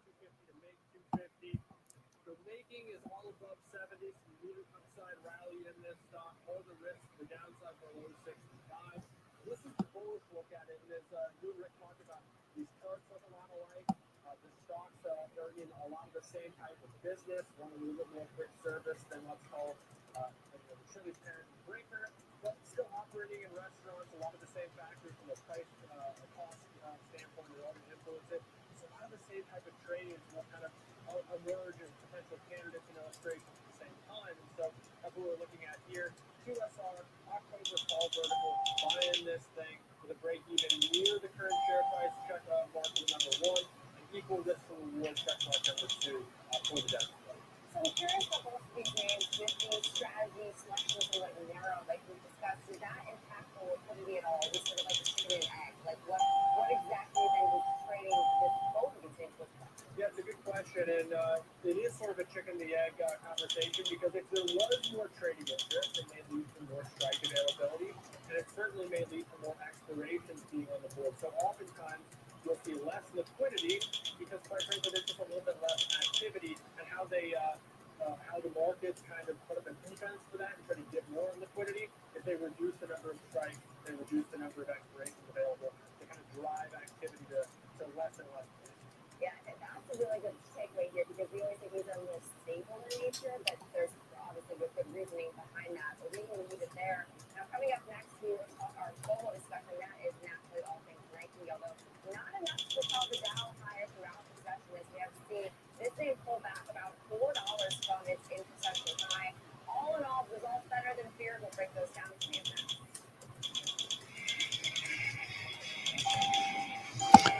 All right, nice reversal so far.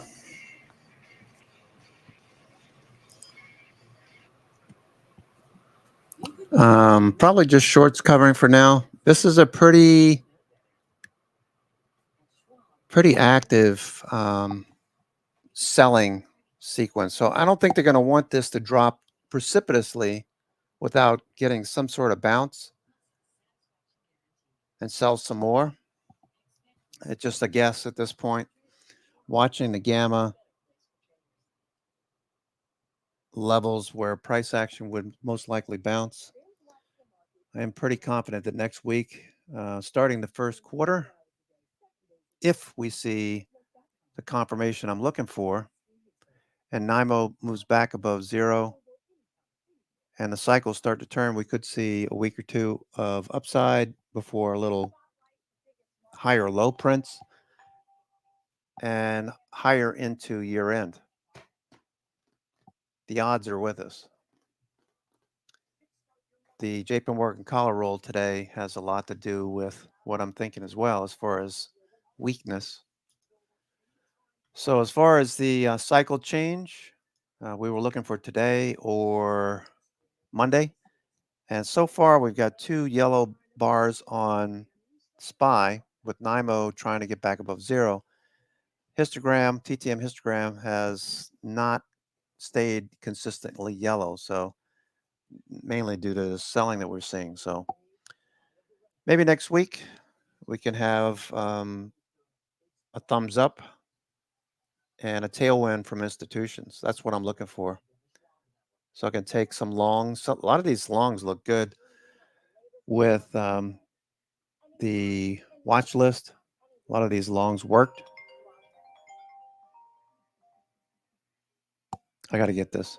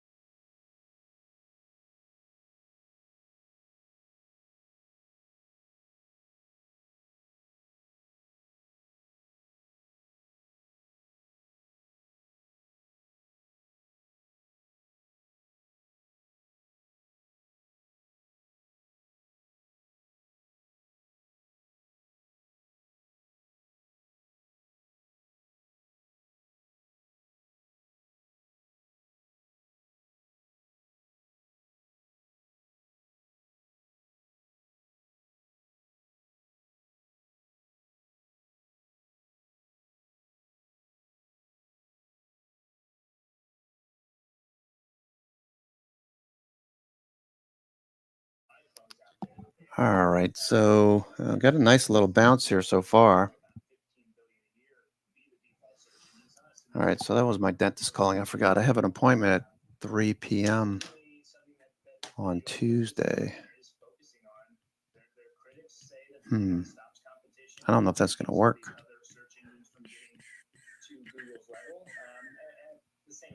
All right, so anyway, the market's a nice little bounce off the lows. Still don't think this is over with yet. Weakness begets more weakness. Levels below 42.75, 42.40 over here on the left on the 27th was the low. NYMO minus 16.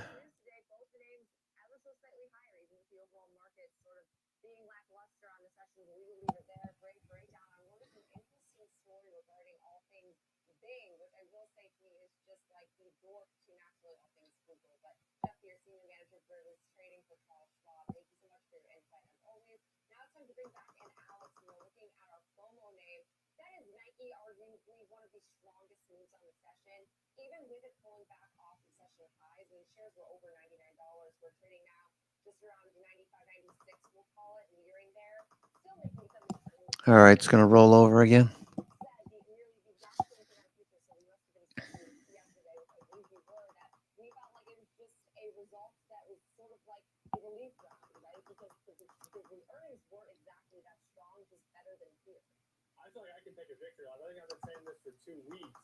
Meta looks like it's going to make a new low. Meta. What's AMD doing? AMD.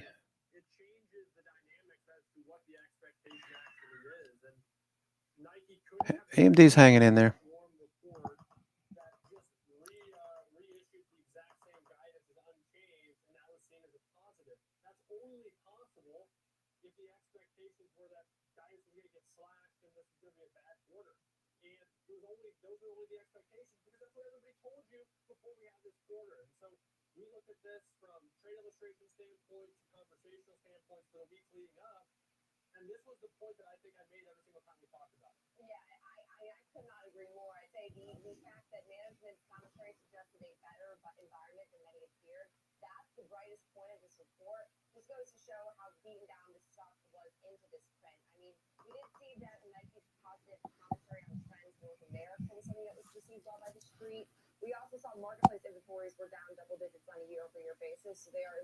We'll be happy to see what JP Morgan has in store.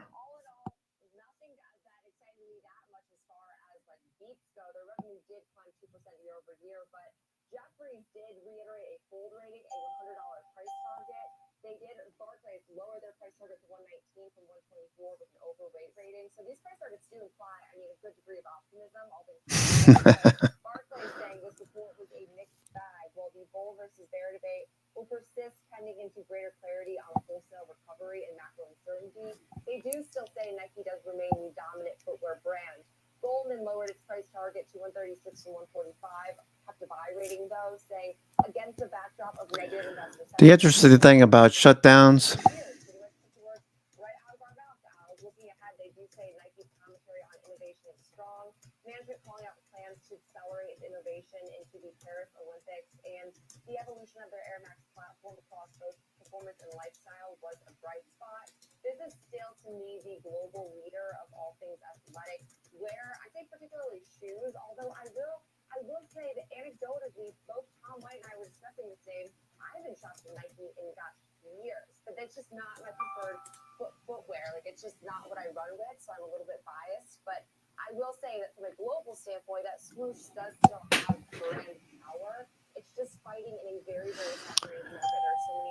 yeah, they shut down during the holidays, and we don't go to hell in a handbasket. I always find that interesting. Yeah, I do. I do love Tony Dwyer. He's good. He's good. The thing I like most about Tony Dwyer is he's one of those people. Well, not only do I admire him, but some of the things he says make so much sense. You look at one chart. Stop looking at one chart and thinking you know what's going on in the markets, because it's impossible. You got to look at everything. Look at money flow. Where is the money flowing? Bonds, Forex, commodities, stocks, and why? What time of year is it? You know, all those sorts of things. So anybody can read a book and learn patterns and think they know what's going on in the markets. And most of the time, they might be right. Anyway, so right now we're just waiting patiently for today to expire so that we can look forward to the fourth quarter with some positive feedback from institutions to see what we have in store. Interesting thing is this government shut down negotiation or debt ceiling negotiation, if you will, is happening on today of all days. You know, why couldn't it be next week?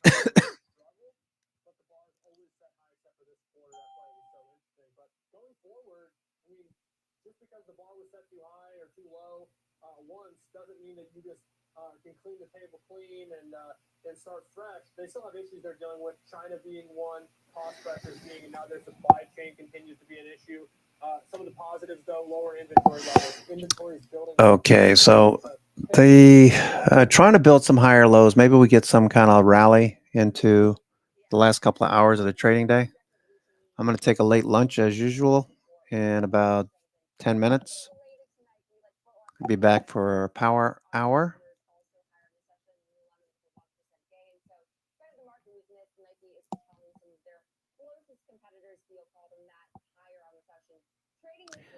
The FANG stocks fizzled quite a bit. If you look at Meta, for example, looked really good this morning. Had buy signals on the gap up, and then immediately started to see sell signals about 60 minutes into the trading day. This is a 15-minute chart. Look at the 5-minute. Right here at 10 o'clock, we started to reverse back below VWAP. VWAP started tilting down, down, down. Microsoft, all the FANGs did the same thing. For the most part, flat VWAP and then started to trail off. Tesla, same thing. 10 o'clock, reverse, push lower.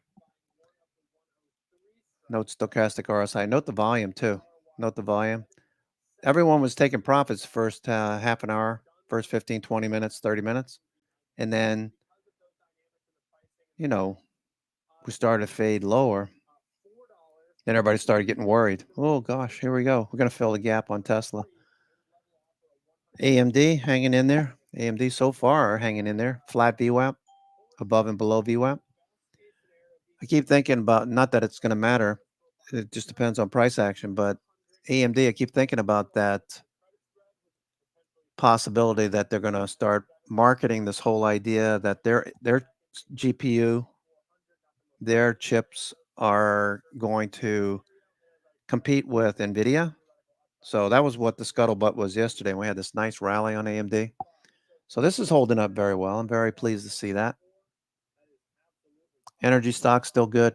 And the overriding thing that I'm noticing going into next week is that we have all sectors are already oversold. So if you're worried about the markets moving lower, it's the indices right now.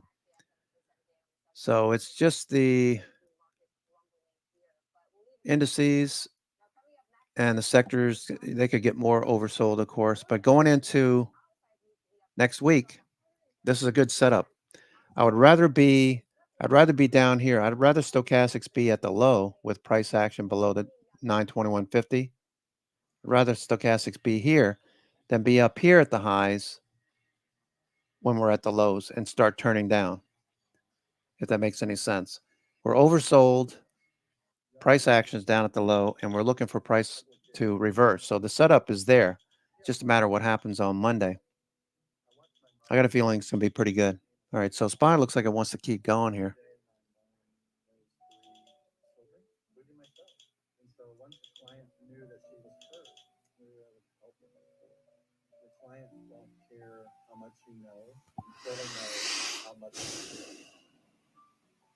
All right, so we got a good setup. We got a good setup on the sectors. Every single one of these is oversold.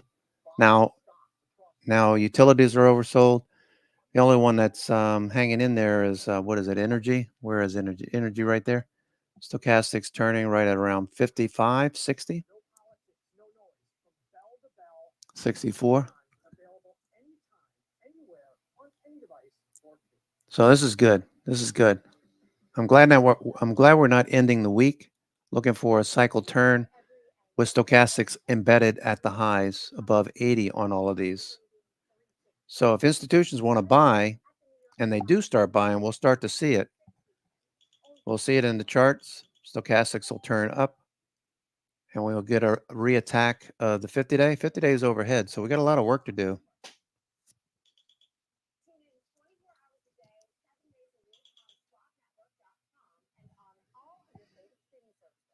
Okay, I'm going to step out here shortly and take lunch. Let me get everything set up here. S&P. Okay, looking for. All right, so we get back to VWAP. Get back to 4,300. If we start heading back towards 4,300, this could get some juice really fast. Remember what happened? What was it, Wednesday? When we had calls piling in. We had a nice rally. Over here. That rally. That was on the 28th. Got a nice rally. We were below 4,300. A lot of those puts started monetizing. We had that gamma squeeze. We ran back up to the highs. That's possible again. Okay.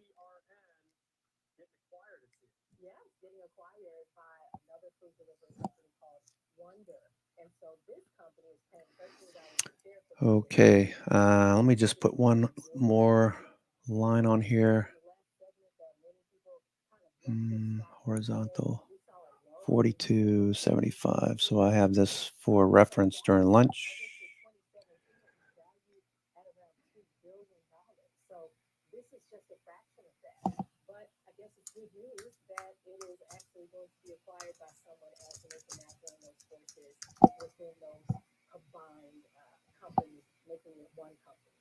But that's a fraction, as I said, of what it was when it went public. 103 million, $13 a share. It's totally just under. Okay, let me see where. There's that low over there, the 27th. That's my concern, is that low right there. And it's VWAP had turned over. I'm a bit concerned about that level. 42.40 right there.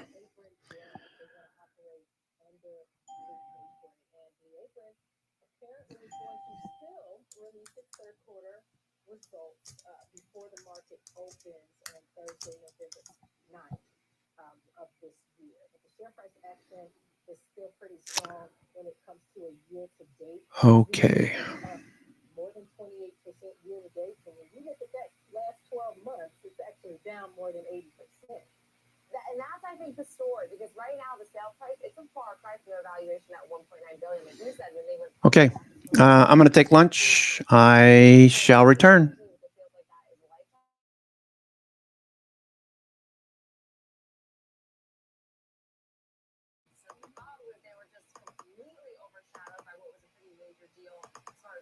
Stores go. But when we look at the space, I mean, the space is one that we all know too well, the meal kit delivery space. I mean, you have names like Fresh, which now owns Factor. You have Home Chef, you have now Blue Apron. These are expensive. I've done them before. I always feel incredibly lazy, I will say, because it's like just go buy your own food. I can understand the pre-made meals because that saves you in the summer. All right, I'll be back, folks.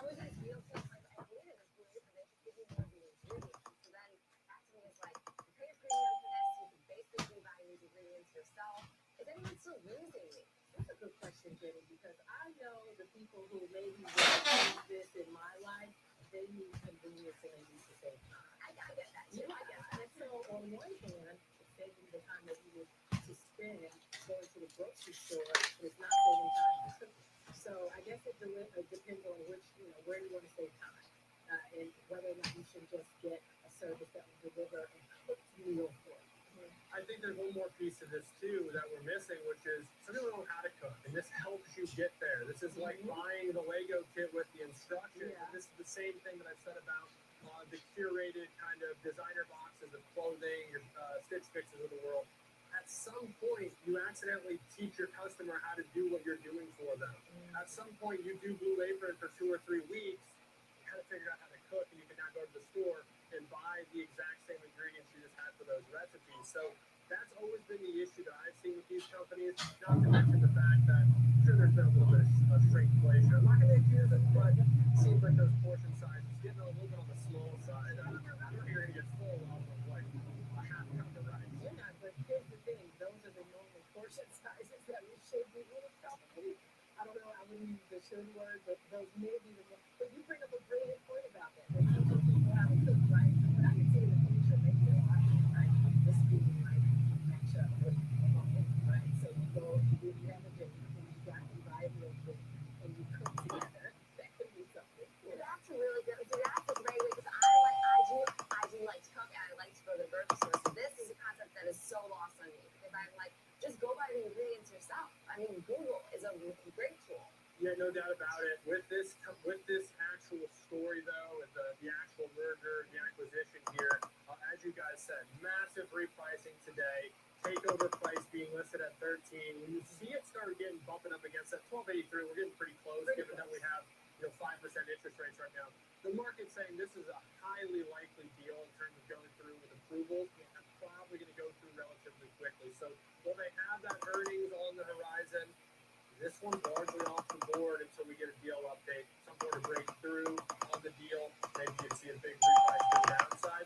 Otherwise, $13. That's where we're headed. That would be a pretty good thing. Low tick alert -800. It was still, even with 133% jump, still above where we're trading. And I think this is a greater story that it shows that some of these names that got some pandemic relief could be seeing their valuation still further reset. I mean, another concern is Instacart just went public. They saw a huge boom during the pandemic. And now, even with their public offering, it's been a little bit disappointing. Oh, yeah. So we'll have to see that. That's been happening with the last few public offerings that we tracked here. So we'll find out how the progress with this one will go if it indeed goes through its IPO quickly. Yeah, and an interesting move, no doubt. They respect the massive triple-digit move to the upside, but go get your own groceries. And Draper has to go through its IPO. We're talking about its merger, obviously not an IPO. Correct. IPOs and M&As, it's a Friday, but go get your own groceries and make your own meals. But thank you, Lee Young, as always, senior markets correspondent for the network. Now, coming up next, it's time for Under 30. We're looking at Ford as we have gotten news that these strengths are going to continue. How does that impact Ford shares that are down a little bit over 1% on the session? We'll discuss them all coming up next.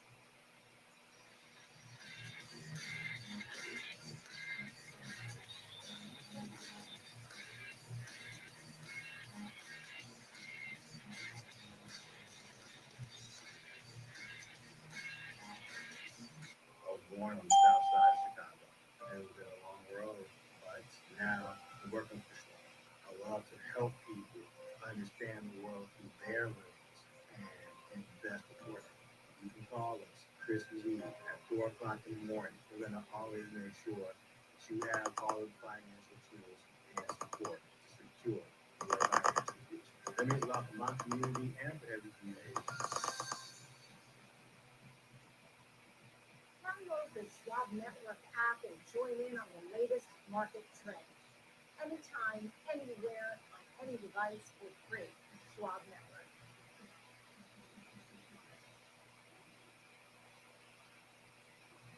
Trading the trending names every day. It's Fast Market.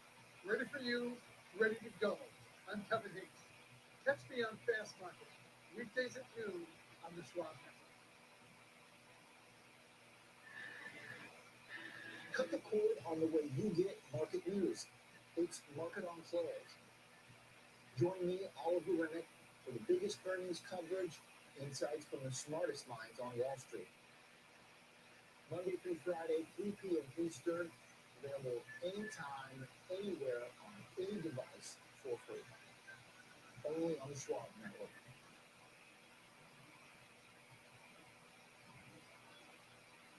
No politics, no noise. From bell to bell and beyond. Available anytime, anywhere, on any device for free. Schwab Network. Missed out on today's market headlines? Get caught up and catch the wrap at SwapNetwork.com. Available anytime, anywhere, on any device for free.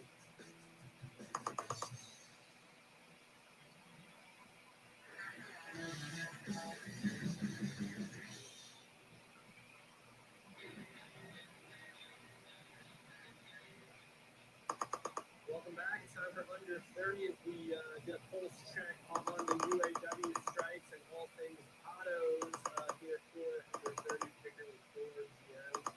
The topics of discussion out talking alongside Jenny Horn. Jenny, when we talk of these names, I kind of think of these two opposing sides almost like they got each other in some kind of a wrestling hold, and they're like slowly ratcheting the pressure, trying to get the other one to tap out here, and we're just seems like we're getting further and further away from each other. And then you need one of these two forces to sort of raise the white flag here and just admit the truth. Doesn't feel like we're getting that though, because we are seeing Ford, GM, Stellantis facing further strikes per the UAW update we did get this morning. So here's some more on Ford. This is George Chelsea, market correspondent for the network. So George, I mean, aside from the fact that people need to go back to work, these companies continuing to strike entering week 3 now, I believe, this is a little bit concerning.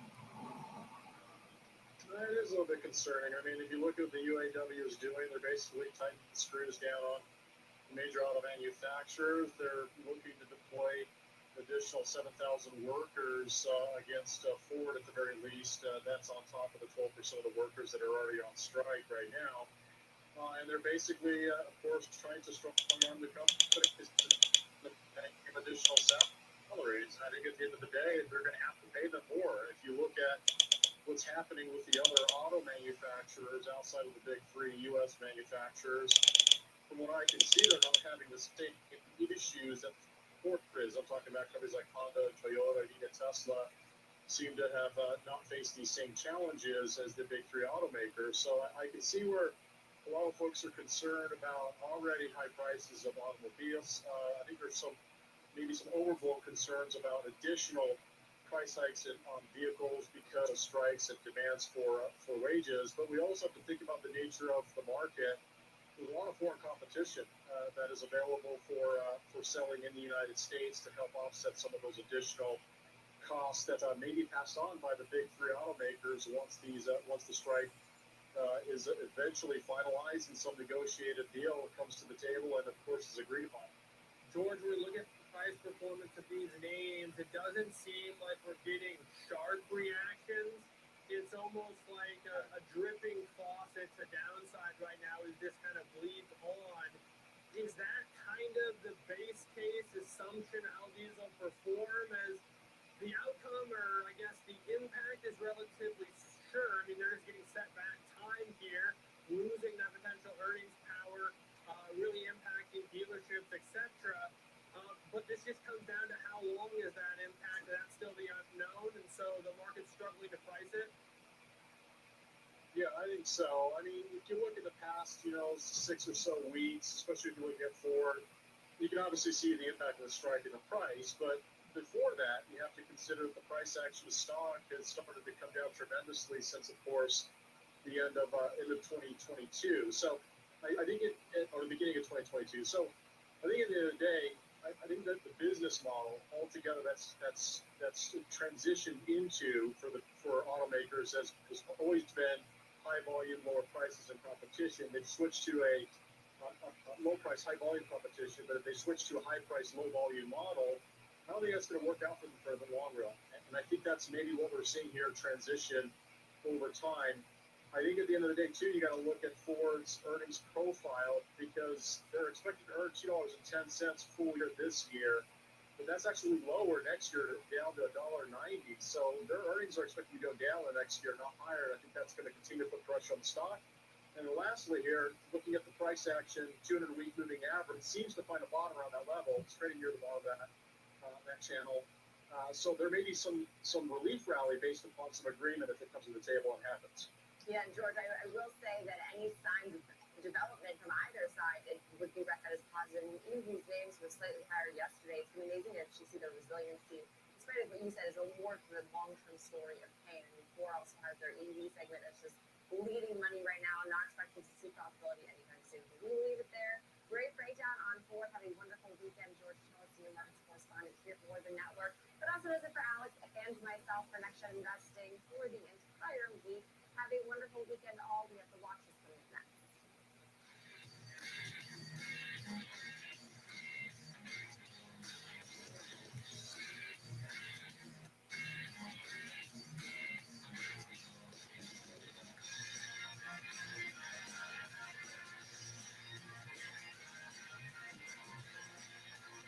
My dad was a hard worker. He used to do side jobs, installing windows, charging something like $100 a window, and other guys were charging $400 or $500. He just didn't want to do that. He was proud of the price he was charging. My dad instilled in me always put people first.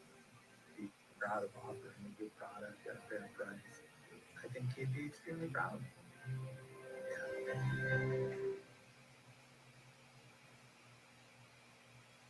I'm Nicole Petalini, live New York Stock Exchange. Catch me on Schwab Network, available anytime, anywhere, any device. Schwab Network.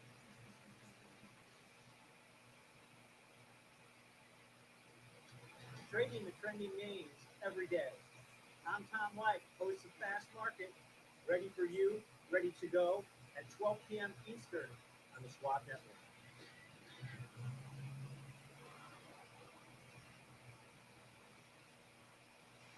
Then watch the market with the Schwab Network.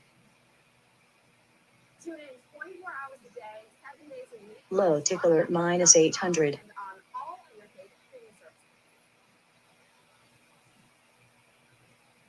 Schwab Network, available anytime, anywhere, on any device for free. Then watch the market with the Schwab Network.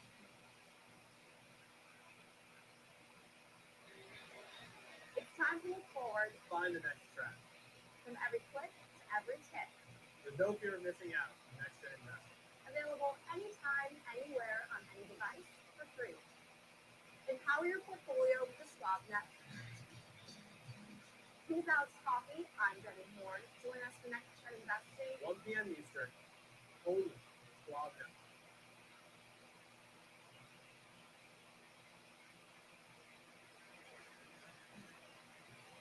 Binge watch the market with Schwab Network. Tune in 24 hours a day, 7 days a week on schwabnetwork.com on all your streaming devices. Schwab Network is available anytime, anywhere, on any device for free. No place better than a Schwab Network.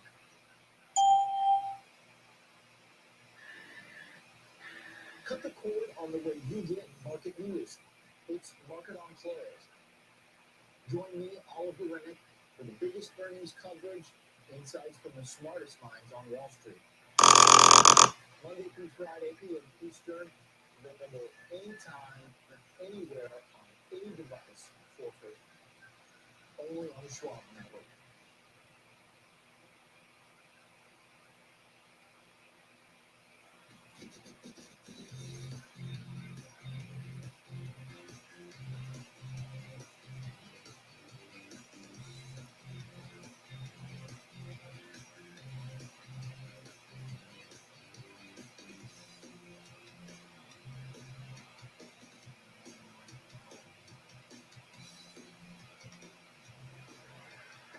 Good afternoon. Welcome to the Watch List. I'm Nicole Petalini. It's 2 p.m. Eastern Time.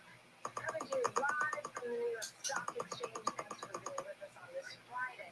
Markets have turned well into the red with the Dow now down over 200 points. We'll get to that in a moment. In the meantime, here's what's coming up in today's show. Steve Westman will look ahead to Low tick alert -800.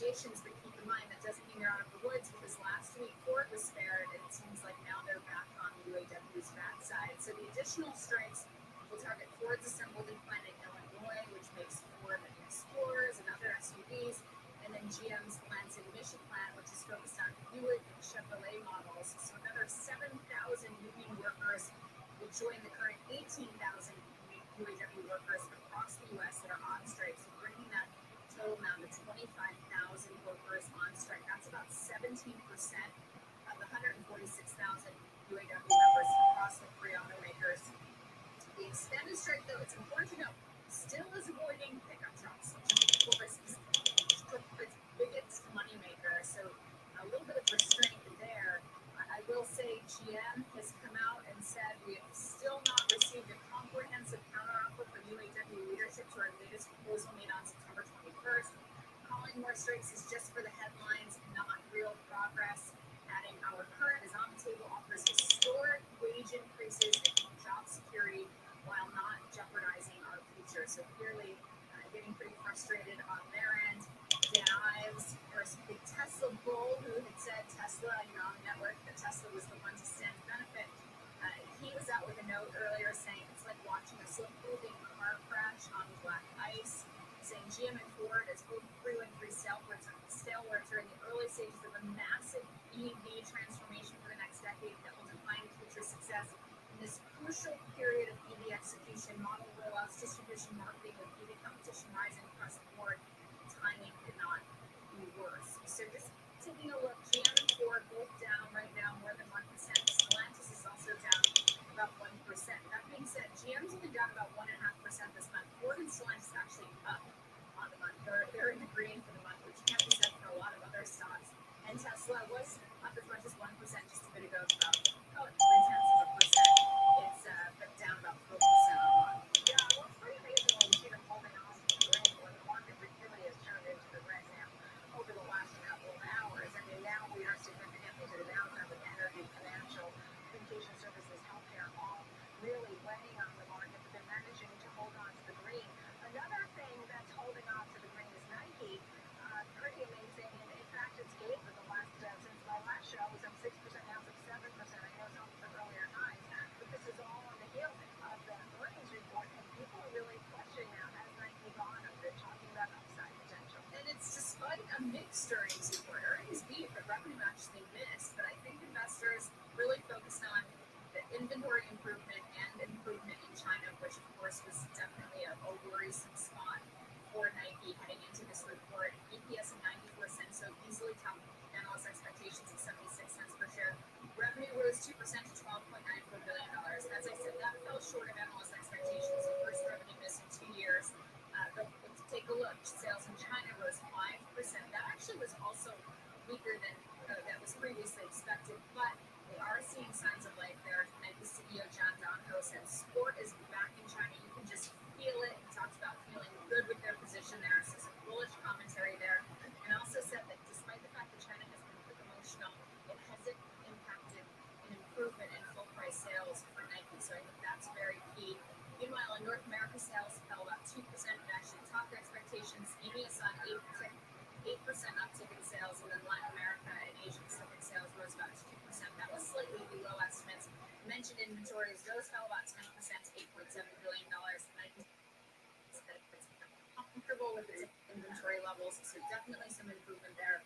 Gross margins did fall slightly, but still came in better than expectations, so that's also good news. And then the outlook, they're maintaining their full year revenue outlook with revenue to grow in the mid-single digits. So that's in line with what analysts, and then it's also talking about some gross margin expansion by 1.4 to 1.6 percentage points. So good news there. We've seen some mixed commentary from analysts. There's been some price target hikes and cuts for the most part.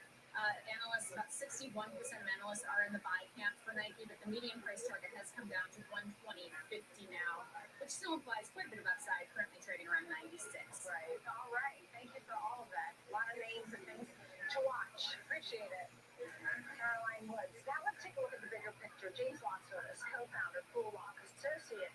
Thank you for being with us. Before we get to some details and some names and strategies, look at what's going on. We're ending this quarter, a tough quarter. People are saying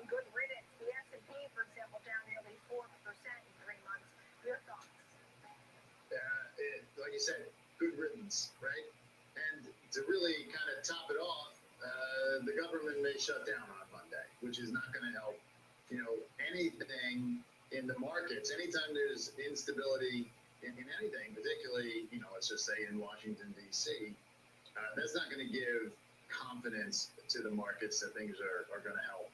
Now, while it's bad here in the U.S., it's worse internationally, and we've seen that, although not much, but that's really being led by China and the real estate problems down there and their lack of effective stimulus, package on the international side. But we're seeing, Treasury bonds surge, and rightly so. There's fear. We don't know what's going to happen with the government on Monday. Looks like it, is going to close. Oil prices, Yeah. Sorry, I thought you were. everything's down today. And I think today it's just a lot of the tide is pulling everything down a little bit. But oil is going to remain strong. We're going to see oil keep climbing. With slowing consumer spending and double whammy on top of that, student loan payments are going to restart. Now, October is going to lead to a lot of volatility. That's what we're going to see. Right, understood. A lot of the traders I speak to, they watch like these crucial levels, right? We had 43.50, we broke down below that. The next one they were watching was 4,200. As we began to sink, it started to give it a go. We were getting closer up to 4,300, but now we're back down again at 4,279. You're even looking at 4,100. Tell me how we're going to get there, and is that by year end?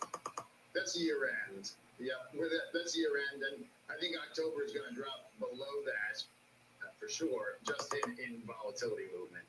But there's nothing out here indicating that this market can take off and really push that to that 5,000 level. Let's just say because the Fed keeps beating that drum, threatening to raise interest rates. Now, I don't think they're going to do that. And hopefully they don't, if you never know. I don't think they're going to do that, but we're not even going to start to hear chatter about, interest rate cuts until mid next year. So with them keep on, threatening to raise rates, that headwind against all markets, I don't see how this economy and this market can pick up in any reasonable way, which is where I think we're going to end up a little bit lower than we are right now. Honestly, today was a little surprising, especially with that good, inflation news. Right, the PCE came in a little cooler than expected. I mean, the price pressures basically eased to the slowest pace in 2 years, and much of the print was in line. It was what we expected, right? You can call it Goldilocks or whatever you want to call it. Nothing to really jostle this market. So why a sell-off today? Is this just a little exhaustion? I mean, energy is the worst performing group. In fact, energy down over 2%, but financials right behind it, down 1%. Why a sell-off like this, which now really has gained steam over the last hour or so? Yeah, people are just fearful. The market was up pretty big and has been selling off. You're going to find a lot of people, taking money off the table. And the fact is, cash is now competitive with the stock market. If you can get 5% in a fully liquid situation, people are willing to sit on the sidelines, and that's not helping anything at all.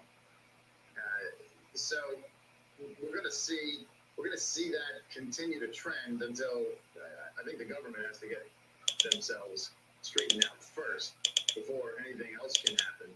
We're encouraging our clients to really stick in that, what I call that fixed income sector, but like bond and bond-like instruments, making sure that maybe we're stretching our duration out just a little bit and focusing on things that are going to pay us some more in the long run, while we kind of tread east to west in these markets now. All right, let's get to some names we like here. We recently had Kenvue here at the New York Stock Exchange. That was spun off from Johnson & Johnson, but since we've had news on Carnival Cruise Line, and that's a more widely held stock like them, let's start with that. You like that name?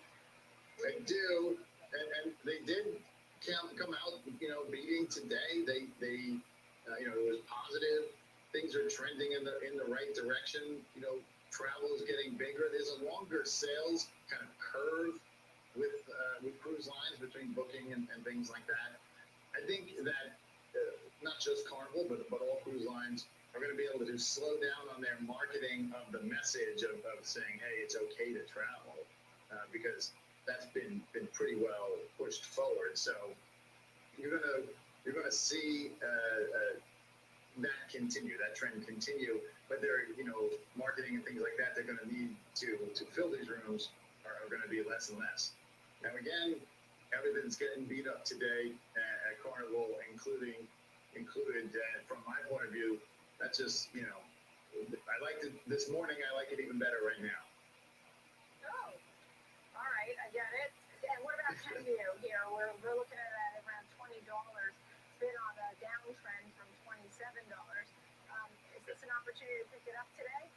It is. I like it to go back up somewhere in the 25 to 28 range. These are all brand names, things that we've all heard of. Listerine and baby shampoo, Tylenol, things like that. But the good news is there's no liability to that whole baby powder, talc litigation, right? So they've kind of skirted that problem. Again, nice dividend yield, 3.5% here.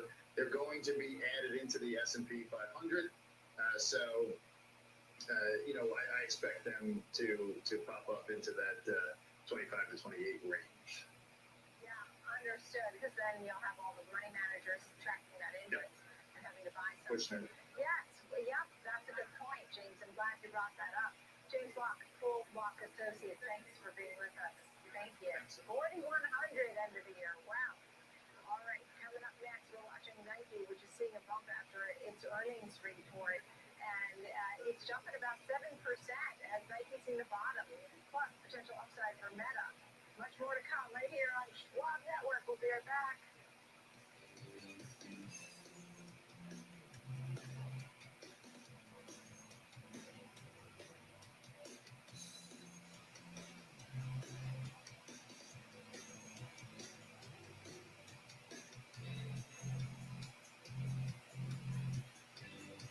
I remember when I first started flying and we would experience turbulence, I would watch the flight attendants. They're not nervous, then I'm not going to be nervous. Financially, I'm the flight attendant in that situation. The relief that comes over people once they know they've got a guide to help them through, I definitely feel privileged to be in that position.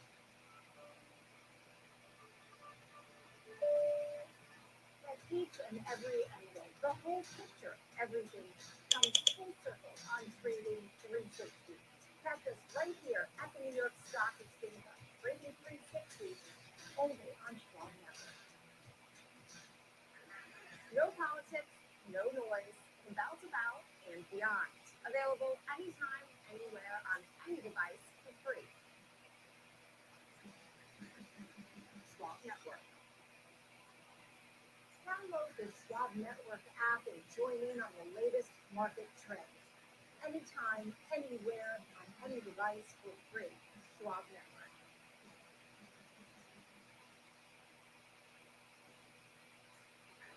Download the Schwab Network app and join us to follow all the market trends.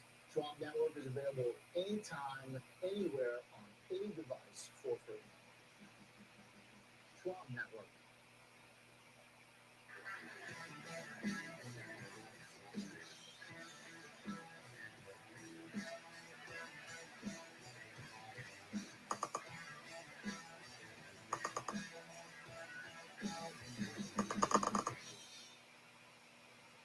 There's no place like the New York Stock Exchange. We got you covered, the biggest stocks, the biggest trends, all the market news. The watch list with me, Jake Hennessy, 2 p.m. Eastern on Schwab Network.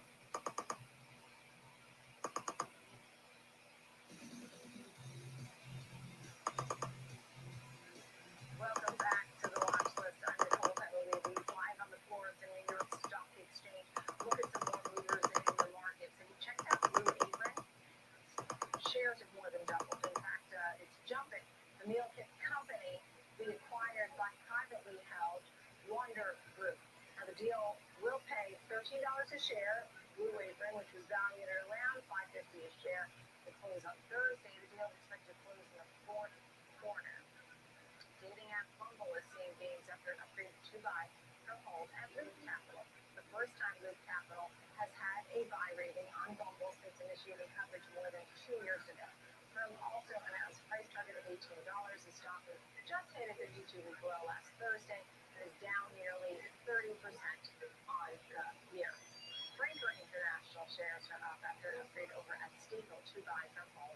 Analysts noting that company's effort to turn around its Chili's brand, saying it's mirroring the playbook for names like Olive Garden, Popeyes, KFC. It also notes a chance for expansion, and Brinker's raised the price target. So we see the price target has been raised to $45 from $38 by the analyst. And price target hike from Morgan Stanley and Zscaler to the upside.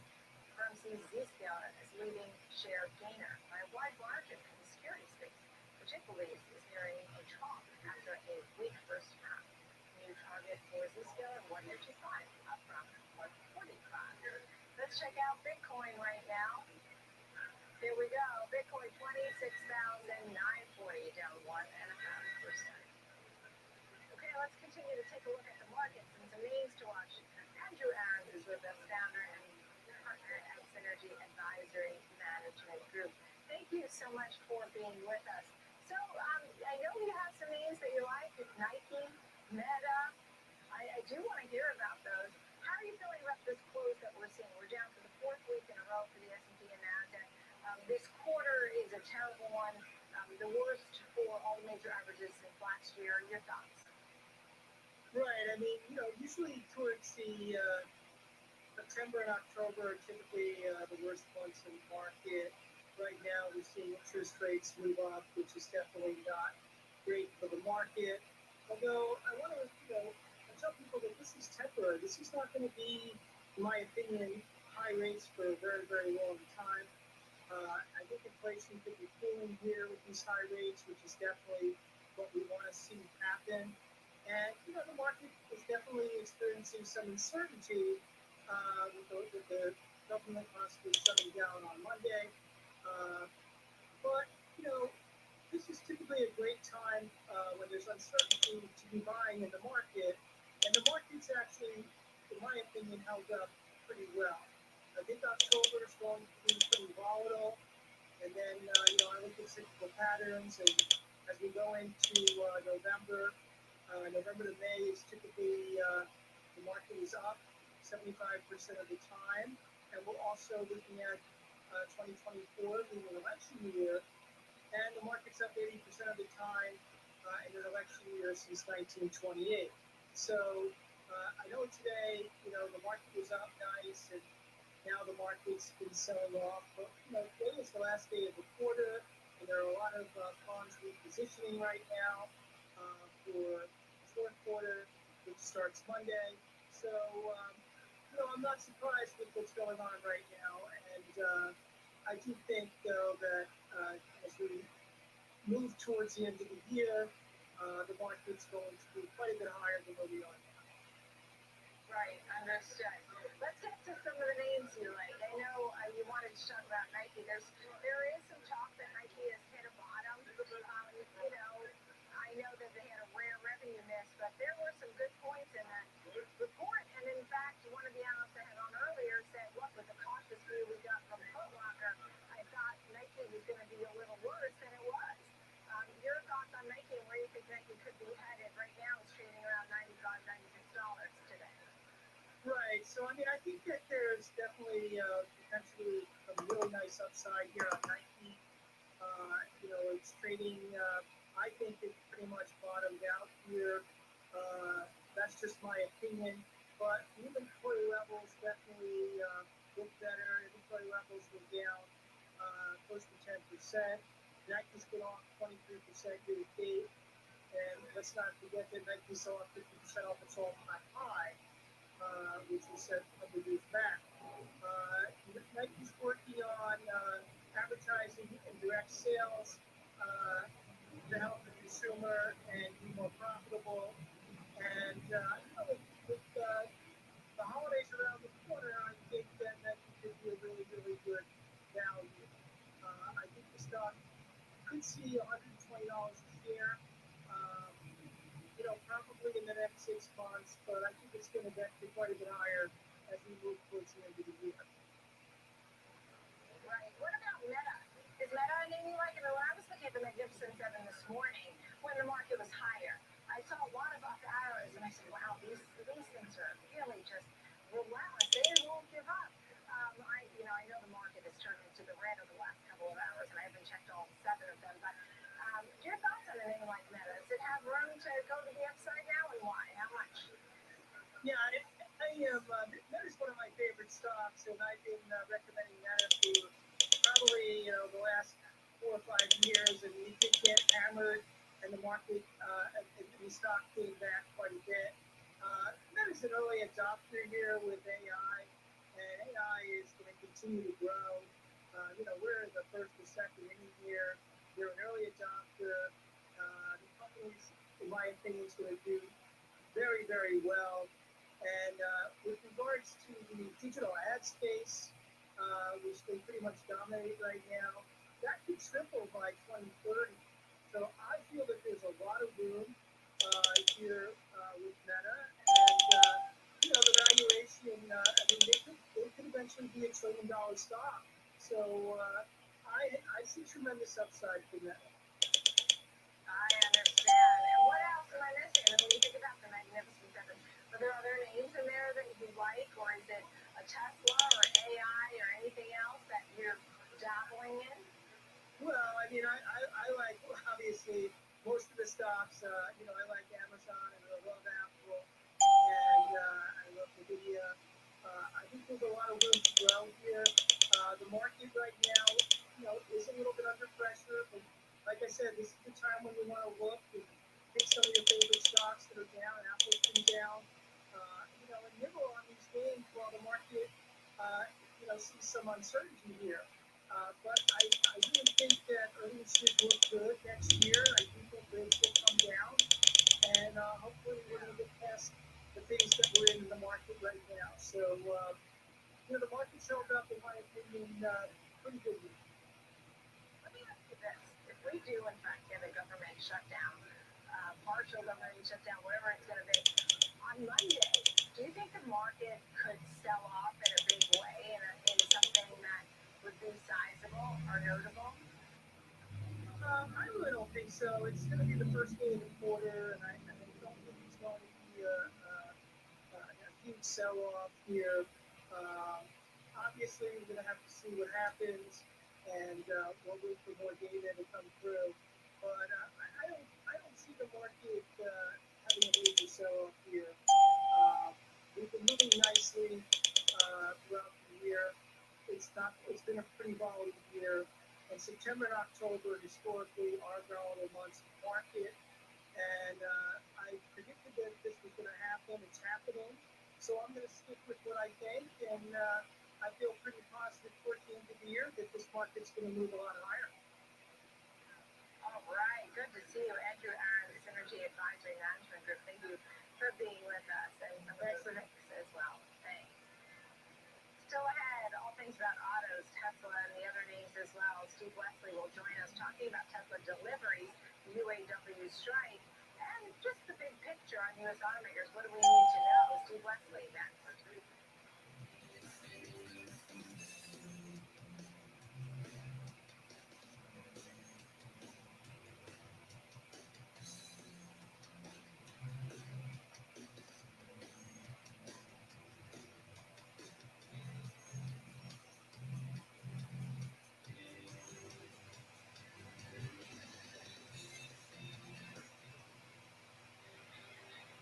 Time to move forward. Find the next track.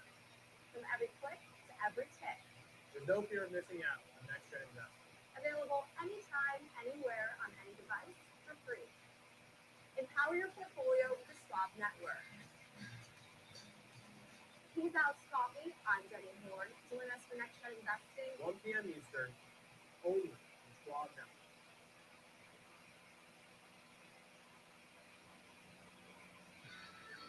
Every morning, every trade, always live. Expert earnings analysis, in-depth technical insights on every changing trend in markets. Available anytime, anywhere, any device for free. Welcome to Morning Trade Live on the Schwab Network. I'm Oliver Ring.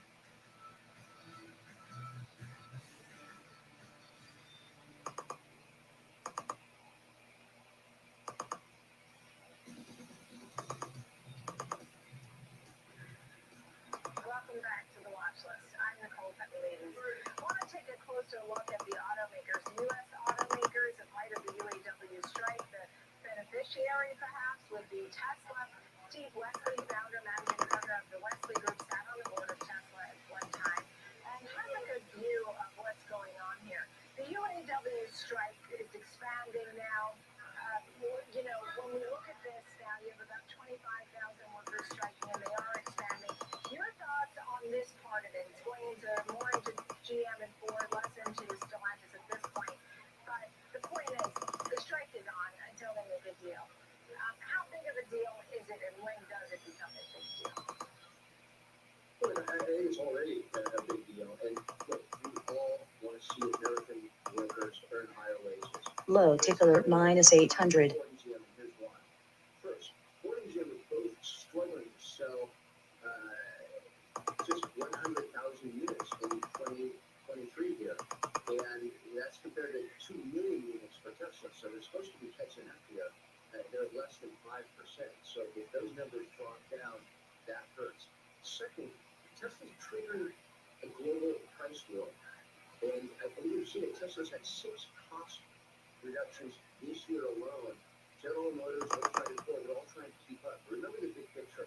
Not only is Tesla selling a lot more electric vehicles, but their net margins are 12.9%. Compare that with 6% at GM, 4% at Volkswagen, 2.4% at Ford. If you're raising rates, costs of those companies, that's coming at just the wrong time. Now, the good news here is for consumers. Tesla sees an advantage, they're seizing it. The Chinese will come to that. BYD are doing the exact same thing, driving costs down. EVs are going to be cheaper than ever before, but it's going to put the squeeze on automakers with high cost structures. So GM and Ford need to be careful. There's something to watch. Yeah, I thought it was interesting because the President of the United States, who's a union-friendly president, I don't want to put the politics in there, but, you know, maybe it's cutting the CEO's salary or something. He's marching with them, sort of implying that they should get more. And I know they were asking for 40%, he's down to 30%. But if these automakers are really barely making the line, Elon Musk, for example, said they're marching themselves straight into bankruptcy if they give in to these higher wage demands and a 32-hour work week. There's a real disconnect, isn't there? Quickly, because I have so many questions for you. Yeah, there is, and Elon may be a little crazy, but on that one point, he's probably right. Again, we want to see American workers getting paid more, but in industries that are struggling to be competitive and break even, and make no mistake, the entire global auto industry is going all electric. It's a race to see who can get quality EVs to the market most quickly at a good price. Tesla's done that a little better than anyone here before. Chinese are putting pressure on it. So the American automakers are going to need to get more efficient more quickly. I just went through the gross margin numbers, or net margin numbers, but Tesla is at 12.9% in gross margins. GM, Ford lagging quite a bit. Something's got to give here. So I'm hoping that with the new battery production and so on, and other efficiencies, GM and Ford can bring margins up and be competitive. They're going to have to kick into a higher gear sooner rather than later. And the Chinese are coming. Yeah, well, that's the thing. You know, Steve, I had on a whole bear debate recently. It was really about Tesla. I'd love to ask you some poignant questions, and you can respond to them, because I think that, you know, the first one is Tesla. The argument was Tesla makes batteries, Tesla doesn't make batteries. Does Tesla make batteries? Yes or no? Have they made a battery? It's not a black and white question here. What they do is they partner with CATL for Panasonic and the LG Chems of the world. Low ticker minus 800. Battery production in-house. They have a cost advantage over virtually everybody else except for the Chinese. And that is part of the reason they have such high gross margins, which is great news. Second selling OTA, over-the-air software services. That's great. Third, we'll be the world of monetization. So that's what's going to be in place there. The Americans are going to have to keep up. The Chinese are coming quickly. This market's passing. It's going to be restructuring at the global auto market like we've never seen before. Are you concerned about Tesla and Liberty's monopoly power or market share when it comes to the other automakers, particularly in China? Yeah, absolutely. I'm an American. I want to see American companies win when it's Tesla, GM, and Ford. Right now, here are the numbers. Tesla has 21.7% of global EV market share, and again, EVs are what matters. Every auto company is going all electric. BYD, fairly close second to 16.2%. There's a huge draw to the other Chinese companies and Volkswagen. So you've got to get EV production up and going. You've got to do a conflict. And BYD is really right on Tesla's heel. They have a good cost, low cost, Chinese government subsidizing batteries. That's going to be the real smackdown. But there's a lot of concern about whether people want to drive a Chinese car, not just because they're a competitive country, but because cars are now built with IoT devices. A lot of car that could be, or frankly is listening to you, and a lot of people make a choice now. Yeah, and when it comes to valuations, I mean, I know Tesla has a lofty valuation. I mean, we've had guests on who think it's worth $25, basically, which seems significantly undervalued for a name like Tesla. What kind of stocks do you think can have some upside potential in the world of autos? Here or above? Well, I think there's three to look at right off the bat. First, let's get real on Tesla. Most profitable auto company in the world, growing 40% year over year. They'll be over $100 billion this year. They're trading at a 7 or 8x multiple. That's not bad for a company with numbers that look more like a tech company than an auto company. Give them credit. If you're looking at a bet in the auto market going forward, I think you have to take a long and hard look at BYD. Keep in mind, they're not only a leader in the Chinese market, the world's largest auto market, they're already selling a lot of vehicles in Europe, South America, Mexico, Israel. They're at the deal. You said you have to take a look at? BYD. BYD is right on Tesla's. Or drop that line. Okay. It's not about the money. I think you've got to get close up to Hyundai. Hyundai's really jumped to the core of Volkswagen. Those are the major competitors, if you will, Europe, Korea, China. I see. In the meantime, the UAW strike. Any final thoughts for GM, Ford, and Stellantis? And any big picture trends, whether people are trying to shop for a car or anything you want to add? Well, look, my advice for them is get this settled soon. And you may feel like it's a victory to have higher wages, and I'm all for it. But at some point, you've got to keep an eye on those margins. As you said, whether it's cutting senior executive staff or making assembly lines more efficient, that's going to be the key to winning in the future. Today, here's one last fact for you. Tesla can make their Model Y in 10 hours. That is compared to Volkswagen, it takes Ford and GM closer to 30 hours to roll from the assembly line. You've got to put all your attention behind this, and you need to understand this as well. It's all going to be about commoditization, higher efficiency, higher gross margins. That's going to be the path to winning. I just hope the American companies will figure it out.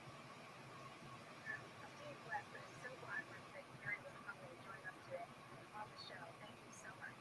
Absolutely. Still ahead in the second half of our show, we're taking a closer look at the valuations of some of these restaurants and why Wedbush actually sees a potential opportunity in the full service segment. We'll explain that. In the meantime, take a look at winners and losers in the S&P 500, which is at 4279 right now.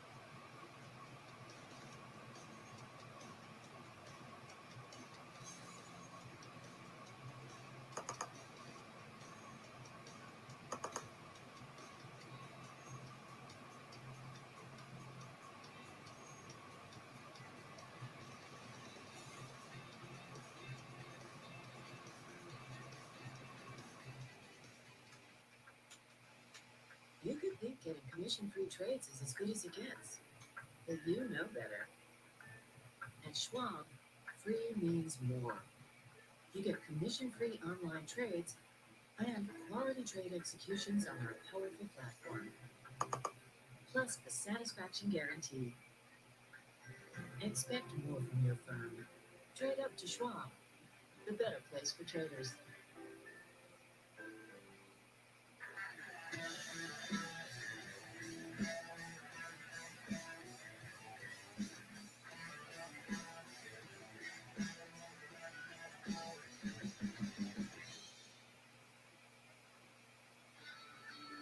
Every morning, every trade, always live. Expert earnings analysis, in-depth technical insights on every changing trend in markets. Available anytime, anywhere, on any device for free. Welcome to Morning Trade Live on the Schwab Network. I'm Oliver Rennie.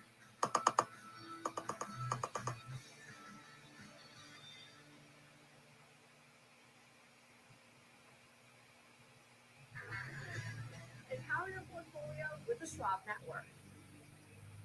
Available anytime, anywhere, on any device for free. Schwab Network. Kickstart your morning with a full dose of commodities, technical analysis, economic data, and live reaction in global markets. Available anytime, anywhere, on any device for free. And available on all your favorite streaming services. Futures with Ben Lichtenstein every weekday, 8 a.m. Eastern on the Schwab Network.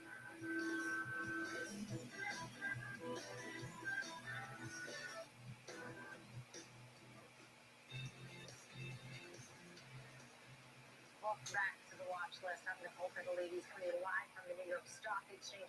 90 minutes left in the trading session. It is a tough day on Wall Street, and it's pouring outside. A state of emergency.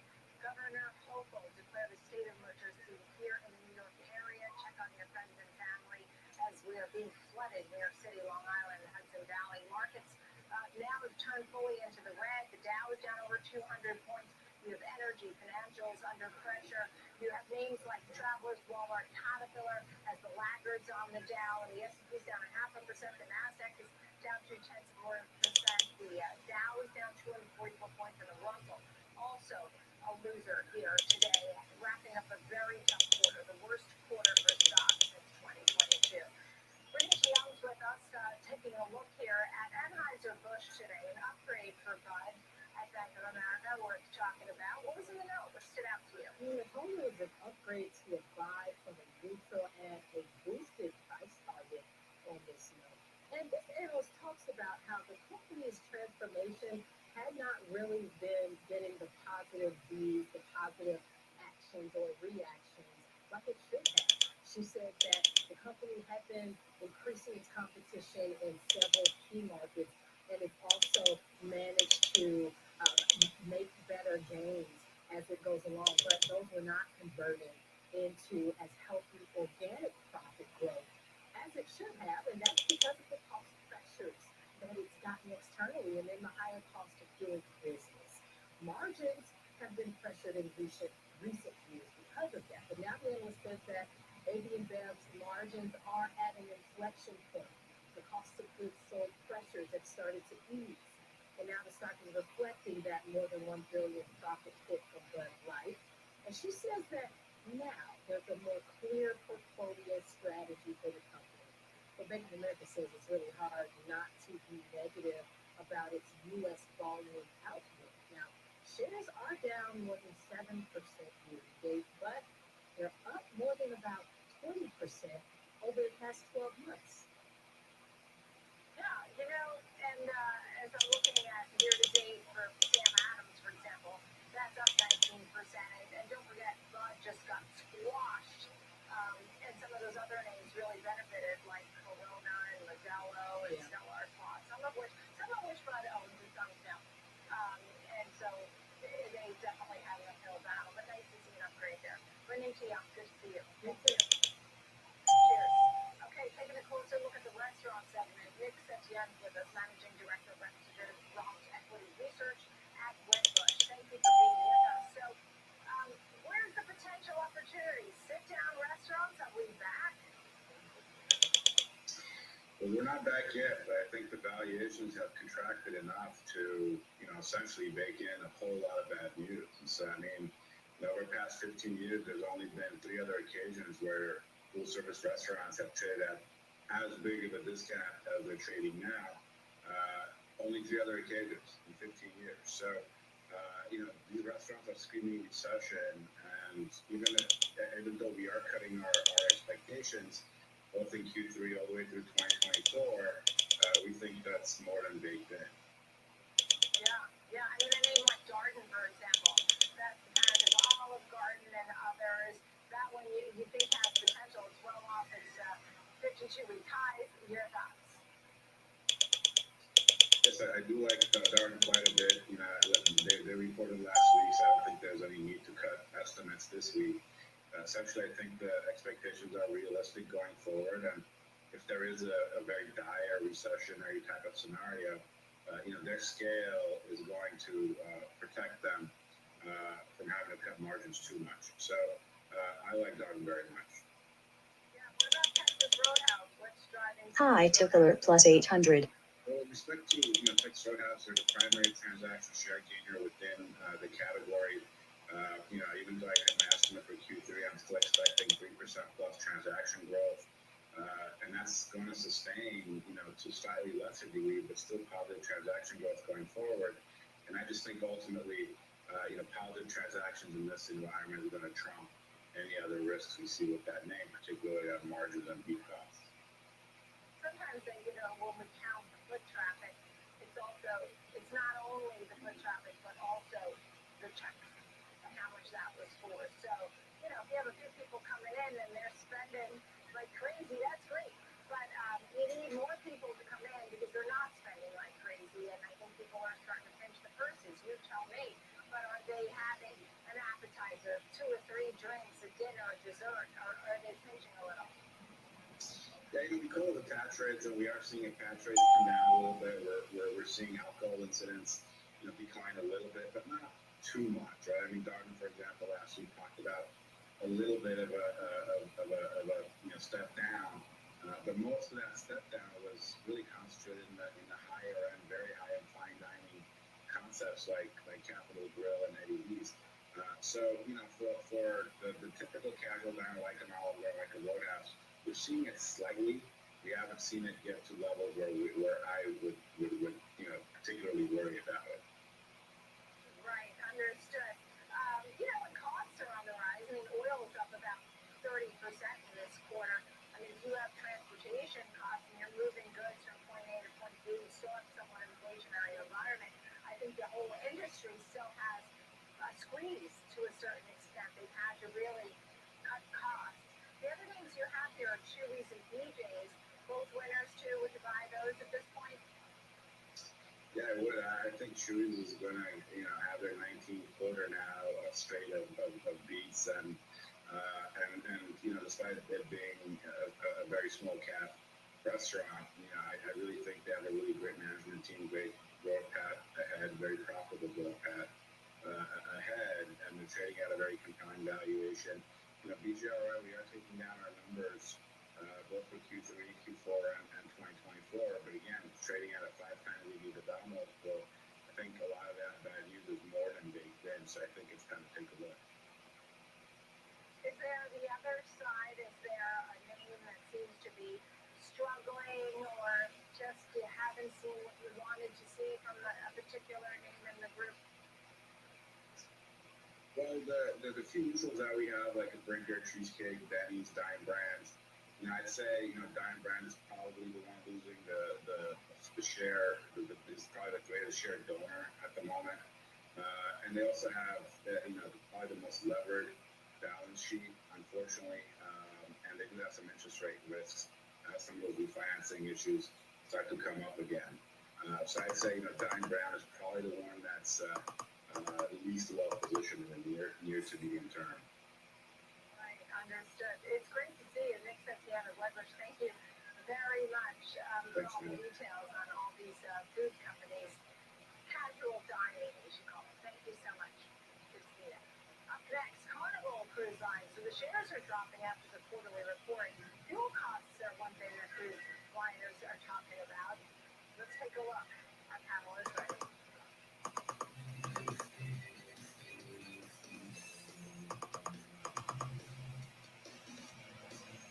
Young lady who was mid-30s, couple of kids, recently went through a divorce.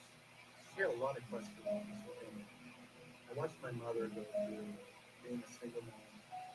At the end of the day, my mom raised 3 children, including myself. And so once the client knew that she was heard, they were helping her. The client won't care how much you know until they know how much you care. Download the Schwab Network app and join in on the latest market trends. Anytime, anywhere, on any device for free. Schwab Network.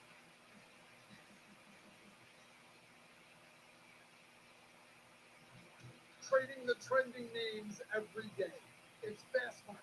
Ready for you, ready to go. I'm Kevin Hicks. Catch me on Fast Money. Weekdays at noon on the Schwab Network.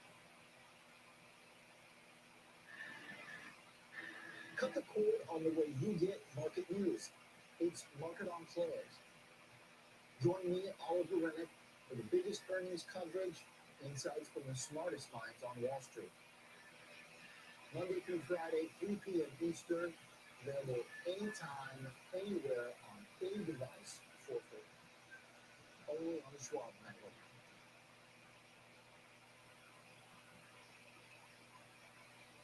No politics, no noise. From bell to bell and beyond. Available anytime, anywhere, on any device for free.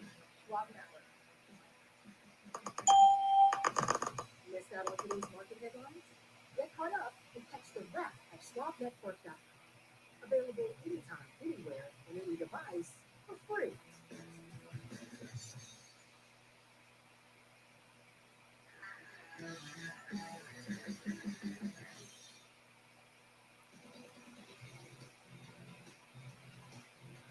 Welcome back to the watch list. Time to take a look at Carnival, the travel season, some trends to watch. Jamie Katz is with us, senior equity analyst at Morningstar, and Owen Riebel, CFT senior manager, trader education at Charles Schwab. Thank you both for being with us. Jamie, I'll start with you. What did you make of the Carnival Cruise Line report? What was your takeaway? Well, I think the important thing to take away from today's report was really that the momentum in bookings have not slowed down. While the cost environment has really worked against Carnival in the near term and in recent periods, that is something that should alleviate over time. And really the appetite for travel should continue to bolster the top line.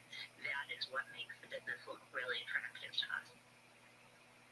Okay, and Lee, what did you, I know you looked at the positives and negatives. What jumped out at you? Well, I agree with Jamie that their forward bookings are really strong, well above the high of the historical range. Their prices that they're getting also. Their passengers carry were up 40% year over year, and 3.6 million passenger cruise days. That's 46% higher as well. The issue, though, I think, is that we saw the stock react negatively during the conference call, I think, because they were pushed to give guidance for 2024, and they were kind of reluctant to do that. And as soon as they did that, Royal Caribbean and Norwegian also started trading lower. So that was one thing that I took away from it. As a matter of fact, they narrowed their guidance at the top range for the rest of this year as well. So they also mentioned that they aren't hedging their fuel costs right now, but as they said, they are having issues with that. But then again, they said that when fuel prices come down, nobody yells at them for not hedging. So I took that a little well. Jamie, your thoughts here. You said that we view shares as attractive for Carnival. It is undervalued. What kind of upside do you see for Carnival versus Royal Caribbean and Norwegian?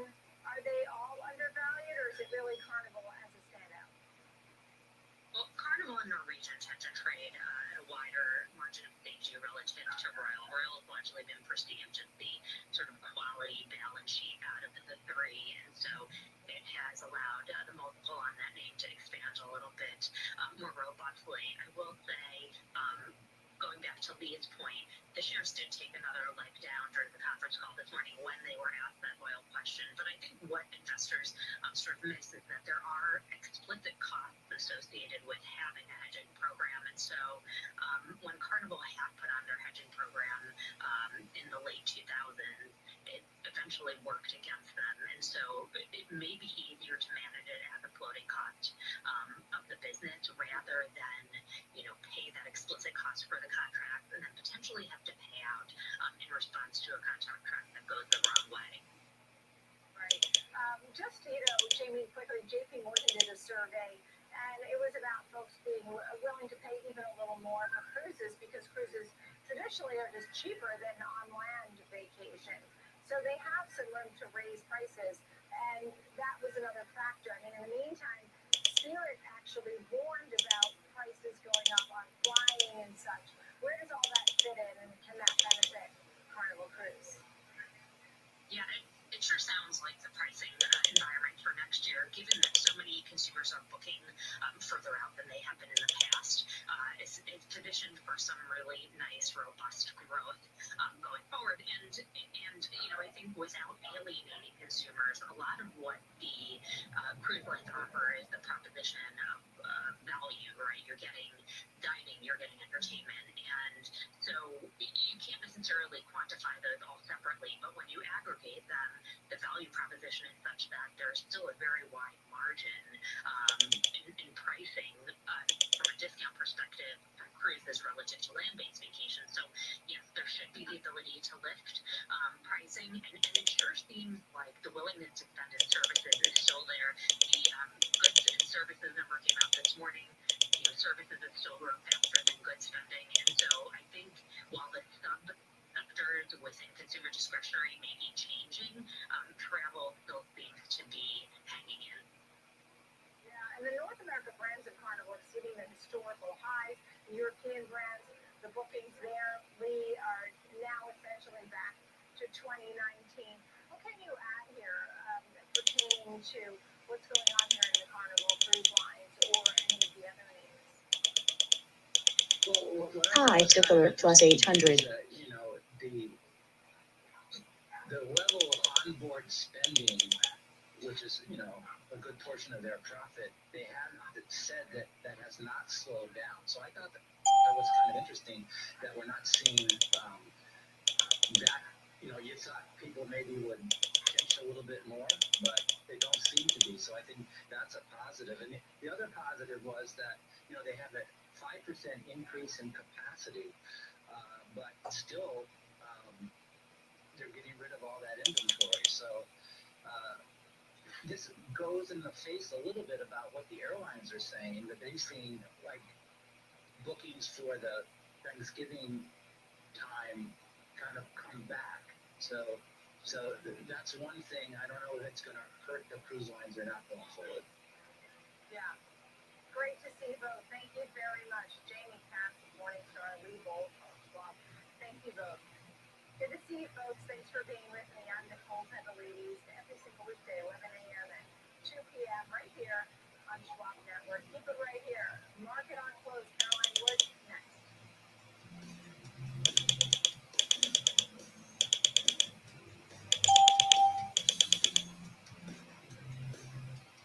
I was born on the south side of Chicago. It was a long road, but now I'm working Extreme high to alert. to help people understand the world through their lens and invest accordingly. You can call us Christmas Eve at 4 o'clock in the morning. We're going to always make sure that you have all the financial tools and support to secure your financial future. That means a lot for my community and for every community. I'm Nicole Penteledes, live from the New York Stock Exchange. Text me on Schwab Network. Available. Hi to alert plus 800. Schwab Network.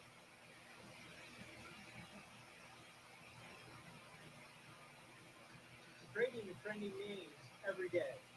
I'm Tom White, host of Fast Market, ready for you, ready to go at 12 p.m. Eastern on the Schwab Network.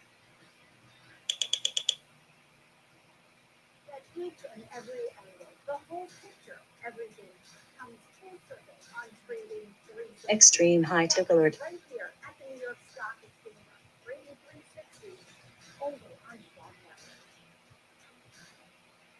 Welcome to Schwab Network, Daily live exclusive content tailored to today's investors. broadcasting 24/7 from the studios in Chicago. And from the heart of Wall Street, the New York Stock Exchange. Up-to-the-minute market insights, Example trades and stock-specific analysis featuring the smartest minds in the business. no politics, No noise. analysis ahead of the biggest events for your time. From bell to bell and beyond. Watch live And on demand. 24/7, 7 days a week. SchwabNetwork.com. And on all of your favorite streaming services. Available anytime, anywhere. On any device for free. Schwab Network. Empower every investor in trading. Everyone is there.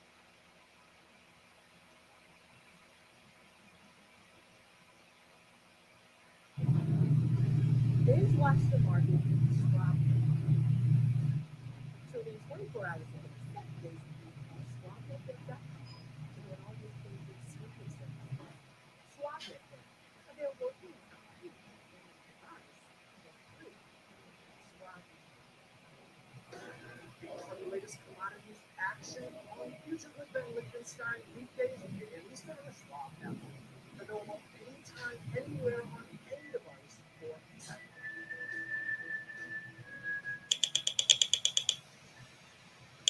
I'm Oliver Rennick. Get ready to cut the cord. Market on close is coming up. High tick alert plus 800. Hosting Trading 360 and the Watch Us live on the floor of the New York Stock Exchange, where we bring you breaking news, experts, CEOs, influencers, and analysts. It's all available on Schwab Network. Extreme high tick alert. Okay, we're back. Nice rally. People covering shorts and monetizing puts. We're getting this nice rally in the markets. There goes AMD. S&P, nice move there. At Schwab, free means more. You get commission-free online trades and quality trade executions on our powerful platform. Plus the satisfaction guarantee. Expect more from your firm. Trade up to Schwab, the better place for traders. Apple on the move. All right, I'm going to sell covered calls again on Apple.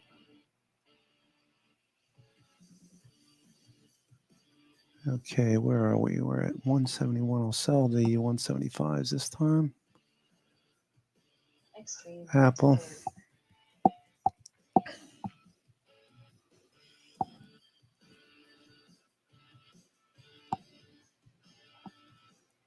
Afternoon. It's 3 p.m. here in New York. I'm live from the New York Stock Exchange floor, and this is Market on Close. Of course, I'm filling in for Oliver Rennick. Caroline Woods here with an hour left in the trading day. Let's take a look at where the market's Yeah, I'll sell the 180s. 180s. negative day, but the Nasdaq has managed to claw back and move back above that unchanged line, up about 0.4% right now. Dow, meanwhile, down about 100 points. A little bit. I'll wait for the markets to move a bit higher. I'm going to sell some calls, cover calls on Apple. I've been collecting credits and buying on dips, buying back on dips, closing positions on dips.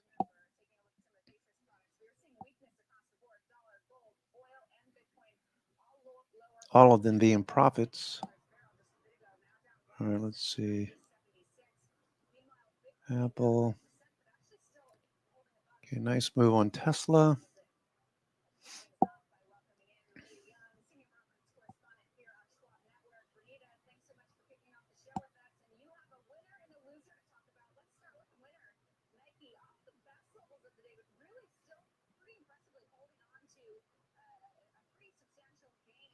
Let's see, Tesla, Apple. Let me see what that looks like on the daily. Apple, yeah, the 21 days right at 175. I'm going to go ahead and sell the 175.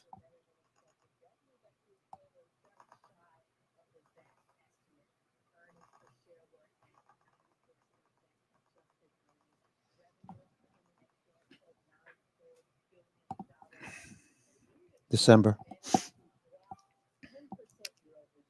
And just as we did that, we pull back a little bit.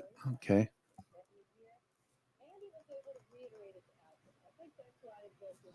A lot of volatility as expected. End of the quarter.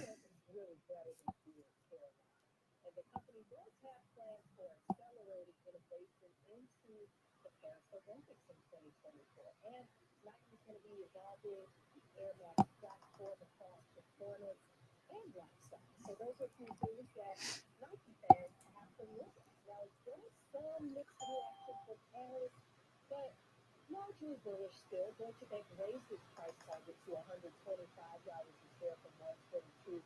Kept the buy rate, and Barclays actually cut its price target on the stock to $119 from $124, but still kept it on the overweight maybe there. Low ticker -800.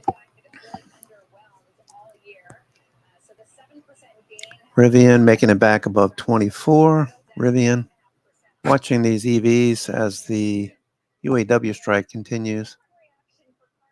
XPEV at the high.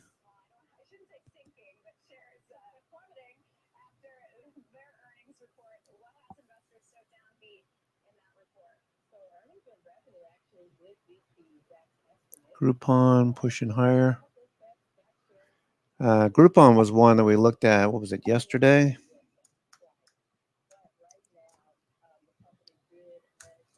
Or maybe Wednesday. Looking for this breakout to continue. We got the breakout today. Groupon finally giving us the breakout on the daily. Okay. So I was looking at Groupon. All right, nice 5-week flag breaking out to the upside. Looking at 2095 as the next level. Groupon breaking out.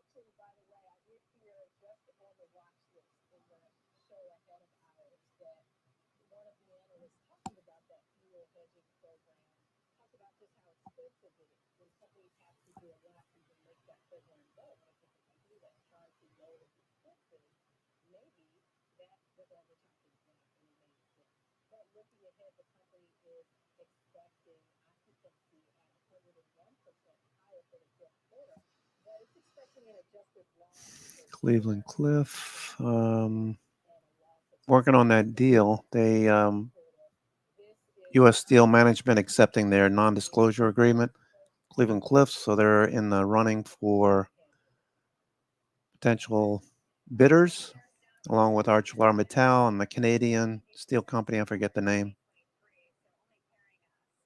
all in the bidding for U.S. Steel assets. Cleveland Cliff, looking good. Unity Software, pushing a bit higher. Let's see, let me look at Unity Software.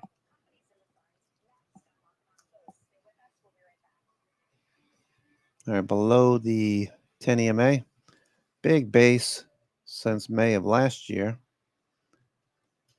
Selling the last 3 weeks. Looking for a bounce back towards 37. Stochastics oversold, MACD turning, RSI turning. Carvana making progress.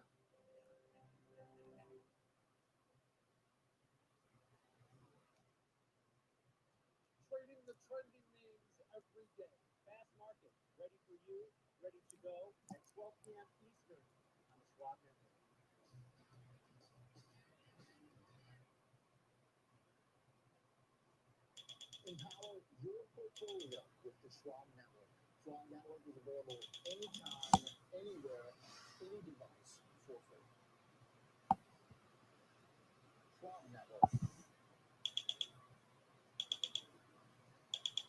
watch the market with Schwab. Our nice rally here. Tune in 24 hours a day, 7 days a week at SchwabNetwork.com and on all your favorite streaming services. Schwab Network, available anytime, anywhere, on any device, for free. Schwab Network.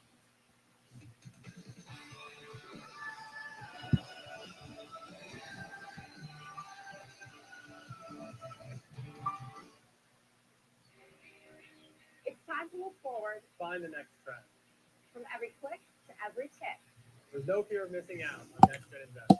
Available anytime Okay. for free. Yeah, it's one of those nice little bounce back to VWAP.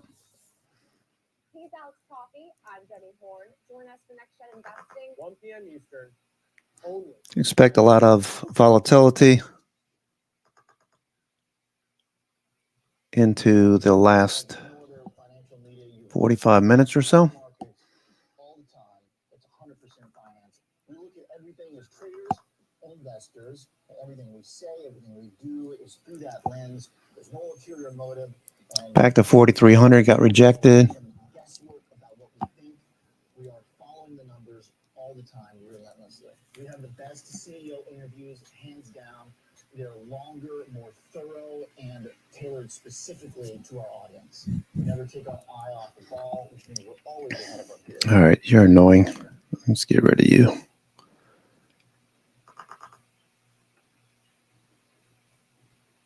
Which is, can the economy? Yeah, Santoli. I like Santoli.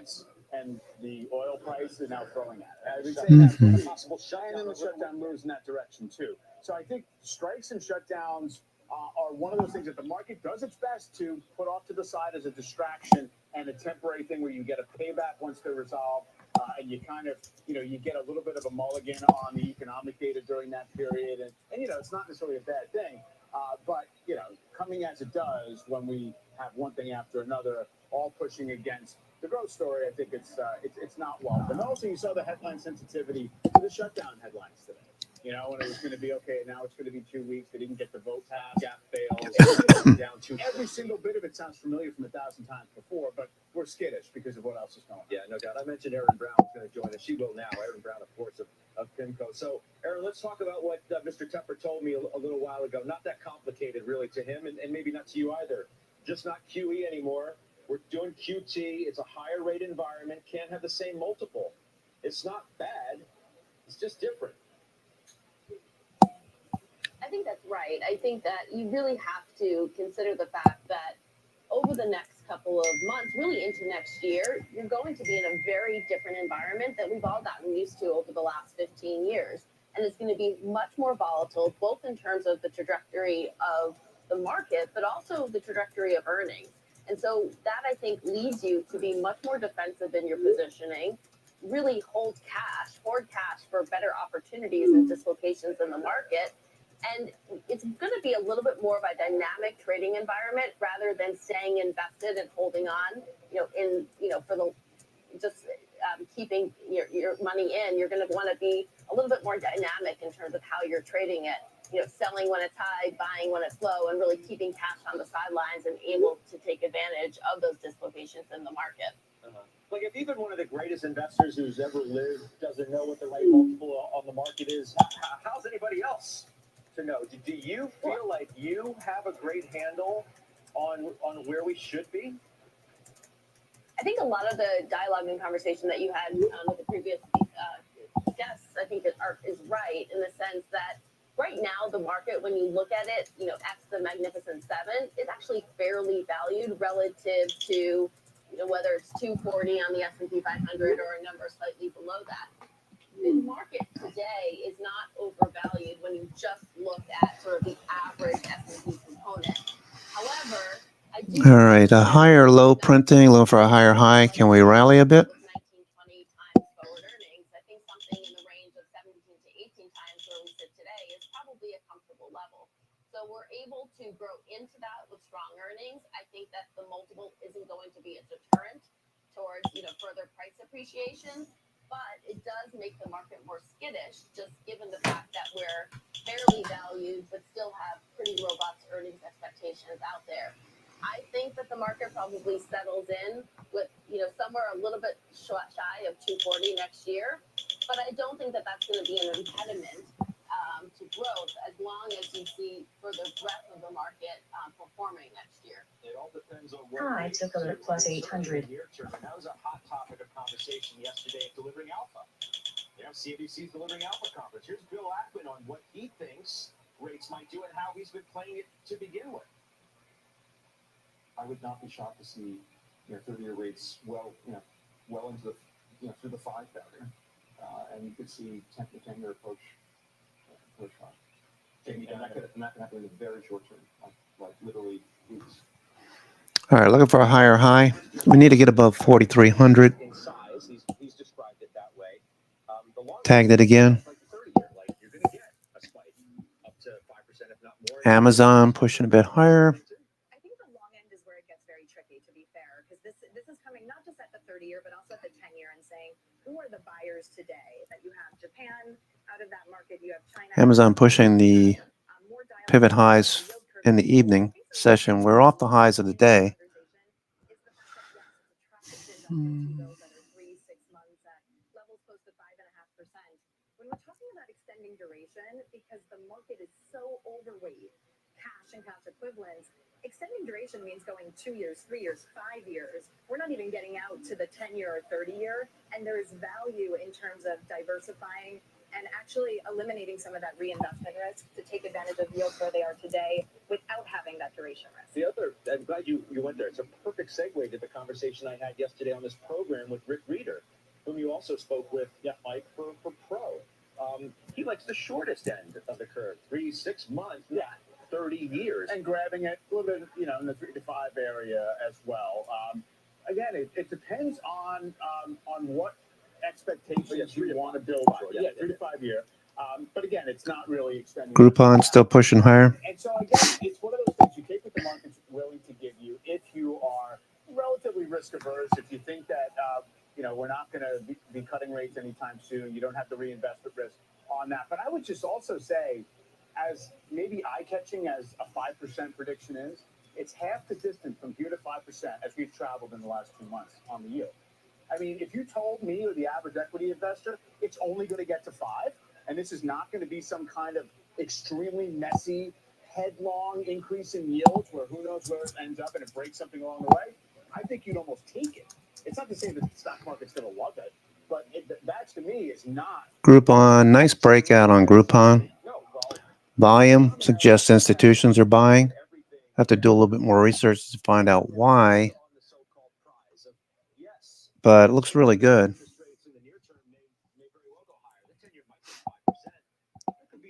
Let me check a couple of things here.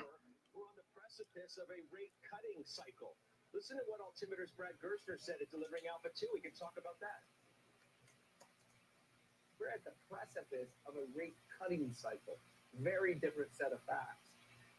But we also may have, in fact, stepped on the economy or slowing it down, but that intends to slow it down. So I'm very optimistic over the course of the next 2 or 3 years. Why?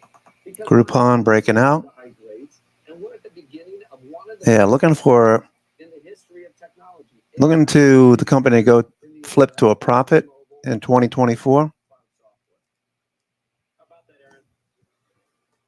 So first, I think the biggest impediment to markets right now is not the level of rates, but it's the pace at which rates have sold off.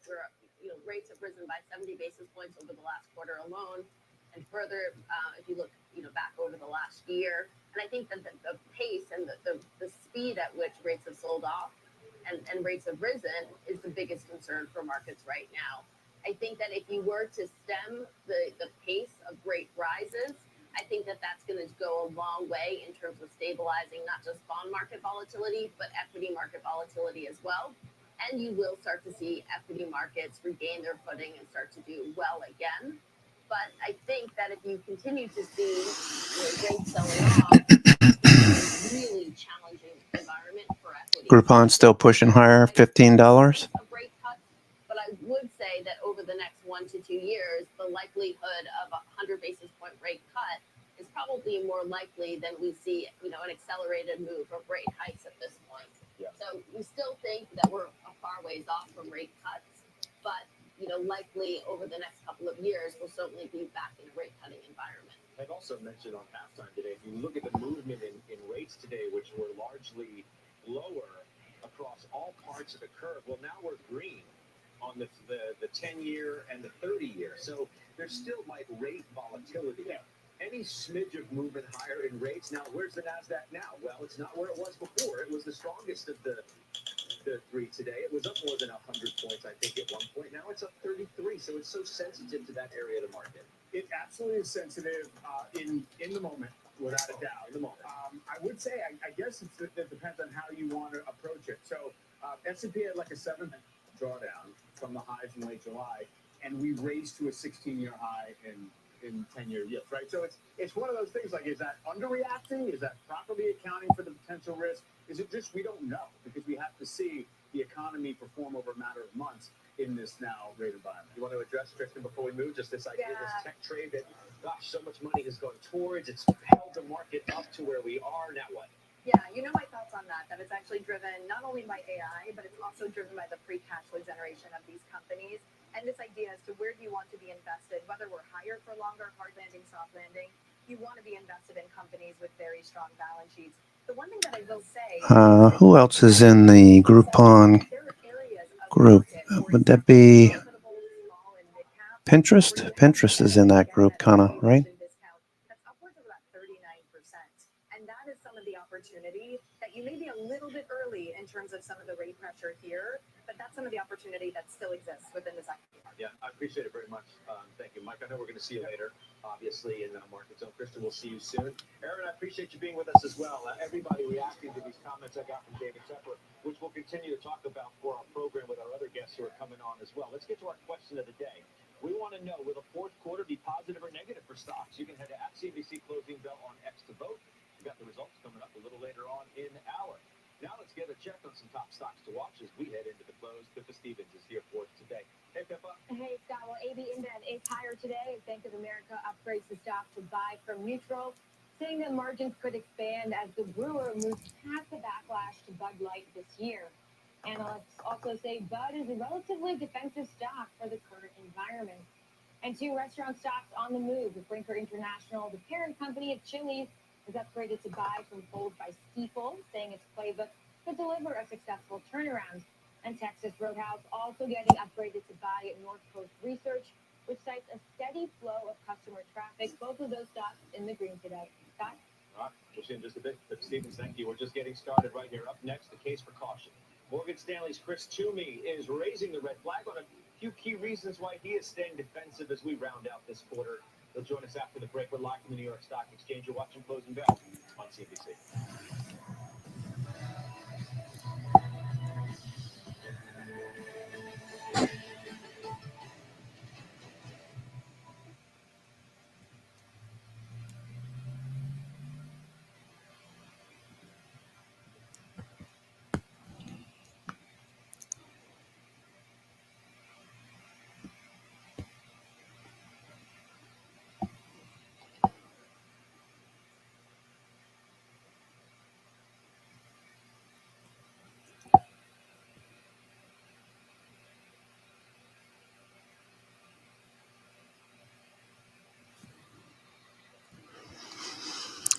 All right, so Groupon,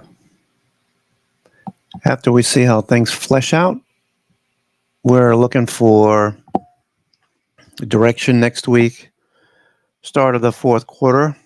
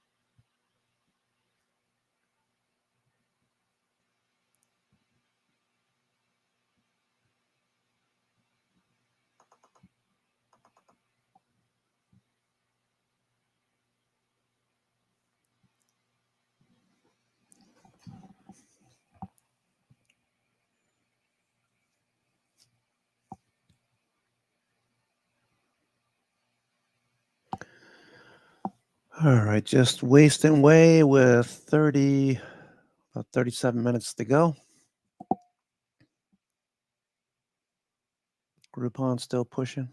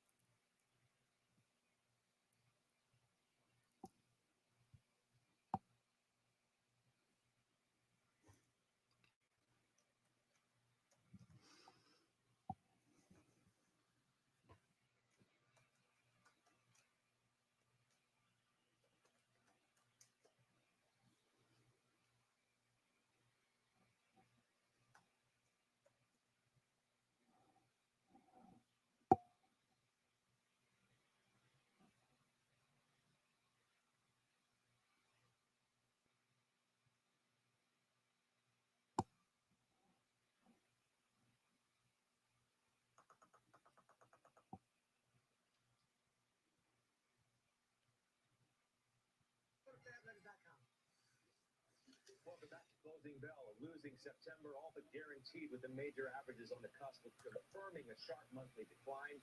That may be all the reason why our next guest needs to stay defensively positioned. Chris Toomey, who runs one of the highest-rated private wealth advisory teams in the country, joins us once again right now. It's good to see you. I mean, you've been largely defensively positioned for many, many months. I want your reaction to what David Tepper told me, Chris. It's not that complicated. You're just not in QE times anymore. You're in the QT era, higher rate environment. Can't be the same multiple as before. Not bad. It's just a different environment. What do you do with that? Yeah, but it sounds familiar. We have been concerned specifically around the fallout effects with regards to QE being removed and moving into QT.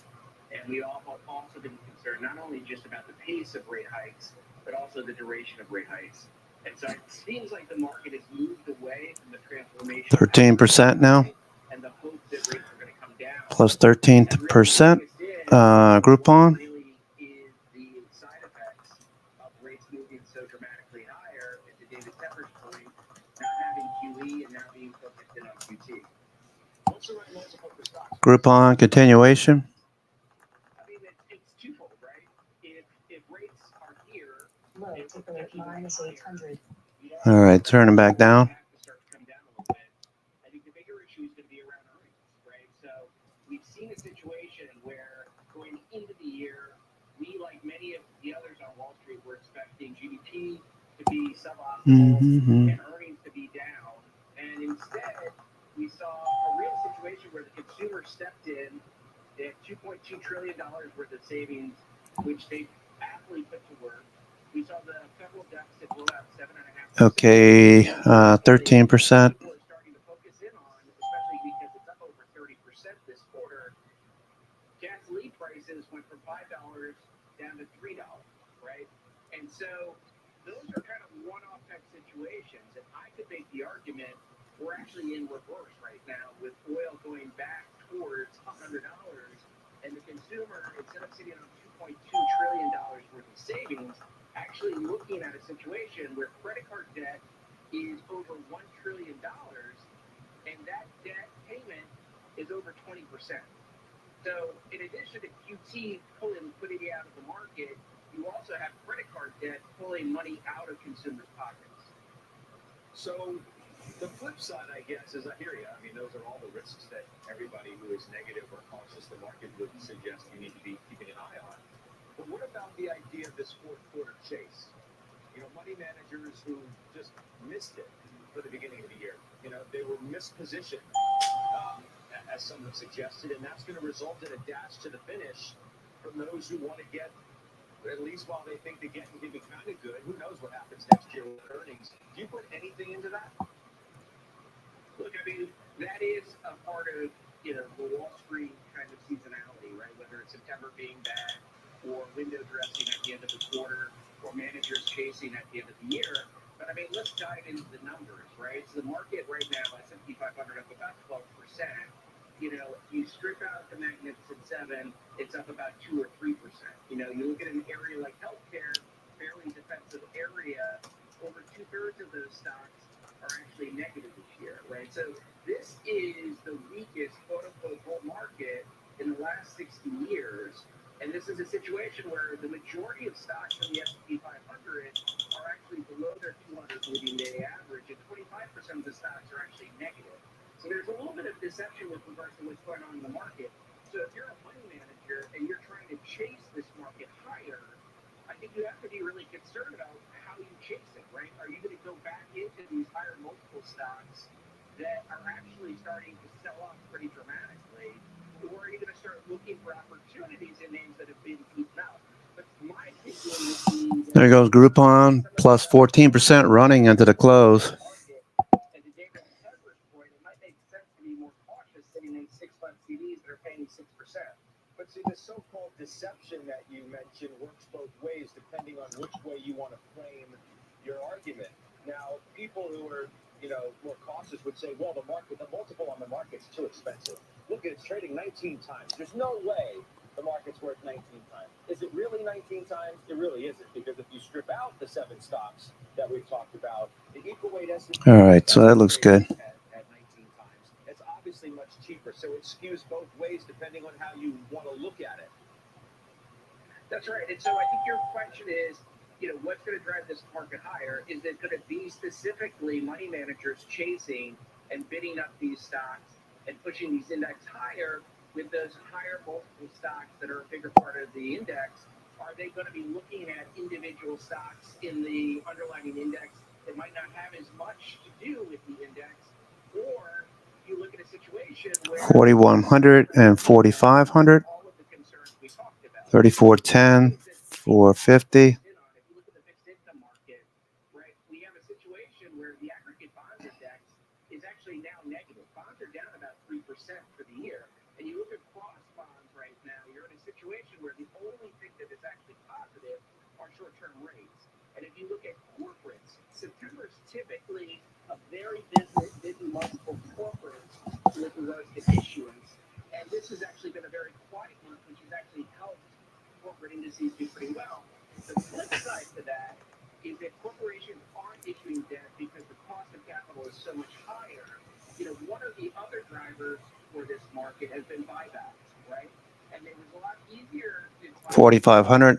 when you could issue debt at really low prices and then go buy back stock. This is a different situation now because of what's going on in the bond market. Now, I don't know what your current level of cash is relative to history or how you're sort of advising that at the moment, but are you individually thinking about, I want to get a part of this chase too? Maybe I've been a little too cautious, and you're thinking about deploying some of your cash now for whatever kind of run might exist between now and the end of the year. Yeah, I think we have a plan with regards to putting money to work because we do have more cash than we'd like to. 75% of Okay, Microsoft, a little pop there. Okay, Groupon. Doing very well here, Groupon. Recognizing that there's going to be a great opportunity to buy some of these companies at better prices. And it's coming back, right? So if you look at corporate spreads, they're starting to go out a little bit more. So instead of being on treasuries, we're starting to add in some more corporates and some other areas of the fixed income market that looks good. In the same sense, we're adding to select names that have better balance sheets and are growing dividends so that we're getting that cash flow for reinvestment. So we are slowly but surely, as the market coming down, getting more comfortable with adding more to the market. Appreciate your insights as always. Yeah, what I like about here. That's doubling down on the bull case. NFJ's John Mallory. He breaks out his playbook right here at Post 9 as we look towards year end. He reveals the parts of the market where he sees some serious strength right now. He'll tell us next.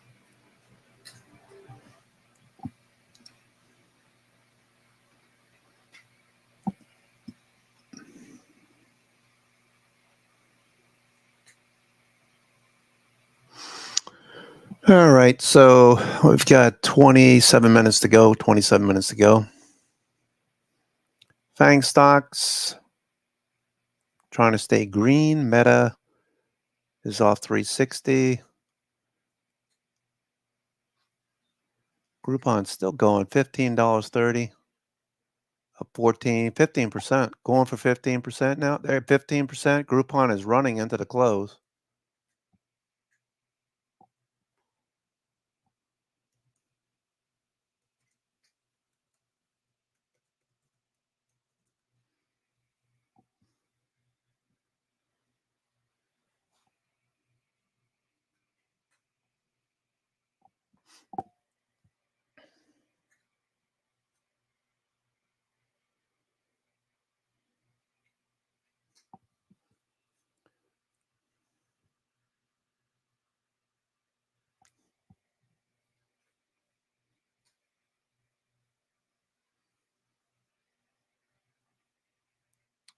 Alrighty. Carvana sold some covered calls, rolled some up to 45 for a credit.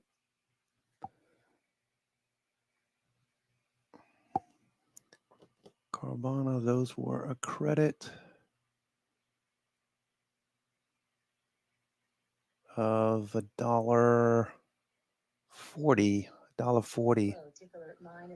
Carvana, I rolled up from January to from December to January, the same strike, 45, and I collected $1.40 per contract, $140 per contract. I keep doing that. My Carvana base price is down there near 36. Actually, it's below 36 now. It was 36 before. Carvana shares.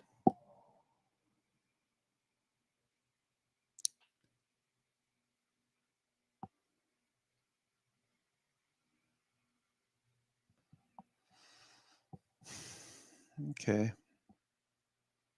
What else? Apple. Apple rolled out the December 175s for a credit.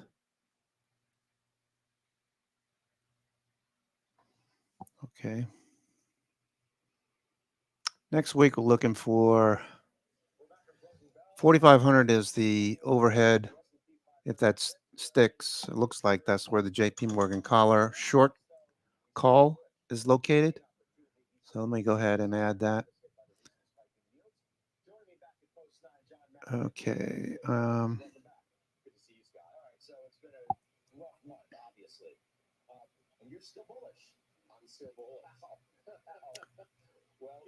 I'm surprised that Wapner is surprised that people would be bullish going into October, November, December. Okay, so we had the 4210. You know what? I'm going to change the colors here so I know what the last one was.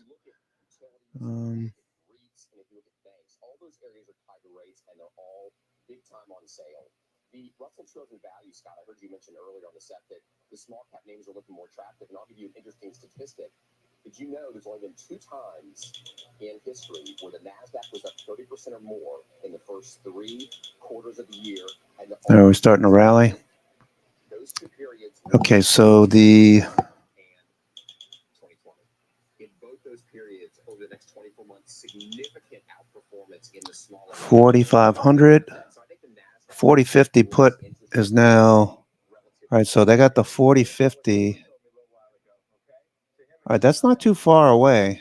4250 put, they are long that. And reduce the size of that.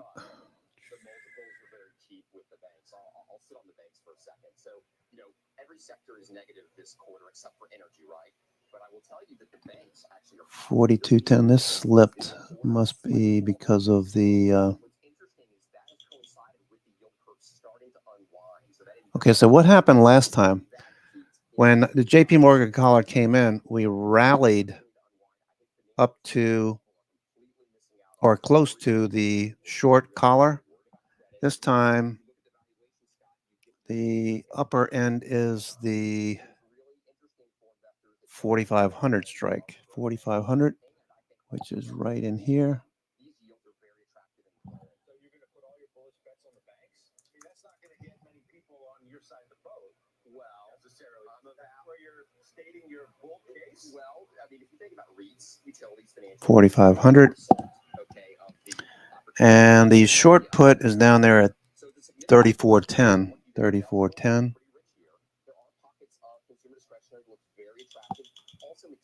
34.10. That's a long way down there. All right, so that's below where we are right now. All right, 34.10. 34.10 put. I'm already getting yield. What am I doing in those things? Or I'm doing what Tepper did. I've got 6% on Okay. This is why the opportunity. Short the call is 4,500. Okay. All right, so we got the new levels. You have the best balance sheets, right? You don't need to access debt markets. You got you're sitting on mountains of cash. Correct, but you're paying a lot in terms of multiple. I mean, why were people selling tech a year ago? They were selling it because of interest rates. They've forgotten this. Now they're owning. Don't forget, just because Because of AI. Well, AI, yes, but did rates not matter? I mean, that's almost like a fairy tale now. It's like, is that really the reason that people were selling these? I mean, what I would argue is that the upper level was taken out. that's creating the opportunity. Utilities underperformed the S&P by 27% year to date.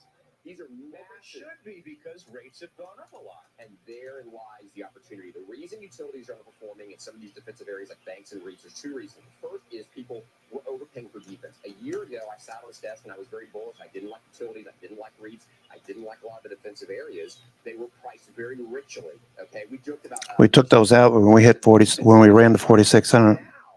those areas are being dumped because people are chasing performance. They're chasing the under allocation at tech. And every reason you just stated is why these are big time on sale. Earnings. You were assuming that they're going to live up to the so-called hype, that, you know, we get back to growth here in the fourth quarter, and then, you know what I mean, overall earnings projections for earnings growth are expected to go positive. Yes. And then as you get into the early part of 24, they're supposed to be even better than that. Yes. So as a full group. Well, so again, I'm going to be a little bit choosy here. I'm not going to just brush everything. We're looking for specific areas we want to target. If you look at REITs, for example, many of these REITs, like in the multifamily space, like Mid-America Properties, they're actually raising their guidance, Scott. They are growing their FFO. Home builders are really expensive, and the multifamily REITs are very cheap. Okay, we just bounced off the 105. Okay, fading a bit. Ahead of a possible recession, well, I think the recession's priced because they're underperforming by so much in the recession's price in the banks. If you look at the valuations, it is back to March of 20 and March of 08. So Okay, we've got I think that's an interesting question. Low ticker minus 800. They've been blasted. Is it a soft landing for the bond proxy? They've been blasted. Is it 19 minutes to go. That was a nice little run up. 16%. Groupon, 16%. Everyone's focused on this top group. And let's not forget the Magnificent Seven were the measly seven not that long ago. NVIDIA, one of the best companies in the world, was down 65% last year. Now everyone can't get enough of it. Well, because their growth projections have gone way up relative to AI. They were talking about AI in 2022. We weren't, but we're paying a lot for that now. We're paying a lot for that. The price to sales ratio. The valuation on NVIDIA has come down over the last 2 quarters. The PE's come down. The price to sales is near all-time highs. Price to sales, maybe, but 33 times. As guidance has gone up, the multiples come down. Correct, but if you look at the earnings trend on NVIDIA, I would argue that a parabolic move like that, where a lot of people are pulling demand forward, is going to be challenging for them to sustain. It's an amazing company. They can do very well, but I would argue that on price to sales, some of the other metrics, you are paying a lot. You're paying way more for NVIDIA price to sales than you paid for Intel in 2000. Way more. You're paying 10 times price to sales for Intel in 2000. It's a lot. That's a lot to pay. We'll leave it there. John Murray, thank you. Thanks, Scott. Happy birthday, too. Birthday boy. Thank you. All right, up next, we're tracking the biggest movers as we head into the close. Pippa Stevens standing by with that. Pippa. Hey, Scott, well, we're watching one sector that's swung from best to worst. We've got the details up next. Okay, hope everyone's having a good day. We had a nice run up in the morning, of course.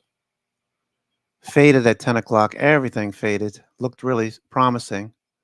We appeared to, we had some yellow bars appearing on TTM, but that quickly faded. We felt either today or Monday being the start of the new quarter, fourth quarter, that we could see a cycle, change in cycle. The way this is looking on this descending channel, wouldn't be surprised to see a bounce next week. RSI oversold turning. Stochastic was above the trigger line, above 20%. Looking for that to turn up, and MACD as well. Volume was pretty decent last couple of days.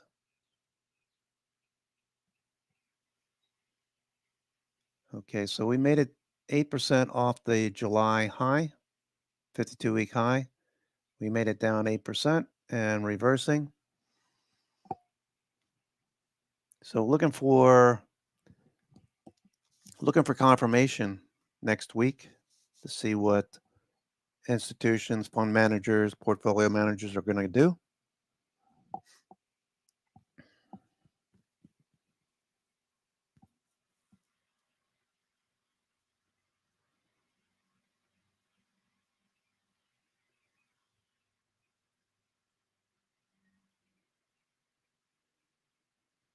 XPEV just shy of the high of the day, trading below 1840.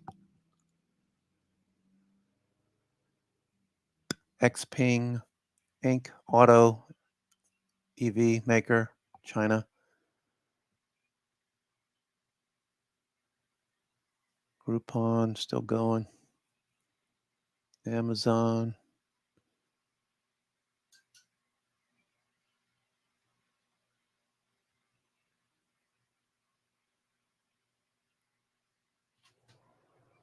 Intel ran up to 10 o'clock, hit the highs, and then faded, trying to make it back above VWAP. It's green on the day, Intel.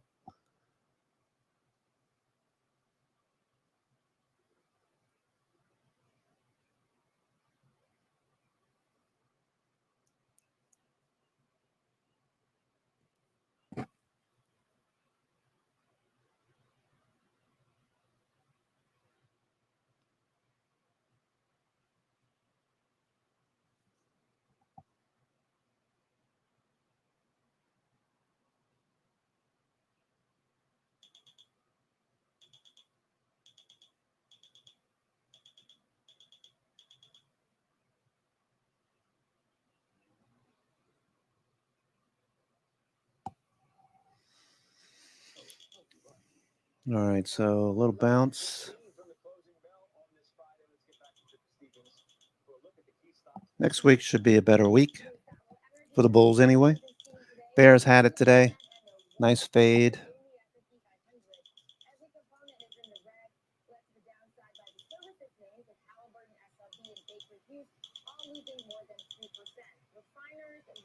All right, looking for a rally last 10 minutes, 15 minutes.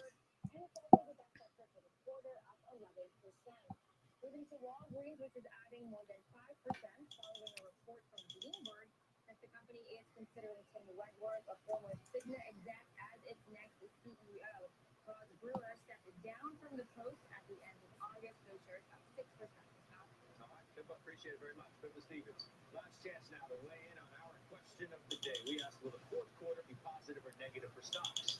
And at CNBC Closing Bell on X, the results are just after this break.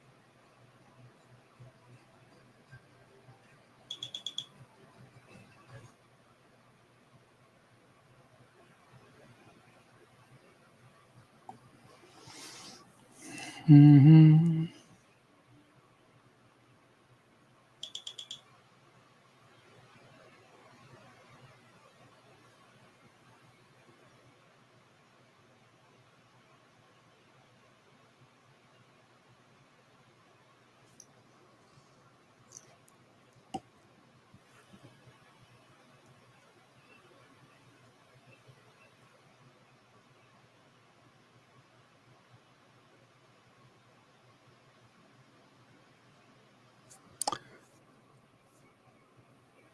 A little short covering looks like there.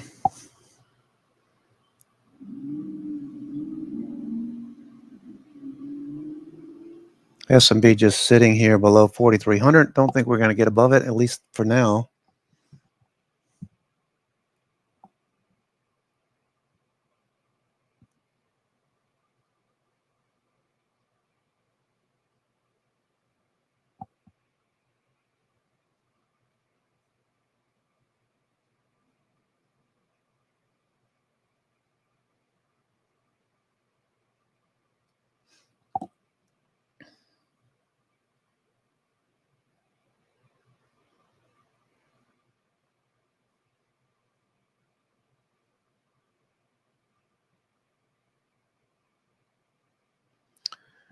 All right, as usual, the weekend video will be out on Sunday around 2 p.m. in the afternoon.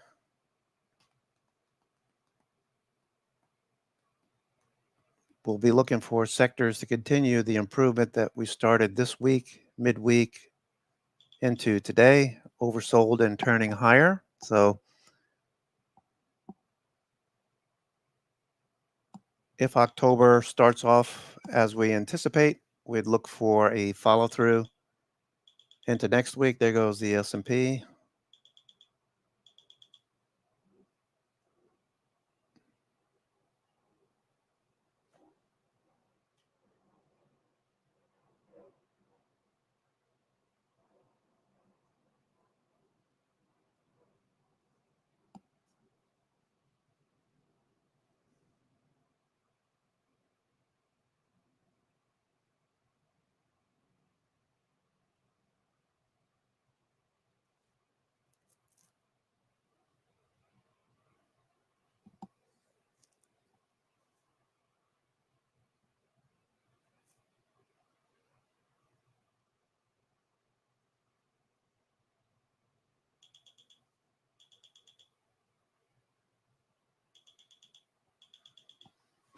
SPY rising rapidly.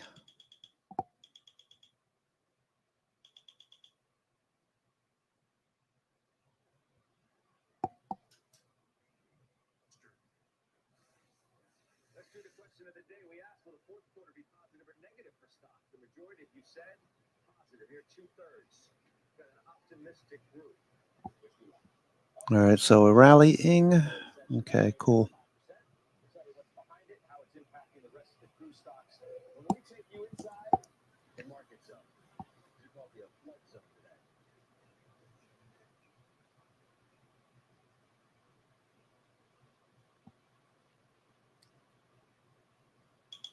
Kava coming off the low. Kava.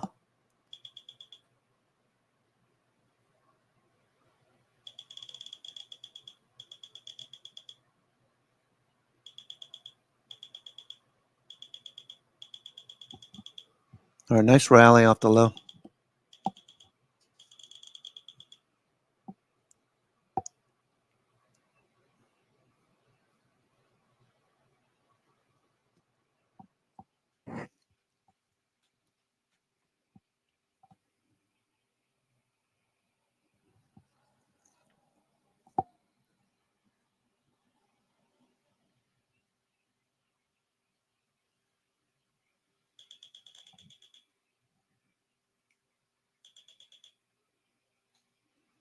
All right, VIX dropping off.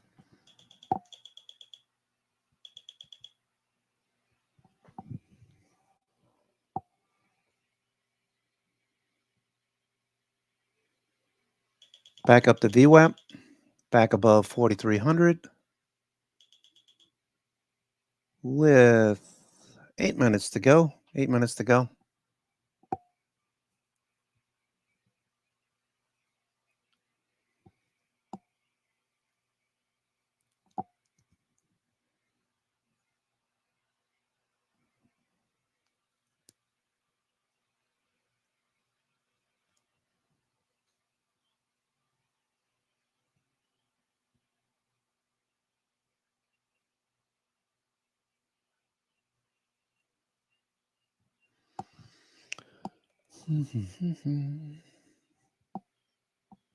Tesla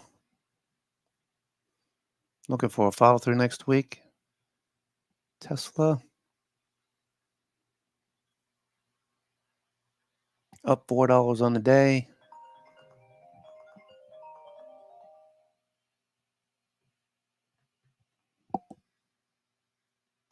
Make sure today, obviously, expiration. Make sure you don't have anything closing in the money.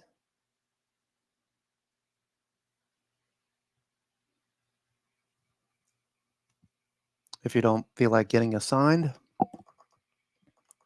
Low tick alert -800.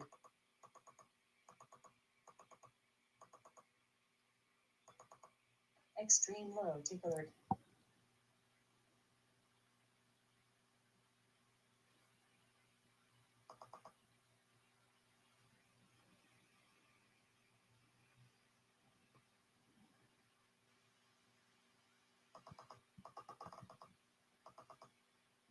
September 9th. Okay, I don't have anything closing in the money. All right.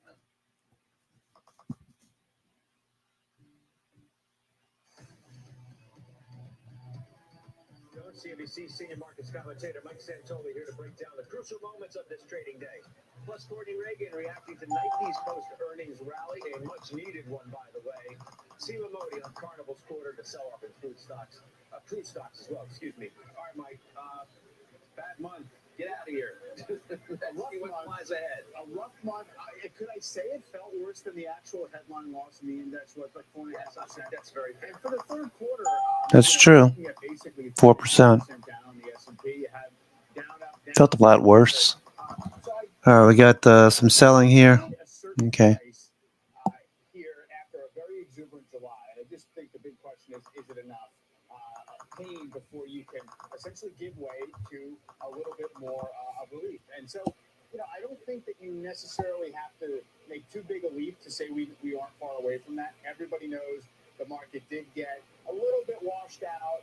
I just worry a little bit too much that everyone's looking at the same indicators that say we have tactical oversold conditions. We come to the end of September, seasonality turns better, like as if it's a bit of a free lunch and automatic. The seasonal stuff has worked perfectly to date. It might be a little bit too neat and tidy for it to pick up as soon as we get to next week. We'll see. The prevailing thought is that earnings are going to be pretty good. Yeah, with this quarter. Or the way I think about it is the ability for investors to turn their focus to earnings is probably a welcome sign. FactSet talks about how 116 S&P 500 companies Low tick alert -800. to give an updated guidance on their third quarter. Almost a quarter of the S&P 500, you've taken the suspense out of it. Now, 64% of them is negative guidance, the rest of them positive, but that's about the norm in terms of pre-announcing ratios, negative versus positive. So I do think there's a benefit to segueing into corporate earnings season. Maybe we get some confirmation of the disinflationary trend, which we got today. Let's remember in the core PCE. So not a lot of scary macro data points. What's been scary is the fixed income markets. All right, we've got 4 minutes to go for the closing bell. Courtney Reagan, you look up relief rally in the dictionary. There's a picture of the swoosh because it was so much needed, right? You literally took the words out of my mouth, Scott. That's exactly what I was going to say. I think the stock was down something like more than 20% since the last reported. Today, up about 10% for Nike. After that fiscal first quarter was really better than feared overall. I think that was the main read. The athletic giant did reiterate its guidance. Look, revenue was below expectations. Holding up near 95, 96. Nike. So less than expected. Nike's direct-to-consumer business, that's what it's really focused on. It grew 6%. Interestingly, store sales growth much stronger actually than digital. Its wholesale business, that was flat over last year. And then on the call, executives said the company is expecting its basketball and running businesses as well as its air business to grow. And it is forecasting it will do so. Nike points to the fiscal 2024 as the turning point for more profitable growth. And in the quarter that they just reported, margins fell slightly, but were stronger than expected. And some analysts are also forecasting that this is going to mark the beginning of a longer-term upward trajectory for those margins. The quarter, of course, cleared a relatively low bar. Not a lot of analysts moved on their stock recommendations, but sort of a sigh of relief for what we're seeing. I appreciate that very much. To Seema Modi, we might need folks to get home today. I don't know, but what's happening with the stocks? Well, Carnival's warning, Scott, of higher than expected fuel costs, overriding what is a strong demand story for the cruise line. CEO Josh. All right, we got 2 minutes to go for the closing bell. Less than 2 minutes to go. Has shown absolutely no signs of slowing down with record revenue, but it's those higher costs tied to energy that resulted in a softer guide for the fourth quarter. Management adding that Carnival is finding ways to make their fleet more efficient, but shares have been volatile, currently down about 5%, but still up 70%. So this makes it one of the top leaders in the S&P 500 for the year. And Stifel says those fuel costs are now embedded in current valuations, Scott. All right, Tina, thank you. Enjoy the weekend. That's Tina Mori. All right, Mike, we got about 90 seconds, a little bit less than that now. Oh, actually about a minute. We're going to shut down over the weekend. Got to see how that develops, what yields do, and to what we do until these earnings really start to get hot and heavy. Yeah, absolutely. I mean, look, we've cleaned up at least some of the positioning issues, the flow stuff people were worried about at the end of the quarter. We didn't really see a big kind of selling crescendo into it. We're closing above the week's lows. We're closing right around the August. So the point being, it's trying to bump along and say that we've discounted a fair bit. But yeah, we're going to have a little bit of headline sensitivity going into. Okay. Hope everyone has a great weekend. I'm your host, Cousin Vinny, coming to you from theclosingprint.com, signing off at the closing bell. We have our new numbers for JP Morgan. The upper end is 4,500. And the lower end is down there 3410 with a 4250 put, long a 4250 put. Okay, folks, have a great weekend. Take care.